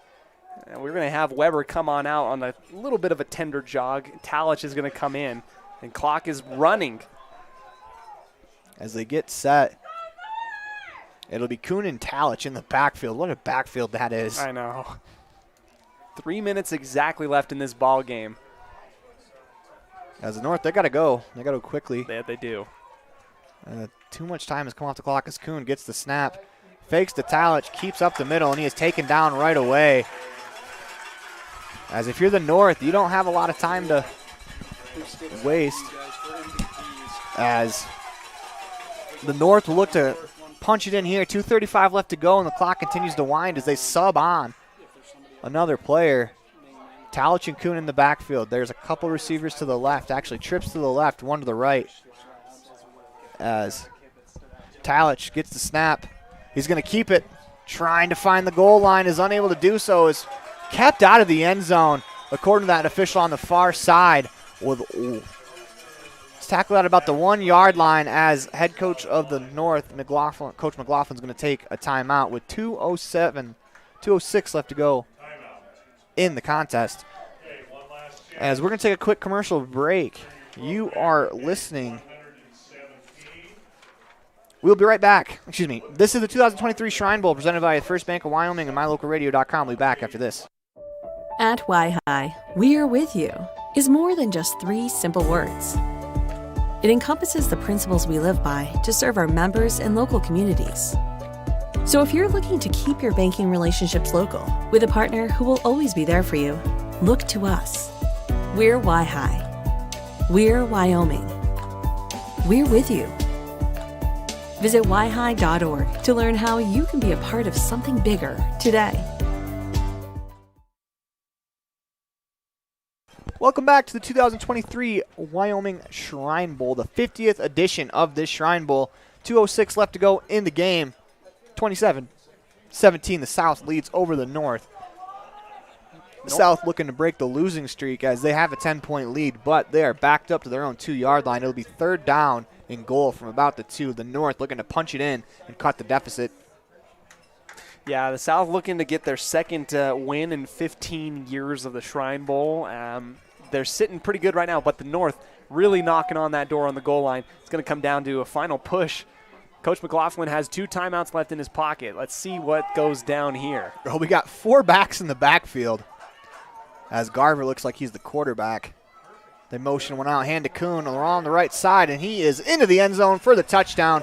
Our first Kuhn with the touchdown. That cuts the score to 27-23. As we'll see what the North decides to do, as I believe they're probably going to kick the extra point. It makes the most sense. Matthias Weaver is on the field. Yep. No, yeah, you kick the extra point. There's no reason why you wouldn't. I mean, the only reason is you get super aggressive and try to make it a 2-point game so a field goal wins, but I don't think you want to push it. As Weaver lines up, this is a big extra point here. Snaps good, holds good, kick on the way is good as the North cuts the deficit to 27-24 on that drive. And now it comes down to one possession here. If you're the South, you got to imagine if you can pick up a first down, you're going to do a pretty good job of coming very close to icing this game completely away. Yeah, it's going to come down to that exact thing, Aaron. Yeah, if the South can pick up 1 or 2 first downs, this game is all wrapped up. But, however, don't count out the North. They've been able to stop the South a few times in this second half. It's been pretty impressive to see their ability to go out and do great things defensively as well. So it's a tight ball game. It's time to see which team really wants it more. You know, for as much offense as we've had in the first half, we've only had 2 touchdowns in the second half. It's true. As it's been completely different games. They've made adjustments at halftime. The defenses have played really good in the second half. It's true. And I feel like we've got the best of both worlds, right? Like we had an offensive showcase in the first half, and now we're getting like that grinded out, tough type of game here in the second half. It's a 27-24 ball game. The South are going to be able to at least receive the ball. North lining up interestingly. Maybe they trust Weaver to do an onside kick. I have no idea. There's no South player past their own 35, so if Weaver kicks it deep, they're going to have to chase it down. They go near side. It skips high in the air and out of bounds, as it will be a flag against the North because of kickoff out of bounds. But they gave it a shot with one of the best kickers in the state has probably ever seen, Matthias Weaver, and it just didn't work out for the North. Yeah, and you know what? I like that gamble. I really, really do. When you have a kicker of the caliber of Matthias Weaver on your team, then you want to go ahead and try and do something crazy. And you want to try and play to your strengths. That time, it just ended up not happening the way that they wanted it to. However, ball at the 50-yard line. It's not the end of the game. It's really not. You get a stop here, you have an opportunity. Mm-hmm. Both teams have 2 timeouts left, 2:02 left to go here in the game, 27-24. The South looking to pepper this one away. And they come out in their heavy formation. Walker, the deep back, Bartlett under center. The fullback is number 77, Ryan Bloom, as Bartlett's just going to run right up the middle. And he's going to push the pile for about 5 yards, 6 yards, 7 yards, continues almost to the first down line. What an effort there from Bartlett, as he may have just got that first down we were talking about. Well, if he didn't, then he at least got it within a foot or so. I mean, that's the worst thing that you could possibly – I mean, just the worst. Now you're giving up only a couple inches, and that is the end of the game here. Even going down before the first down marker for Bartlett's probably the better play because you force the timeout. Yep. And then it's only 1 yard to get the first down, and you have an all-star team. If you can't get 1 yard, yeah, it's probably going to be upset. It's going to be the best of the best. And I don't know about you, but I think I'm going to be trusting Keegan Bartlett at 6'3", 220 pounds underneath center to be able to get a yard to ice this game. And not only Bartlett, they have Walker in the backfield as a pretty big boy as well. That's true. Here's the situation, 27-24 game.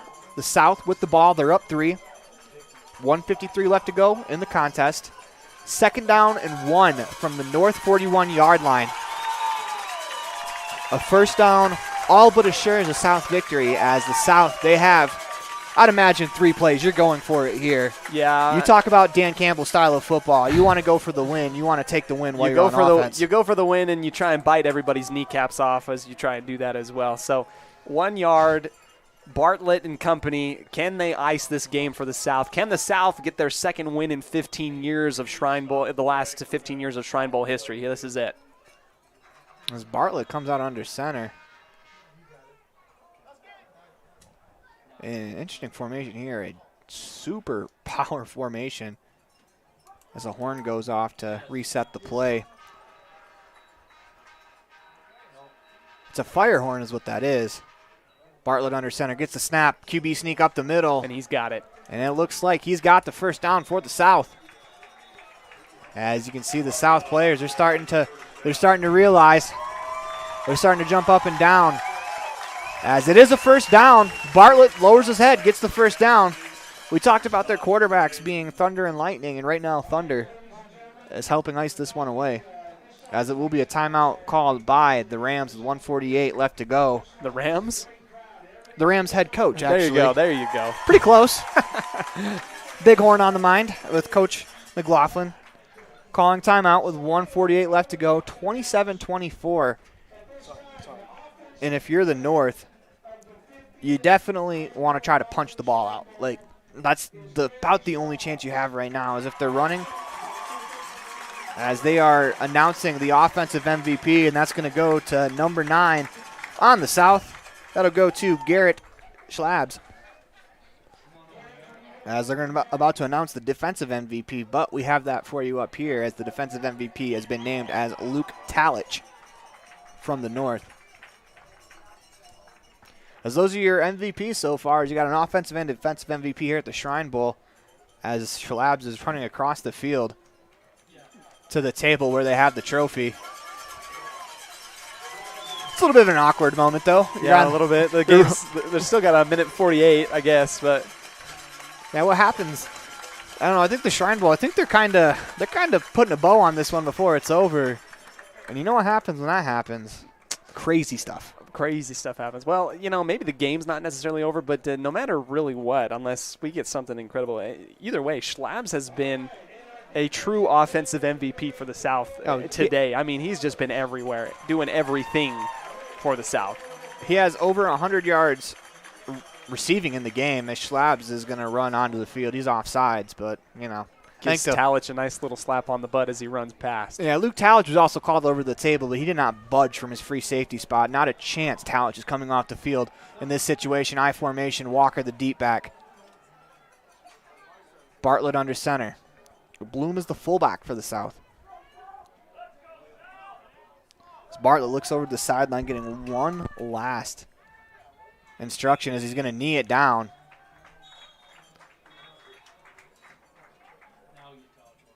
As the whistle blows and they stop the clock.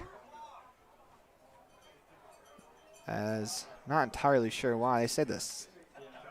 Well, it looks like The North called a timeout. They had one more, I guess. From my understanding, they did. I think they had one more. On the scoreboard, they had him at 2, so if not, this could be the greatest scandal in Tri Bowl history.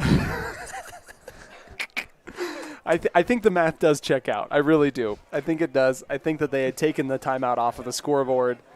This is their third and final timeout.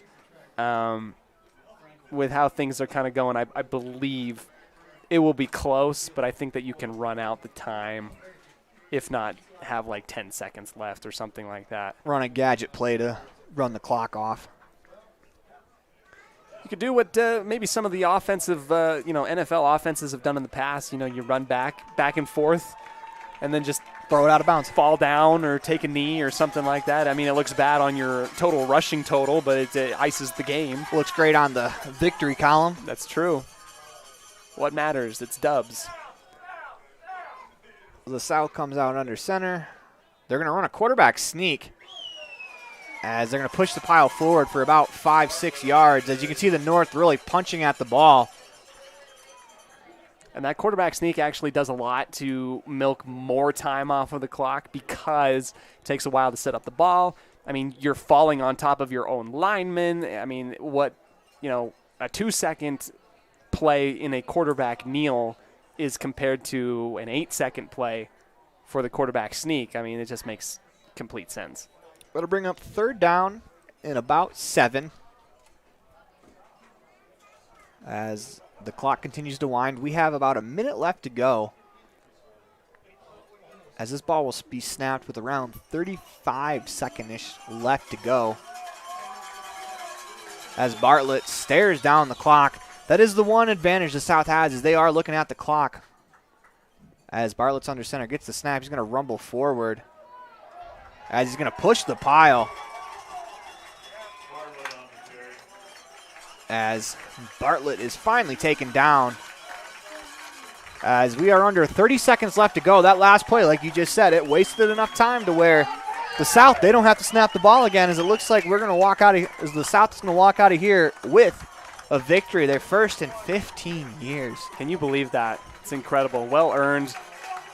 Players are going to start to shake hands, and I think that is officially a South victory. You are correct. As the South heads to the sidelines, the players are shaking hands, congratulating each other on what was a fantastic Shrine Bowl.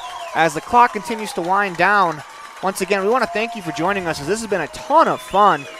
As we're here at Kelly Walsh Stadium, the South wins 27-24 on the Heritage Auto of Evanston scoreboard. And, man, what a game it was. We had offense, we had defense, we had special teams. We've had everything that you could ask for in a football game.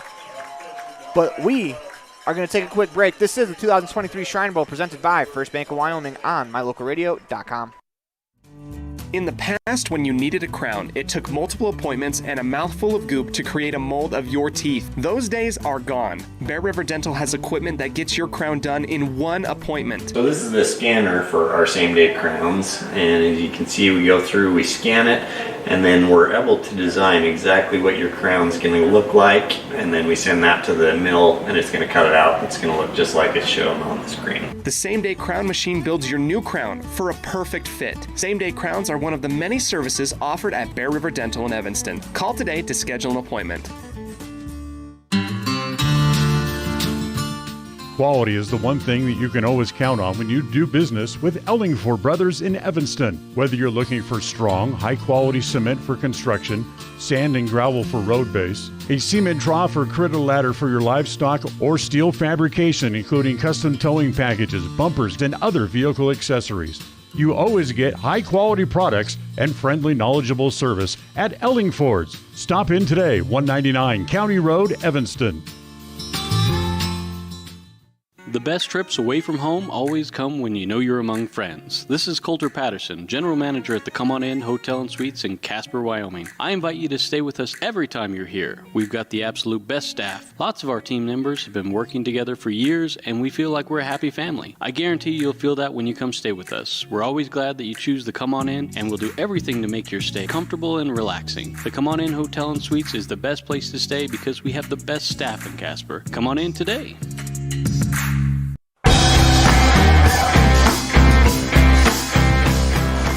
Welcome back to the 2023 Shrine Bowl.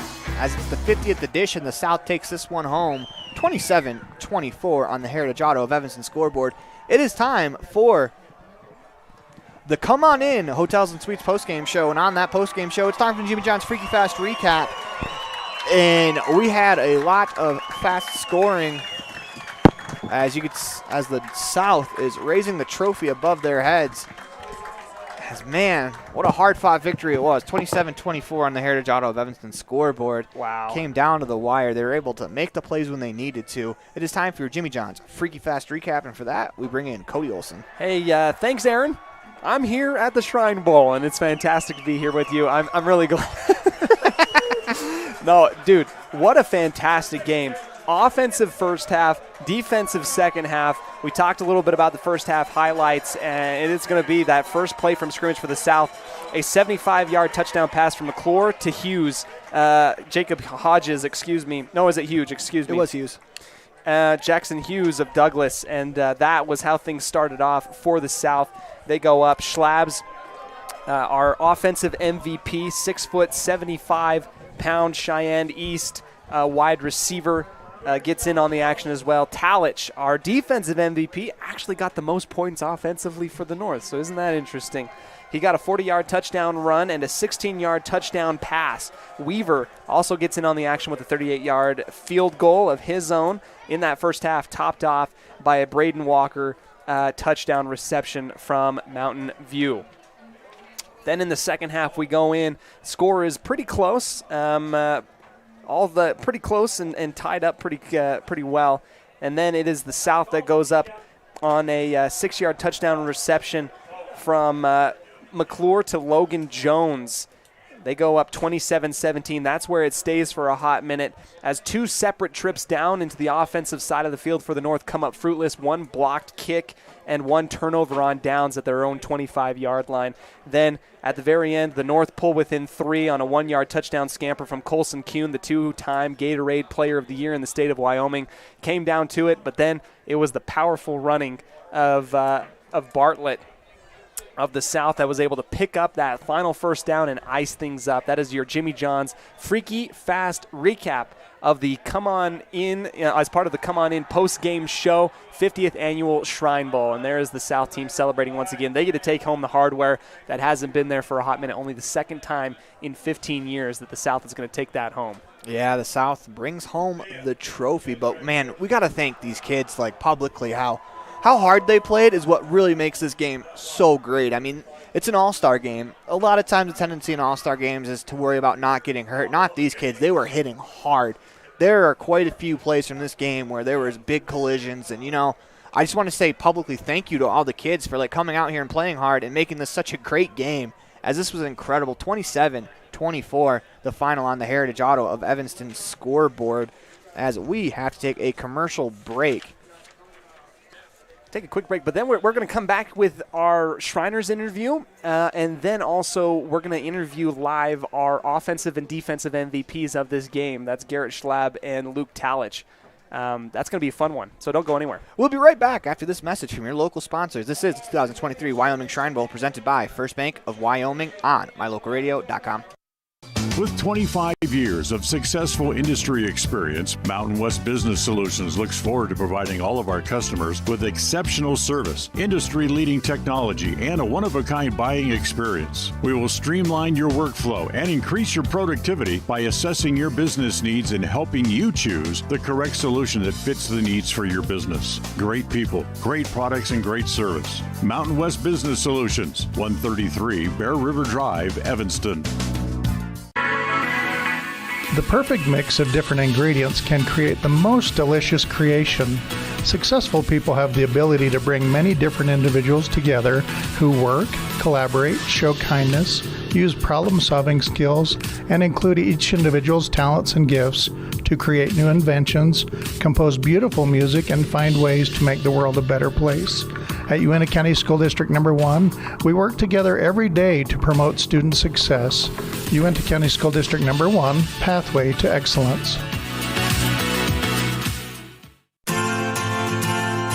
Teach your children important money management skills that will benefit them for a lifetime with a Trona Valley Federal Credit Union youth account. Understanding the importance of saving and learning how to use money wisely can be taught from a very young age. These special accounts help kids learn to save, borrow, and spend responsibly, and are perfect for young people to get a good financial start.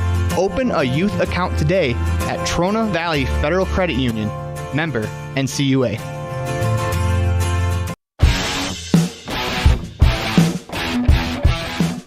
Well, welcome back to the Come On In post-game show, the Come On In Hotels and Suites. And before we get into our next segment, we want to thank Come On In for hosting us this weekend. Yeah. As they were awesome. Yeah, they were. The facilities are awesome. The staff are really awesome. I mean, it's been a great weekend, and they've been really the reason why we were able to have that weekend. As, you know, thanks to the Come On In, as once again, thank you. As we're going to move along to our Shriners interview, we are waiting for one of the Shriners patients.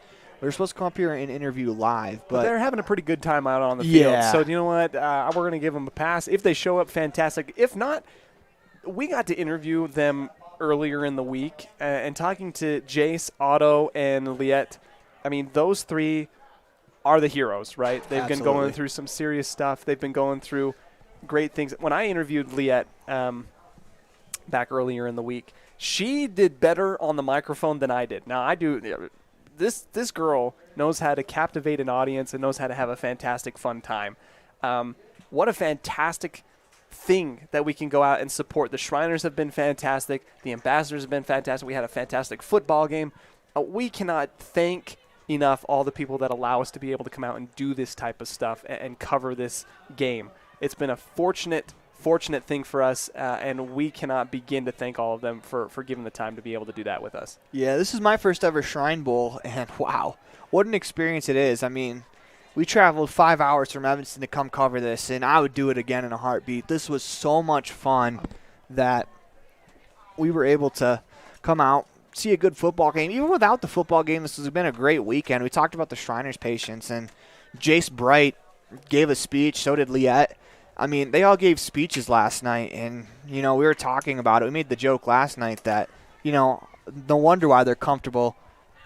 They're comfortable on our interviews because, man, they gave a speech in front of basically, I'd say nearly, 1,000 people last night? No kidding. A huge audience to give a speech in front of that was a little nerve-wracking to me. I didn't have to speak. But yet these kids walk up there nonchalantly, knock it out of the park. I mean, their interviews with us was probably the easiest thing they've done this week. There's absolutely no pressure in that. No, absolutely not. They know how to captivate an audience, and how incredible is it that these kids, you know, go through the things that they go through, and not only that, but they can go out and captivate and just be so great at public speaking.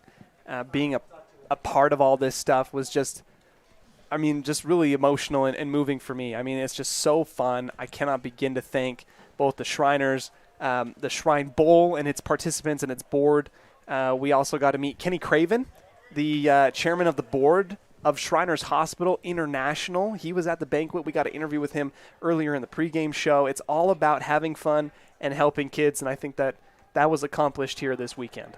Yeah, one thing that'll stick out to me is just hearing these stories and, like, all they've overcome, all they've, you know, talking about their dreams and aspirations later on in life. And I used Jace Bright as an example because I interviewed him, and, you know, he said he wanted to be a pilot. And, man, after everything that Jace has gone through, I think becoming a pilot would probably be the easiest thing he's ever done, you know. Right? Like, with so much that, you know, with all of his medical issues and everything he's fought through, over 1,000 miles worth of travel for medical care. Actually, I think I'm shortchanging him. I think it's closer to over 100,000 miles for his medical care that he's been through just in his life. And, man, it's a lot of traveling to get better. But, like, he has a very positive attitude about it. And, you know, it's real easy sometimes in life to, when things aren't going your way, to huff and puff and, whoa, pity me, whoa, it's me, whoa, I'm having a bad day. When, if Chase Bright, after all of the surgeries, all of the injuries, all of the traveling, if he can, have a positive attitude, maybe a little bit of a joke with me where he said,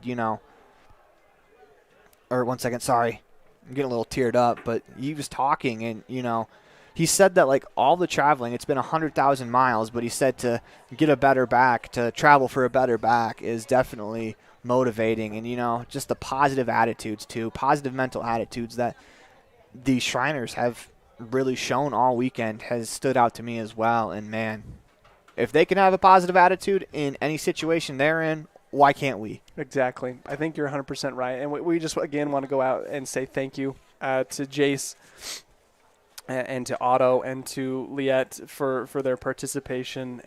Thank you to the boys and the parents and the coaches that have been able to come out and do this stuff. We're going to go through some final statistics and go ahead and meet with our offensive and defensive MVPs of the game. Wow.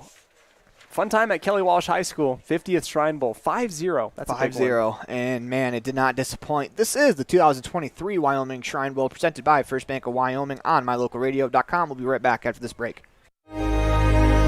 Risk takers, adventure seekers, optimists, authentic people with the fire in their belly and greatness in their hearts. You'll find them here, in a place where the spirit of the cowboy lives and thrives. I am a cowboy. I am a cowboy. Soy vaquera. The world needs more cowboys.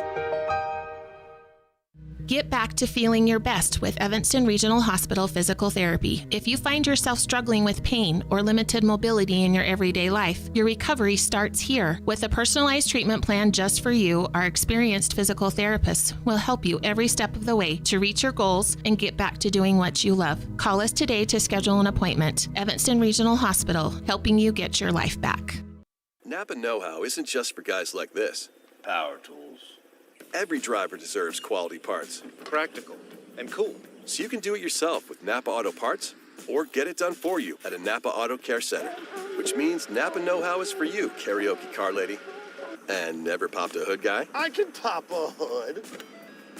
You too, Mr. Park a mile away. Oh yeah. Do it yourself or have it done for you. That's Napa know-how. Napa know-how. Covalos, your one-stop farm and auto shop. Precision, the quality, condition, or fact of being exact and accurate. Precision is important.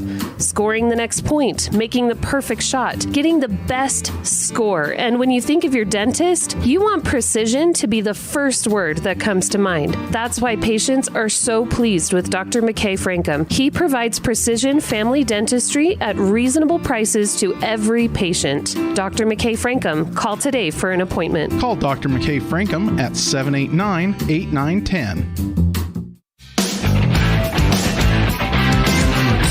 Welcome back to the 50th edition of the Shrine Bowl, the 2023 edition of the Shrine Bowl. We are in the Come On In post-game show, and it is time for the Dr. McKay Frankum Precision Play of the Game, and I think I have one in mind, and I think I'm going to call the Garrett Schlabs toe tap catch over here on the near sideline. It's a pretty good one. We're that might be pandering, but whatever. We do what we need to do, right? You got to win people over when you can. Wow, very nice. We're joined here in the booth with Garrett Schlabs. Garrett, I mean, Cheyenne East, you come out here, you get to play in the Shrine Bowl. Man, just tell me a little bit about what it was like participating in the activities before the actual game. Yeah, it was just a super awesome week, being able to go to the Shriners in Salt Lake and all that, that's just awesome stuff. Really just figuring out why we're playing this game, and it's bigger than us out there. It's just for those kids, and so that and all the activities, just building chemistry with my players and even guys from the north. We're all one family at the end, and so it was super cool doing all those activities, building up to the game, and then finally being able to play was awesome too. That's so fun. I mean, we've talked a ton about the Shriners and how great it's been to be able to help with them. We want to recognize you in a very impressive game. Tell me a little bit, were you expecting to be a big part of this offense going into this thing? Like, did Coach McKay Young talk to you a little bit like, hey, Garrett, I need you to be the guy here? What was it like preparing for it? it. Yeah, we had a ton of weapons coming in, and I knew that, but I was just confident in my ability, and I knew we had a gunslinger in Taft McClure back there, and so I was fortunate enough to room with him all week, and so it was pretty sweet. I was excited about that, hearing that coming in, and so I could pick his brain a little bit about what we were doing on O, and being able to build that chemistry, even something as little as that is pretty awesome. And so I was confident, but everyone made plays today, and that was the result in the win we got today. So take me back to when you were originally selected. One, talk about like the emotions of being selected for the South team, and then two, talk about when you found out that the air raid was coming with you, and you found out McKay Young was going to be the head coach. Yeah, that's right. Yeah, I got the call, and it didn't take me any time to say no. You know, I wanted to do it right away. I've been coming up to this game the past couple years, and even when I was really little, and so it was always something I wanted to play in, and being able to play with it with my brothers from Cheyenne East, that was pretty sweet too. And then, yeah, figuring out Young was going to be the coach, and like I said, Taft, that was sweet. You know, us being an air raid at Cheyenne East, I was really excited that we were able to sling the ball around and give us a chance to win. How much did it help you being able to room with the quarterback before the game? Does that help a little bit in the chemistry and maybe getting trusted with some receptions out there on the field? Yeah, for sure. Yeah, it builds a lot of chemistry. Just little things. You know, that's what it's all about. Those little things build up to big things, just like a win today. And so being able to room with him was awesome. You know, I got to see him in basketball a little bit. Never got to play against him, so just it was a really cool experience to get to know him and build our relationship throughout the week. Awesome. I mean, last kind of question for me, Garrett. Congratulations. I mean, statistically speaking, you were just under 100 yards before halftime. You go out and kind of blow that out of the water. You do it offensively, and you do it on special teams. Like, I mean, what kind of goals and what kind of things do you hope to accomplish post Shrine Bowl type of stuff? Really just, like I said, keep these relationships that I built this week and just keep being a good dude. Coach just talks about being a good dude, and all these people selected are good dudes. And so I just want to keep that up and just stay really goal-oriented, motivated, moving into I'm going to play at Shatter next year. And so just keep working hard. That's what it takes. Yeah, so this has been a great event. It's a great game. You're part of a South team that's won and kind of broke a little bit of a down time where it was 2-15 for the South. What does it mean to you to be able to bring this trophy back to the South? It means a lot. It was huge. You know, I really meeting the coaches and everyone at the start of the week, just a really dialed in and close-knit group of guys. And so really it was just playing for your brother out there is kind of what Coach talked about at halftime. And so it makes it that much sweeter when everyone's that close to bring home the W like that. Well, take us through the rest of your summer. Like you said, you're going on to play college football. What's the next step? When do you report to camp? I'm going to go up in July 10th is the due date. You have to go in August a little later if you want, but I'm going to go a little early and try to just same thing as this, get acclimated and adjusted to everything, and then hopefully find my way into a spot there and a good Chatham team that had a good year last year and looking to build on that. And so I'm super excited and pumped up. It's exciting. What are your thoughts going into it? Like, what's the mindset going into playing college football? Yeah, it's just bigger, faster, stronger. That's what it is at every level. You know, as you move up to freshman, sophomore, JV, and varsity, it's just adjusting to the game speed, and that's the biggest thing. And so I'm excited for that, and I'm really just ready for the opportunity to be able to work with some of those coaches down there and teammates and just build great relationships just like I did this week. And so I'm super excited. Perfect. Garrett, we're going to let you go after this last question.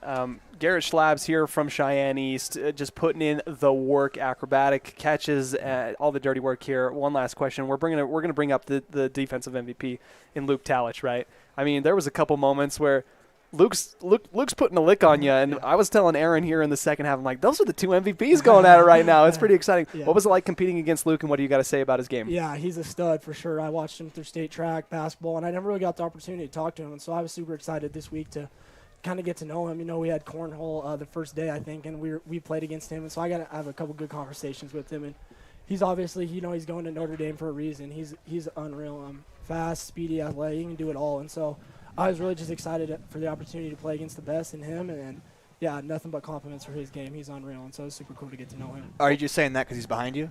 No, I'm just kidding. Perfect. Garrett Schlabs, we're going to let you go. Garrett, congratulations on a fantastic game. We wish you the best of luck at the next level. You earned it. Go party, my guy. Appreciate it. Have a good one. Yep, thank you. We'll be right back after this message from your local sponsors. This is the 2023 Wyoming Shrine Bowl presented by First Bank of Wyoming on mylocalradio.com. Wyoming is unique. When it comes to high school sports, we might travel 6 hours to a game, but when we get there, we know the other team, their parents, and the coaches. Wyoming is like one small town with really long streets. When you get to Evanston, always stay with your friends at the Best Western Dunmar Inn. With clean, comfortable rooms, a restaurant serving healthy, delicious food, and breakfast is always included. If you're bringing the team or following the team, stay with us every time you're in Evanston. Best Western Dunmar Inn, Evanston. Uintah County School District Number 4 has established a tradition of excellence in academics and extracurricular activities. This is made possible by the positive relationship that exists between families and the school district. Our celebration of each student's success is a product of an entire community, making student success a top priority. We are blessed with an outstanding staff whose interaction with students makes the world a better place. Uintah County School District Number 4, continuing our tradition of excellence. Go Buffs! Now you can get your oil changed, have minor repairs made to your vehicle, and get it completely detailed at one location in one appointment. T-Bar Body Shop in Evanston does body work and more, a lot more. If you need to have a trailer rewired, your brakes replaced, a chip repaired in your windshield, or your windshield replaced, you can get it all done at T-Bar Body Shop. This is the manager, Jeremy Rex, inviting you to stop in for a free quote today. T-Bar Body Shop, 515 County Road. Let T-Bar fix your car.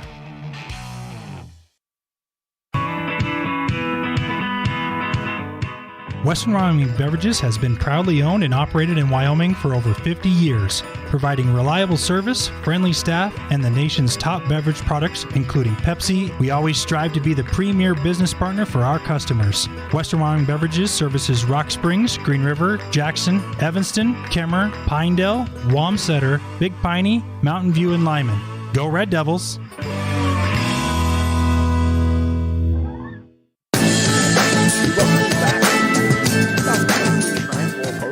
Brought to you by Come On In Hotels and Suites. It is time for our second Pepsi Player of the Game. That is What I Like, brought to you by Western Wyoming Beverages. And for that, it is Luke Talich. Luke Talich joining us here in the broadcast booth. Luke, how you doing? Doing pretty good. A little bummed we lost, but, I was going to a good cause, so I'm happy for that. Yeah, so go ahead and talk about the game a little bit. I mean, you were out there. It seemed like it was an offensive explosion in the first half, then defense dominated the second half. Go ahead and talk about the game a bit. Yeah, they hit us with two huge plays right away, and they got two early scores, and so it kind of punched us in the mouth a little bit. And, we kind of had to bounce back a little bit. We came back and scored a few touchdowns, but, in the end it was just too much too early. And so, they credit to them. They had a great game plan. They came out went on fire. And so, it was a fun game, and, just happy to be a part of it.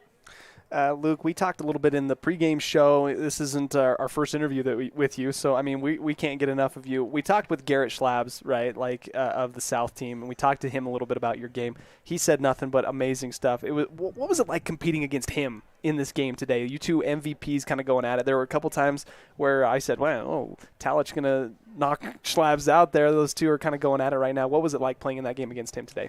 Yeah, he's a stud. And he definitely cooked me for a touchdown one time. I was kind of coming down. I thought it was going to be a screen, but he ran right by me, and they threw it to him. So credit to him. And, they had a great game plan all along. And, they got him the ball and let him, go to work and make plays. And so that's kind of what killed us a little bit. Those kids like him, and there was other kids, of course. The Keegan Bartlett kid was unbelievable all game. He's just a powerhouse. And so, there was just a couple big plays kind of hurt us. But overall, I'm happy with what we did. And I wish it would have turned the tides a little bit on the score, but it was a good time being out there. That's good. So take me back to when you got the phone call to where they asked you to play in the Shrine Bowl. What were your emotions like? And then what were your emotions like when you found out that you're going to be playing for Coach McLaughlin from Bighorn? I was super excited. I didn't really know much about Bighorn.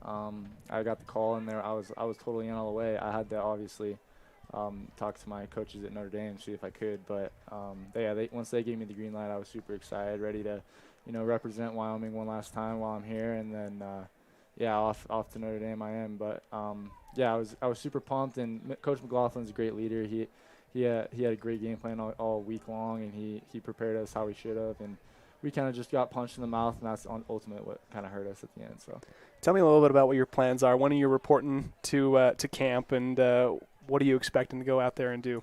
Oh, well, I'm going to go get some dinner right now, and then we're going to Denver. So, so I'm driving to Denver tonight, and then I'll spend the night at a hotel, and then, get up there early in the morning, and I'll get to South Bend around noon, I think, and so then I'm just gonna jump into there's some orientation stuff I got to do tomorrow. I missed the last 2 days because I've been here, but just a little orientation stuff, and then I start workouts and school Monday. So. Awesome. Have you been to South Bend yet? Have you been on campus? Yeah, I've been there 2 times. I went there in the summer for a camp, and then I went for a game. So. Awesome. So go ahead and talk about your next football game that you'll be possibly playing. It's going to be in Ireland, correct? We were talking yesterday off air about the schedule and if your family would be able to go see you guys, because Notre Dame is quite the travel away, but they do play some games that are kind of close here. So go ahead and talk about the Ireland game, and then 2, what is it going to mean to you when you come back this way to be able to play a football game where I'm sure a lot of your friends and family are going to go try to see you play? Oh, yeah. So, the first game's in Dublin, Ireland. We play Navy, and they treat that game, because they only do it every 5 years, so they treat it like a bowl game, so everyone will go. And so, my parents decided they're going to make the trip out to Dublin, and I think we're there for a week or so, and they're going to be there for a few days and watch the game and then come back. So that'll be a great time. I'm super excited for that. And then there's a Stanford game next year, and then we go out to California a few times, and so I'm just excited to represent Wyoming down in Notre Dame, and hopefully I can make the state proud. Perfect. We're going to let you go, Luke, after this. I just wanted to ask what your final impressions were and how it was like for you being a part of this program in the Shriners, and maybe what your favorite part was of this whole week.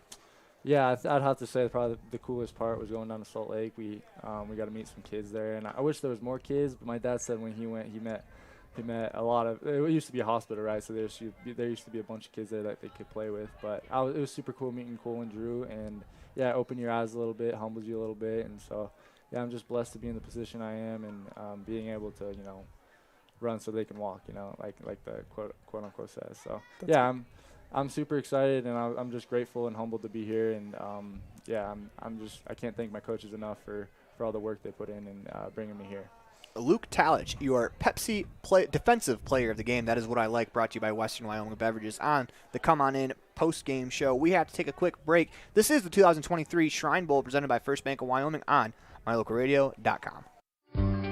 Helping young people grow into productive adults is like putting a puzzle together. Each aspect of life is equal to one puzzle piece. Restful sleep, a healthy breakfast, a positive experience at home before school sets the tone for the whole day. Positive student interaction with teachers, district staff, coaches, and peers all add to the puzzle. At Uinta County School District Number 6, we work hard to make each puzzle piece meaningful and powerful for every student. By working together, we can help every student grow into a masterpiece. It's a great day to be an Eagle. What is Uinta BOCES number 1? It's your community college to pursue your degree or certificate. It's high school equivalency. It's CPR and other workforce training. It's cooking and computer classes.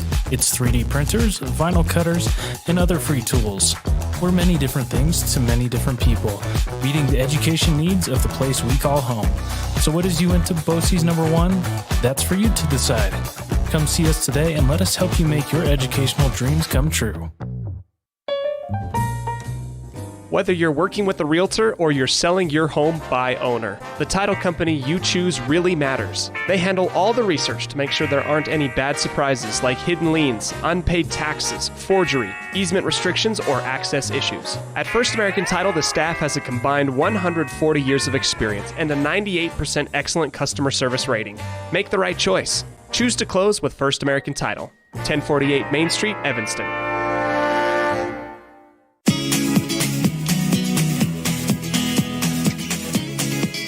Welcome back to the Come On In post-game show, the Come On In Hotels and Suites.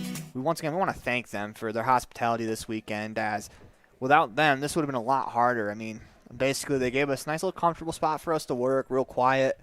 And, obviously the rooms were great, the people were great, the staff very friendly, and just an awesome place. If you're ever in Casper, come to the Come On In. Yeah, that's right. They treated us real fine out and Come On In, and it was just a great sponsorship for us to be able to come out there and do that. Aaron, it is time for us to kind of wrap things up. What a fun game. I mean, that's just my final thoughts. I mean, so fun. Congratulations to the South. It's been a little bit of a drought for the South. They won in 2021, And now they come back in 2023 and win. That's the first 2 wins in the last 15 years of the Shrine Bowl. They end up winning 27-24 after some fantastic offensive play from Garrett Schlabs and the quarterback duo of McClure and Bartlett. Bartlett, excuse me. It's Keegan Bartlett. Keegan Bartlett. I've seen so many names here today. Keegan Bartlett was a stud. He got a shout-out from Luke Talich here just a second ago. He said he was a beast all game. So what a fun game. It's been great to be here with you, Aaron. I've enjoyed it. Yeah, this has been a great weekend. And just, there's a lot that goes into the Shrine Bowl. There's a lot that goes into the Shrine Bowl broadcast that we do. I mean, there's a lot of stress, a lot of anxiety about, making it right. I mean, if you notice, we came on the air a little later than we expected for our pregame show, and that's because my computer gave us the blue screen of death right as we were hitting go live. So yeah, it's just a lot of stress. And now that it's over, man, it's such a great weekend to reflect on, such a great thing to be a part of. And I've never been a part of anything like this, and this is so awesome. And it's for such a great cause, man. Shriners Hospital is such a great thing that's really impacted a lot of people's lives. I know we talked about it earlier in the post-game show, but like the 3 Shriners that we saw, Otto, Liette, and Jace, I mean, imagine where they would be without Shriners Hospital. And I can't imagine how life would be for them without it. I mean, they've made the quality of life that much better for those kids. Yep. And those kids have been so strong going through all that stuff. Well, the thing that we can do last is tip our hat to literally everybody that made this thing possible, the parents, the coaches, the kids that have played, the Shriners, the Shriner ambassadors. I mean, thank you so very much. We want to go ahead and thank our production crew, Melissa Olsen and Colin Pace, who did a lot of camera work for us here today. They've been fantastic, as well as the rest of the people here at mylocalradio.com.